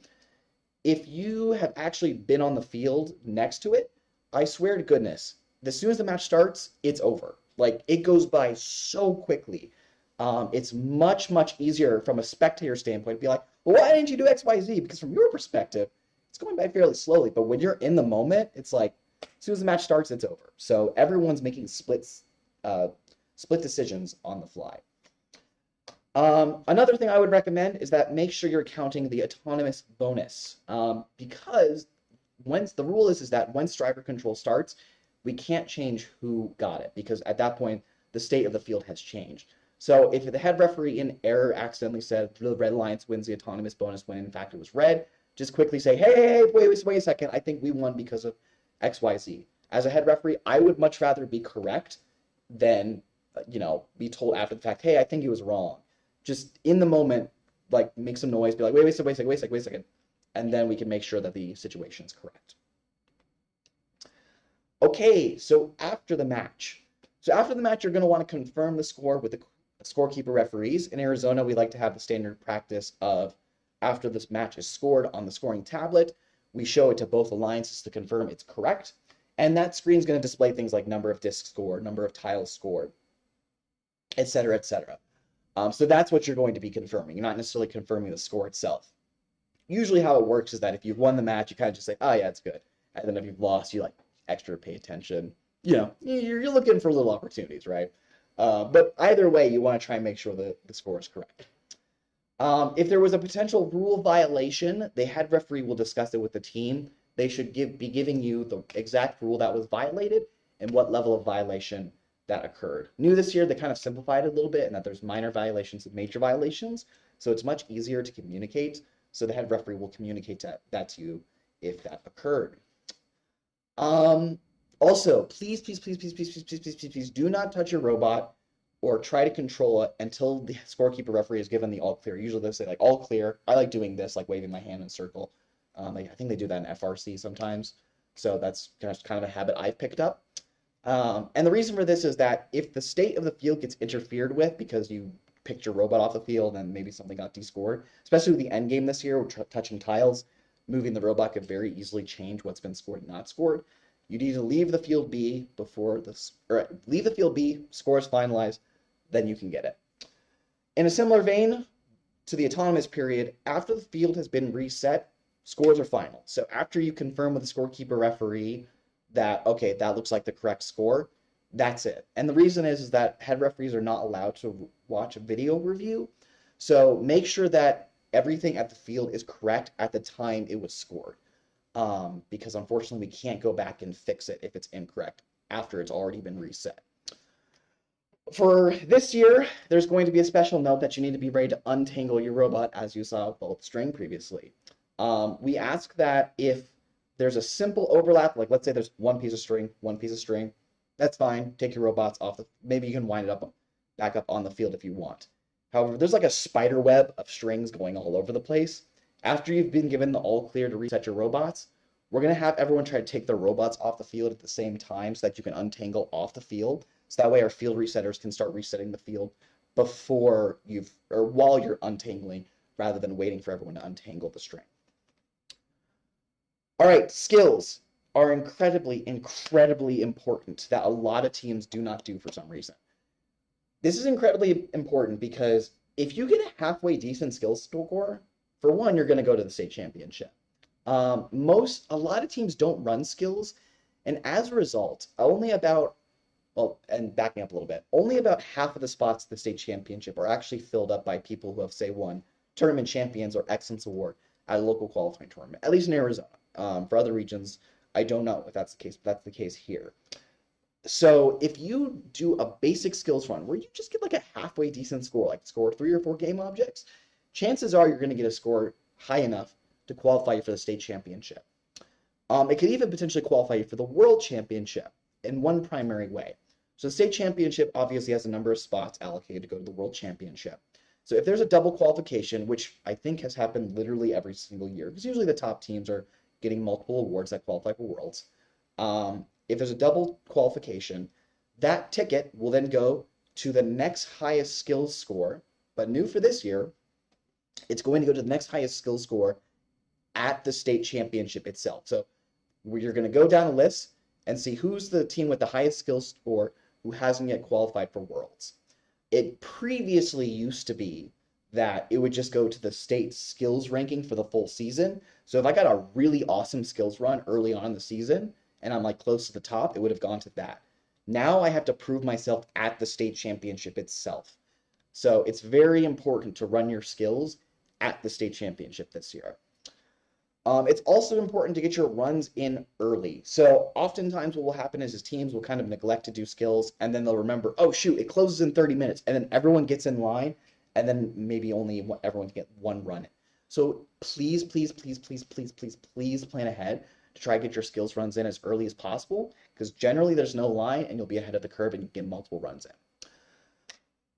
This is going to be highly dependent on the game and what kind of runs that you have, but if you have a particular, so there might be different skills routes you might run. There might be a safe route that gets you some guaranteed points, might not be the largest score, but it might get you some safe points. Try to run those early, so that way you bank those points. And if you have a more risky run those later, so that after you've already achieved your safe points. Of course, an asterisk on this might be, let's say there's another team at the event with a very impressive skills run, and they hit their high, right off the bat, and you want to beat them, then maybe at that point you immediately go for your high risk, high reward strategy. Again, entirely up to you. Dynamics of what's happening at the event is going to highly dictate what you do there. But just in general, I'd say try to get your safe points first. Also, if you plan on doing a skills stop time, which is basically I want to end my skills match early, please communicate that to the scorekeeper referee ahead of time. It was pretty common to do skill stop time and change up, not so much the past few games, though I have been caught off guard a couple of times where a team will do like a basic programming skills run that runs for 5 seconds, and then they say, "Wait, stop!" And it's like, "Oh, well, you're doing skill stop time? I didn't even know," which results in the timer counting down maybe a couple seconds more than if I had known ahead of time that they were going to do skill stop time. So please make sure you're telling the scorekeeper referee if you plan on doing a skill stop time. Okay, other tournament advice. The biggest thing is please be flexible with events. They're doing the best thing possible to try and keep everything on time, but inevitably something goes wrong. Whether that actually affects the schedule of the tournament depends, but it's not uncommon for events to run behind schedule. Please be flexible with them. They're doing their best possible to try and keep everything running smoothly, but just know that you may need to adapt accordingly. Another big thing, make sure you're having fun at these events. This is the culmination of your robot design experience. They're meant to be fun. Talk to teams, chat people up, have fun. I think they're fun. I don't know.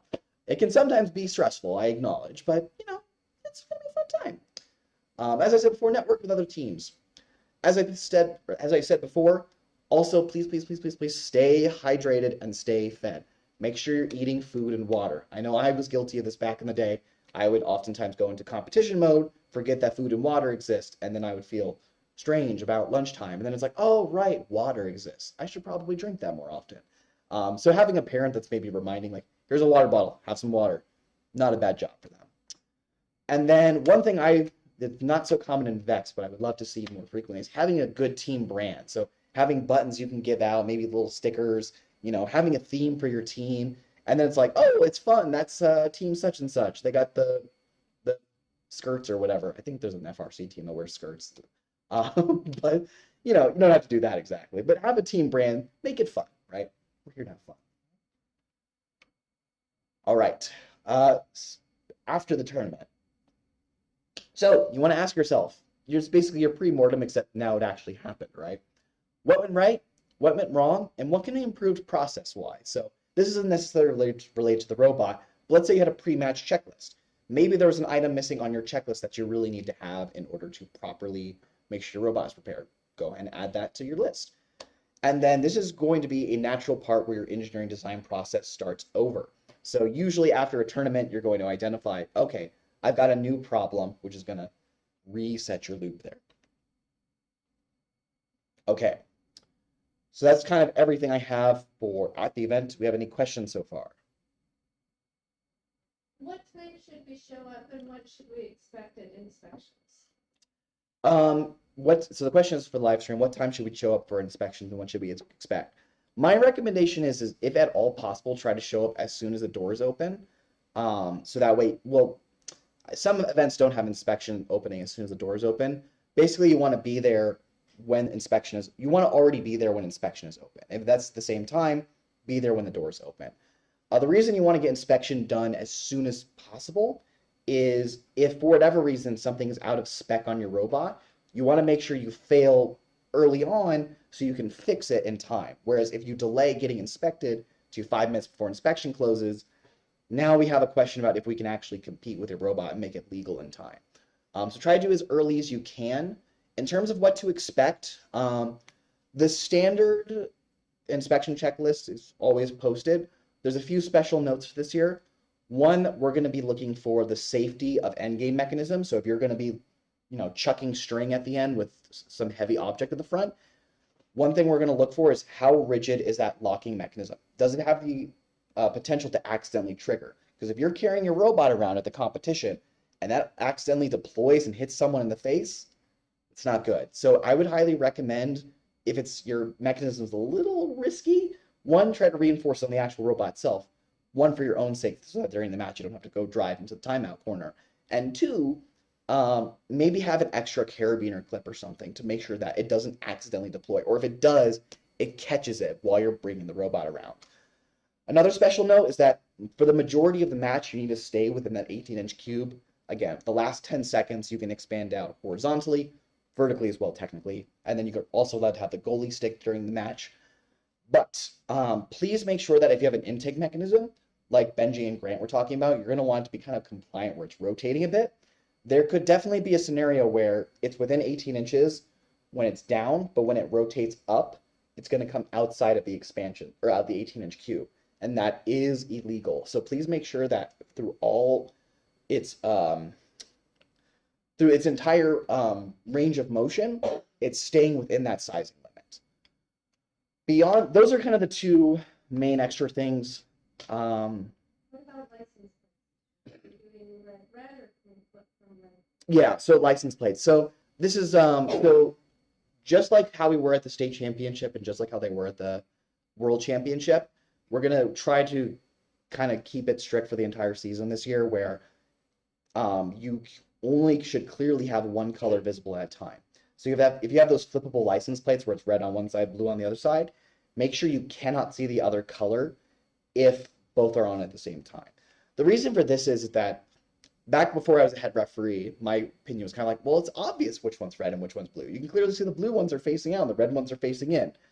The problem is that much like how the drivers are trying to make split-second decisions about what to do in terms of strategy, the head referees are having to I watch 4 robots at the same time and looking for potential rule violations. And if there's some sort of interaction and there's a hesitation in your mind, like, oh, wait, is that red lines or blue lines? Because you can see the opposite color. I was surprised at the times of where I had to spend half a second identifying what color a robot is rather than focusing on the rule violation. So making it abundantly clear, are you on the red lines? Are you on the blue lines is extremely important. Again, the standard that we had at the state championship is, if I'm a head referee at any event, that's the standard I would like to maintain for the season this year. I think anything else? What about sizing during a competition? Would you actually resize us if you think that we're out of the limit? So the question is that would we basically do an on-field size check, like a spot check? If it looks like your robot's going to be out of size, yeah, that could happen. You know, if your robot's not legal and it looks like might not be, do a quick spot check, see how you go. You know, your robot should always be legal. So, anything else?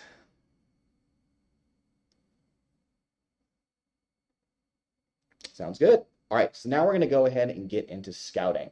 So this is something that's not too popular in VRC. It's popular in other robotics programs, but boy howdy, can it give you a big competitive advantage if you do that.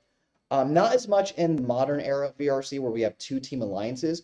It definitely gave you a huge leg up when there was 3 team alliances, but I'm basically a dinosaur now, and that's ancient history in VRC terms. So, but it can still give you a big advantage for various reasons. For 2 primary things. It can really help you with alliance selection, and it can really help you with your match strategy, as I kind of alluded to earlier. So the first thing is that you're going to have 2 types of scouting. Pit scouting and match scouting. Pit scouting is basically going up to teams' pits at the competition and looking at the robot and making general observations. This is just give you an idea of what kind of robot they have. You're not necessarily collecting data on it. It's just kind of like, okay, they have this type of robot. It looks generally well built. They have 1 string for the end game. They have a 6-motor drive, stuff like that. We'll go into the details in a little bit. Match scouting is going to be collecting data on the actual robot performance. So this is seeing how the robots are actually performing on the field itself. Now, if you have a smaller team, that means you're not going to be able to collect as much data since you don't have as many people to collect that data, which is why I really advocate for scouting alliances. So partnering with other teams who are also going to the event to collect the data collectively. And so you all share the data. How you interpret the data is up to your individual team, but everyone has all this data to collect from.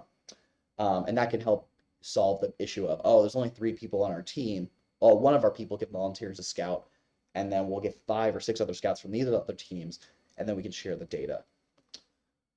All right, so for pit scouting, this is primarily going to be helpful for your early matches since you don't have any match data to go off of. So you want to kind of figure out, okay, what can these robots do? So as I alluded to before, how many motors do they have on their drivetrain? Can they score discs in the high goal? Can they push people effectively? Does it look like their endgame mechanism might accidentally deploy too early and they might have to go in the timeout corner? You're looking for just general observations so you get a sense of what kind of robot they have so you can plan your strategy around it. So again, I have on here, motor allocation is nice to have. General build quality for the very reason of, are they going to have a hard time if defense is played on them? If you want, you can also take a picture of the robot. The only note I would have on this is that please ask the team before you take a picture of the robot, as a lot of teams do not like having pictures of the robot posted online without their permission. So please just get their permission if you plan on doing that. Same way, in the same vein, if you're going to take video of their robot, please ask them ahead of time if you can do that and how you plan to use it. You don't want to take a picture of the robot, high resolution, post on the Vex forum, like, wow, look at this robot, it's fantastic. And the team's like, hey, I didn't really want you doing that. So if you're going to take pictures, please ask permission. Okay, match scouting. This is where you're going to collect a lot of data. And the kind of data you want to collect is data that you could not get from the actual match score itself. So this is where you're going to want to collect information like, how many game objects did this team score? How many game objects did they D-score? Which again, depends on the game. This game, it might be, did they D-score a roller? The number of game object scores, that's pretty straightforward. How many times did they score a disc into the high goal? How many times did they turn the roller to their color? What are their autonomous routines? Are they doing the same autonomous routine every single time? And more importantly, is it compatible with your autonomous? Are they going to run into each other in the middle of autonomous? Do you start in the exact same spot? This is something you want to keep track of, not only for your qualification matches, but also if you potentially want to partner with them in the elimination tournament, where, man, both our autonomous runs are awesome, but they start in the same spot. Can that easily be changed? You have to talk to them about it, but that's something you want to keep track of in your match scouting. Another metric that's important to keep track of is, was defense played on them? And this could literally just be yes or no. The reason for this is that, let's say we have a team we have two teams, and one of them is getting, like, there's, just for the sake of example, let's say they're scoring about six discs every match, like a 6, 6, 7, 8, 9, 6, 6, and so on. Another team is like, every single match, they're scoring 12 discs, 12 discs, 12 discs, 12 discs. But then they have one match, maybe like 1 or 2 matches, where all the scoring, they're scoring like 2 discs. And then you go to your scouting data and you see, oh, wait a second, this team that's scoring a lot of discs, when they were scoring a bunch of discs, there was no defense being played on them. And the 2 matches where defense was played on them, they scored almost nothing. In the same vein, maybe you go back to that team that's only scoring 6 or 7 a match, but you see, oh, dang, every single match there was defense being played on them. And even through the defense, they were able to get points out. So that's why it's nice to have, and you can have levels to it, like, was it hard defense, was it occasional defense? But even just having a simple checkbox of defense, yes or no, can really help you correlate why maybe their performance wasn't as good. And then another big thing you want to keep track of is, do these teams have a weakness? Because we have a shooting game this year, the most common weakness you're going to find with teams is that they have their favorite shooting spots. I want to shoot the discs from this spot in particular because I know my discs are going to go in.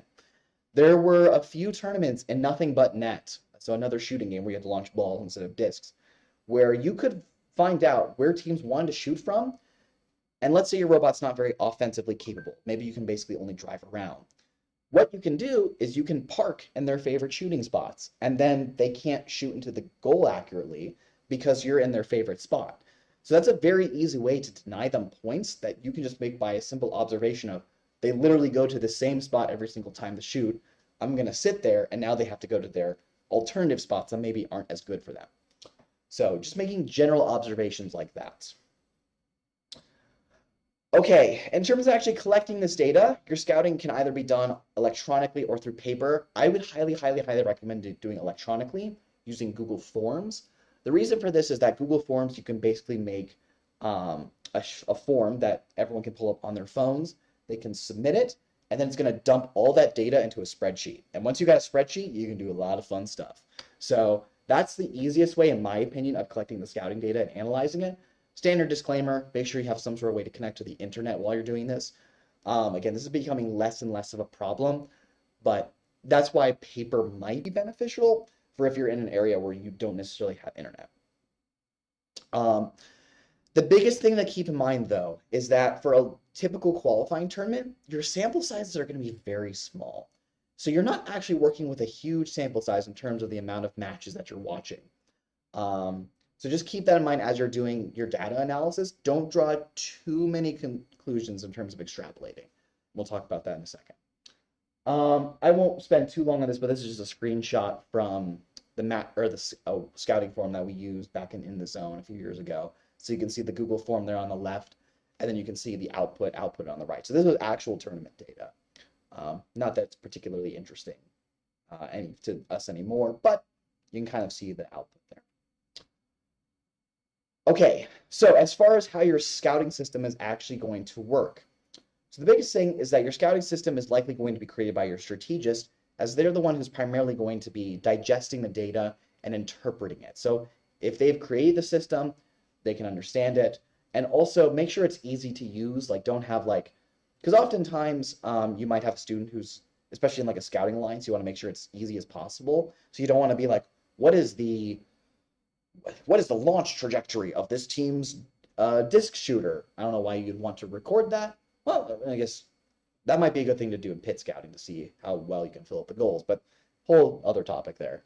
But make sure it's intuitive and easy to use. And only collect the data that's absolutely necessary. Because if the form gets out of hand and you're collecting every last little detail, they aren't going to fill it out thoroughly. So for pit scouting itself, because you're just going up to teams and talking to them or just looking at the robot, usually only takes 1 or 2 people. I'd say since qualifying tournaments are starting to get a bit larger at 32, 36 teams, I'd say 2 is recommended, even 3 nowadays. Back in the day, you could kind of get away with 1, but it took a while.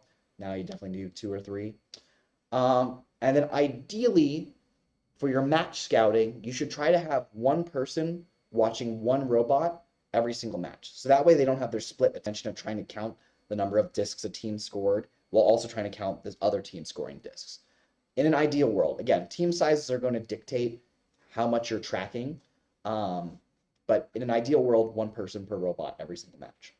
Another big thing is watching robot matches are fun, but it can get tedious after hours and hours and hours and hours of it. So if you can, if at all possible, please swap out and give breaks to people, because people are going to somehow get tired of watching robots. Don't know how that's a thing. So and again, let's say you aren't part of a scouting alliance. One thing you can do to kind of scale back how much data you're collecting is only collect data on who you think are going to be the top competitors at the competition. So as you get to the competition, kind of scope out the 5 to 10 best robots at the event and collect data on those teams specifically if you don't have enough people to actually collect data on everyone. And if you notice maybe you weren't collecting data on a team before, but someone is kind of having giving a good performance that you weren't expecting, go ahead and feel free to bring them into the mix. Okay, so you've collected this data. Now, how can we actually use it? So like I said before, the strategist is going to be with your drive team actually discussing your match strategy. And so one of the things that the strategist can convey is, all right, how many points is our alliance capable of scoring? So one important thing about match data collection is that don't just collect data on other people's robots, also collect it on yourself. How are you actually performing? So that you can get an idea of what you're actually doing. Because again, in our minds, we can accidentally overinflate, like, oh, I totally scored 20 discs that match. Look at the data, you scored 5. A bunch of them fell out of the goal or something. So just this can kind of keep you in line and in check in terms of what your alliance is capable of doing. Then look at how many points is the other alliance capable of doing. And like I mentioned before, do your scoring methods conflict with one another, in particular with your autonomous runs? Also look at, does your partner tend to receive penalties? And is that something you can talk to them about ahead of time? Like, hey, we've noticed in some of your past matches that you tend to do X, Y, Z. How can we help you make sure that doesn't happen for this match? And then, as mentioned before, you should be collecting weak points on your potential opponents. So are there any that you can capitalize on for the match you're about to play? So these are all things that the strategist is going to have floating around in their head that they can use all this data for and actually apply it to your match strategy. Now, the more fun one and traditional way for using your match data is going to be for making your pick list. So who's going to be your buddy for the elimination tournament? So for alliance selection is where tournaments are won and lost. Believe it or not, alliance selection is actually one of my favorite parts of the tournament, even though it's fairly mundane for most people. Getting the drama of like, oh, who's going to pick who? And then you're like, oh, I wasn't expecting them to pick that team. I wonder if the number 7 alliance is actually going to pull off the upset. I don't know. It's fun. Also, you can very much tell the teams who know their stuff versus the teams who are just picking the team who's ranked directly below them. Remember, the rankings are not going to be very reflective of how the team's performance actually is, which is why it's important to do this data analysis to see who are the real hidden gems. Because sometimes there's some really good teams that just get a bad schedule and are ranked close to last. You pick them up and you can go coast and win the event. So that's why it's important to collect this data. As I said before, your sample size is small. So do I talk about this in the next slide? Yeah, I do. So we'll save, I kind of elaborated on it earlier, so there's another point later on I want to talk about there. So you're not going to have, the trickiest thing about making a pick list is that you don't have a lot of time to make decisions. Usually at an event, you'll play about half of your qualification matches before lunch and about the second half after lunch. So during the lunch break, when you have a long break, that's when you want to make your preliminary checklist. This is or pick list, I should say. This is by no means your final pick list, but you kind of want to filter out, okay, here's how the teams are shaping out. This is generally where we would put people. When we would make a pick list, it'd usually be like, all right, here's like our top 6. It's fairly flexible. Maybe sometimes there's one standout team, like there are obvious number ones. And then the middle is kind of a little ambiguous, but you kind of roughly rank everyone. Then after lunch, as you get more data trends, you can see, okay, these teams are separating these ways. Let's lock this team as our number 2 pick. Let's lock this team as our number 3 pick, etc. So what are things you want to look for in your alliance partner? By far the biggest thing is going to be compatibility.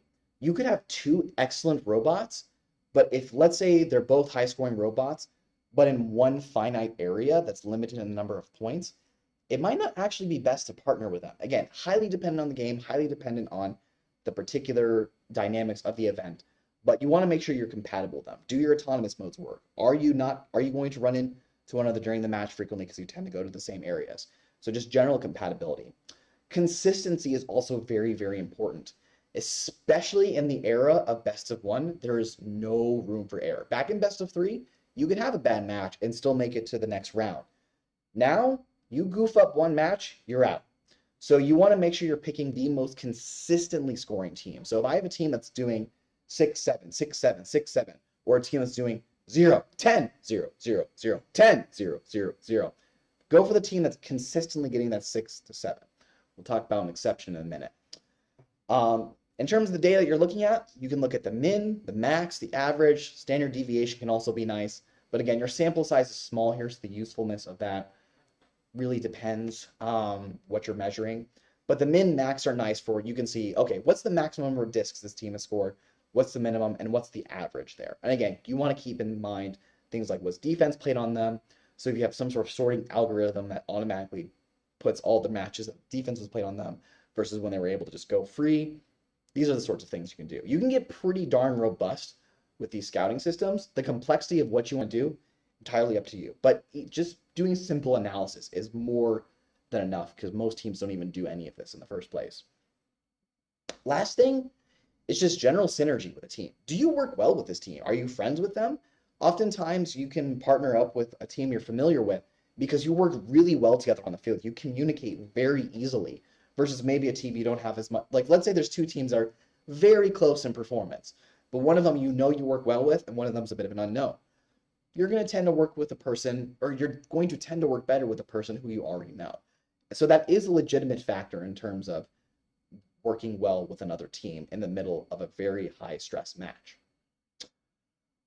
So when you're making your pick list, you always want to make your pick list from the perspective of you are the number 1 seed. Even if you're ranked way down at 16, make it from the perspective you are number 1.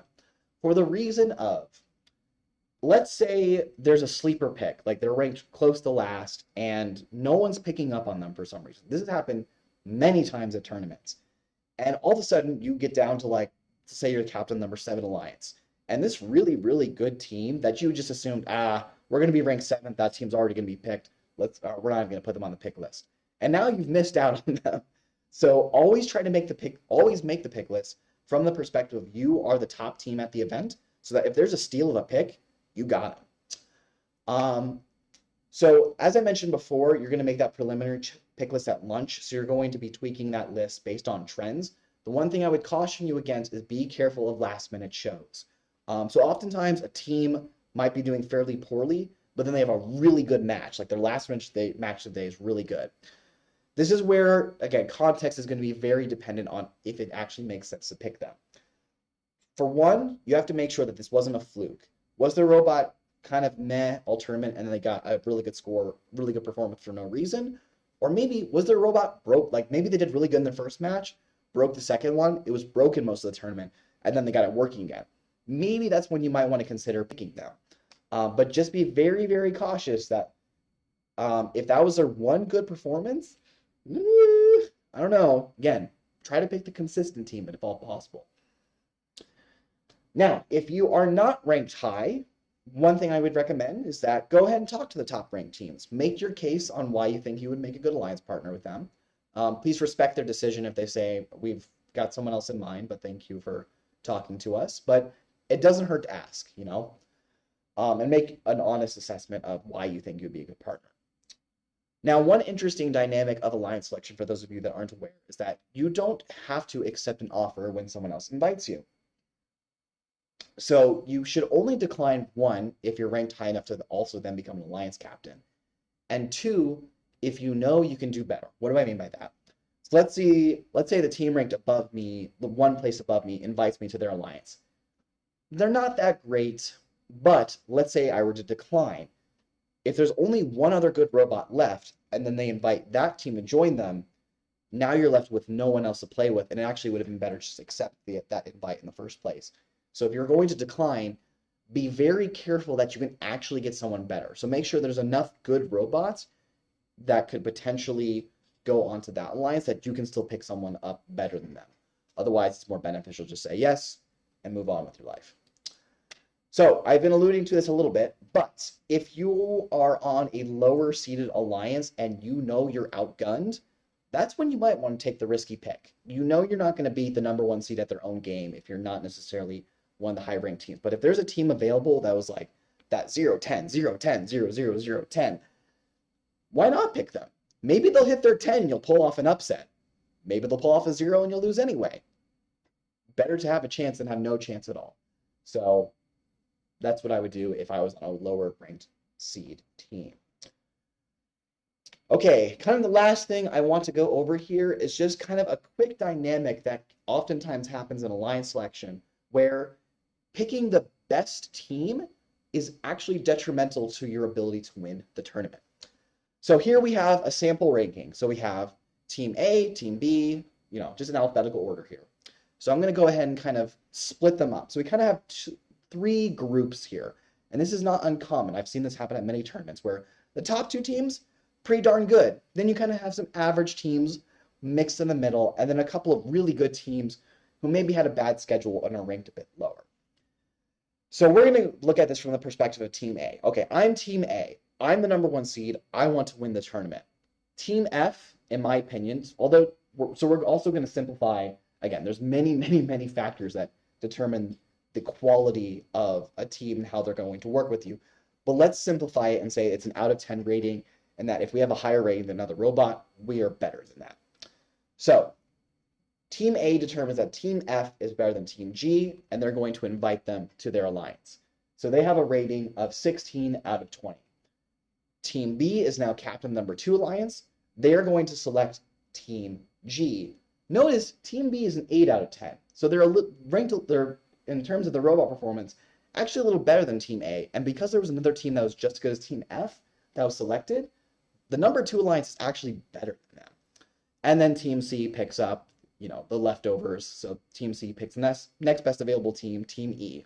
So if this scenario were to play out, again, we are highly simplifying, but the number 2 alliance actually ends up being better than the number 1 alliance.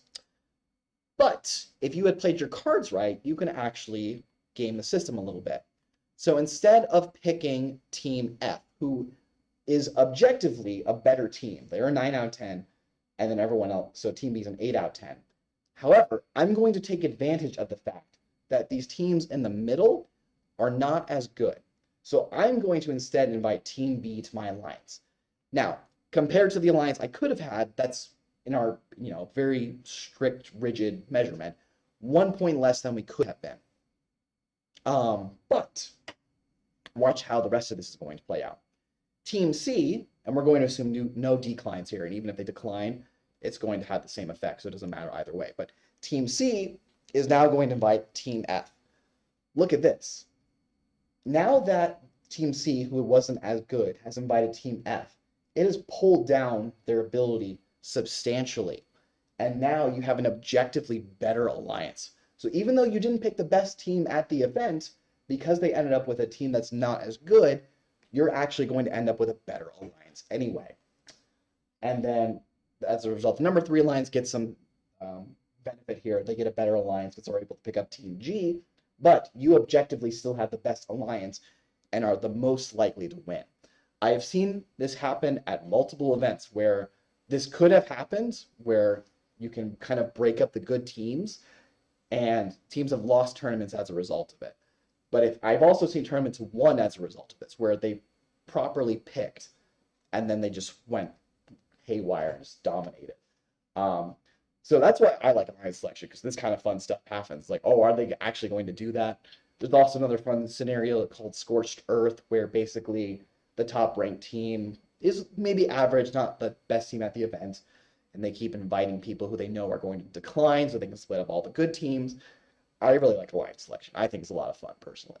But that kind of gives you a general idea that there's a lot of dynamics going on in terms of collecting your scouting data and how you execute your pick list. Because again, maybe in the end, the best team isn't your best choice in terms of how the rankings finally shook out. So that's just something to keep in mind. So last couple of notes before we wrap up this presentation is, like I said before, a team's performance cannot be easily summarized by one rating. There are a lot of dynamics that go into picking a team, so please be mindful of that.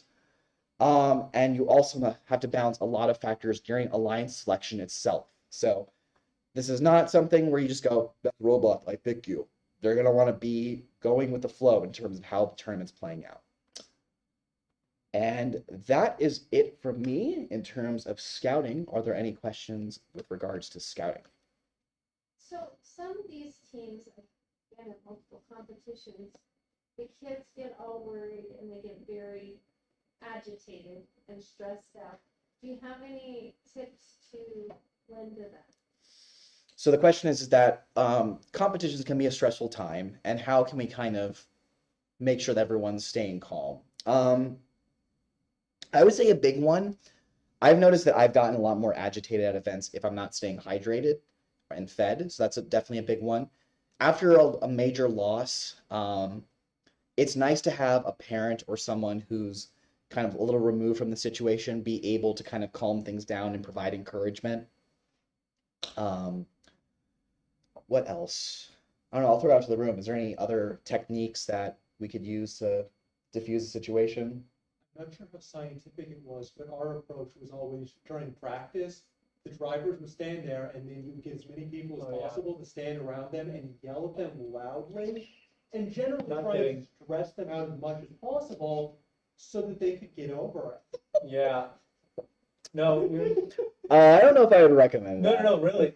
I would have when you're practicing, when you're practicing driving, have people like yelling at you, so it's like simulating the noise of the competition.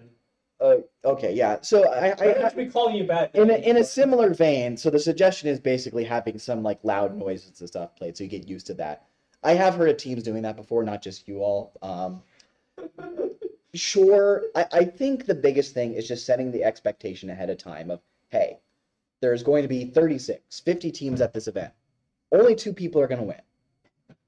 If we're assuming everyone has fair odds, well, some teams are going to have a better chance than others, but let's simplify it a little bit, right? Setting up the expectation that things are going to go wrong. Like, it's inevitable. Like, nothing's going to go smoothly. And being able to set that expectation of going with the flow and knowing that things are not going to go 100% according to plan, having that mindset ahead of time is really helpful. Like, even from an event partner standpoint, there's a lot of things you can do to plan ahead of time to try and make sure everything is going to run smoothly, but inevitably something's going to happen that you never expected. And you just have to go with it and try not to get too caught up with the fact that something went wrong. Instead, try to, again, emotions can be high. I've been very upset at competitions before, but you sometimes have to take a step back, I've even gone outside sometimes, like if things are, especially in, like in gyms, sometimes it can get really warm and you can get more agitated. Just like go outside, take a breather, take a drink of water, and then go back in. Yeah, It- I'd say that's definitely a good thing for coaches to do is like, if you know, like your student or like someone else in your team is getting like that, just like go outside, get out of the context for a little bit, clear your head a little bit, because if you're in that state, you're not getting out of it unless you reset. Yeah, there was one time I was at a competition. So to repeat that, Alec was basically just reinforcing that, yeah, it's helpful to sometimes leave the gym. It's typically the tournaments in the gym. Leave the gym, go outside, take a breath with your coach, kind of collect yourself and go back in. There was one time where our robot broke, like the main lift on it. And like as I'm fixing it, like underneath it, like I start getting a nosebleed because of course, perfect opportunity to get a nosebleed. And just like, and it was like right before limbs, really stressful. This was back in the time of best of 3. We told our alliance partners, you have to play this first match without us. They lost that match. We're trying to fix the robot. I get a bloody nose, which is the most inopportune time. But I go to the bathroom, clean myself up. But just having that minute or two of just like no noise, peace and quiet, it really kind of helped me like collect myself real quick, go back to the situation. We ended up winning that tournament, so that was fun. But yes, As a coach or mentor, having snacks on hand to be here, go outside, have snacks. exactly. That's part of staying fed, staying hydrated. Have a granola bar, go eat it. Just make sure you're respecting the venue rules, and if there's no food allowed, go outside real quick, eat this, drink some water. No, excellent suggestion there. That would be my general advice, I think. Yeah, I'm trying to think back to what I would do in that time. Endure the stress. Not really. That's not healthy. All right, any other questions? So when the one thing I've noticed, and maybe you have an idea, teams get up there after, like probably about number 5, and then like, who am I gonna pick now? Because everything has been picked. So do you have any suggestions for when they go up there? So your pick list, ideally, in a perfect world, should be, and again, I acknowledge it's difficult to do this, but try to have your pick list go as far down as possible. What is that noise? Computer, I don't know. I think that's gotta be something outside, right? That's something outside. It's like a, Oh, so I saw some guys with a drone, maybe they're playing a drone outside. that would make sense. Sorry for those on the live stream, you probably can't hear that, but it's very distracting. So yeah, when you're making your pick list, try to go as deep as possible. Like if you know you're going to be maybe the captain of the 14 or 15 alliance, I know it's a very, very difficult task to rank everyone that low, but do your best. And how it usually ends up happening is that your top 5, 6 teams, it's pretty rigid. Like you can pretty clearly say 1, 2, 3, 4, 5, 6. And then at that point, you're generally going to have zones. Okay, we have teams that are about this level in this big group, teams that are about this level in this group, teams that are about this level in this group. And then at that point, you're kind of just picking whoever's left in the group of skill, I would say. And am I taking it from a piece of paper? Am I just trying to memorize it? Piece of paper, always have it written down. Usually it takes the effect of you're like penciling stuff in at the last second, but just having some sort of written physical piece of paper down. This is a really, You can be on a call with your team as Yeah. well if needed. you can. But I mean, you should have a list of your picking priority, and then Right. you shouldn't have to deviate from that. I've also seen the scouting data having another tab on that sheet, on the same spreadsheet, to have it all digital so that the scouting team can keep up with who's getting picked, to help who's standing up there, because it's very intimidating as you're trying to pick and people are coming down off that list. Oh, it's literally just the pressure difference. That's right. This has happened before. Sorry. I'll repeat that for live stream. Thank you.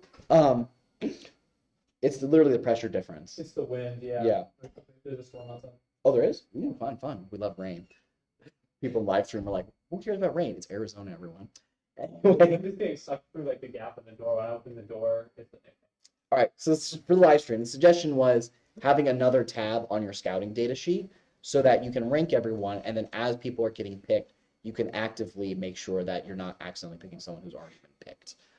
And yeah, that's a great suggestion there. Again, again, nowadays, connectivity to the internet and event usually isn't much of a problem. It was, back when I competed, gosh, almost 10 years ago. We don't like to think about that.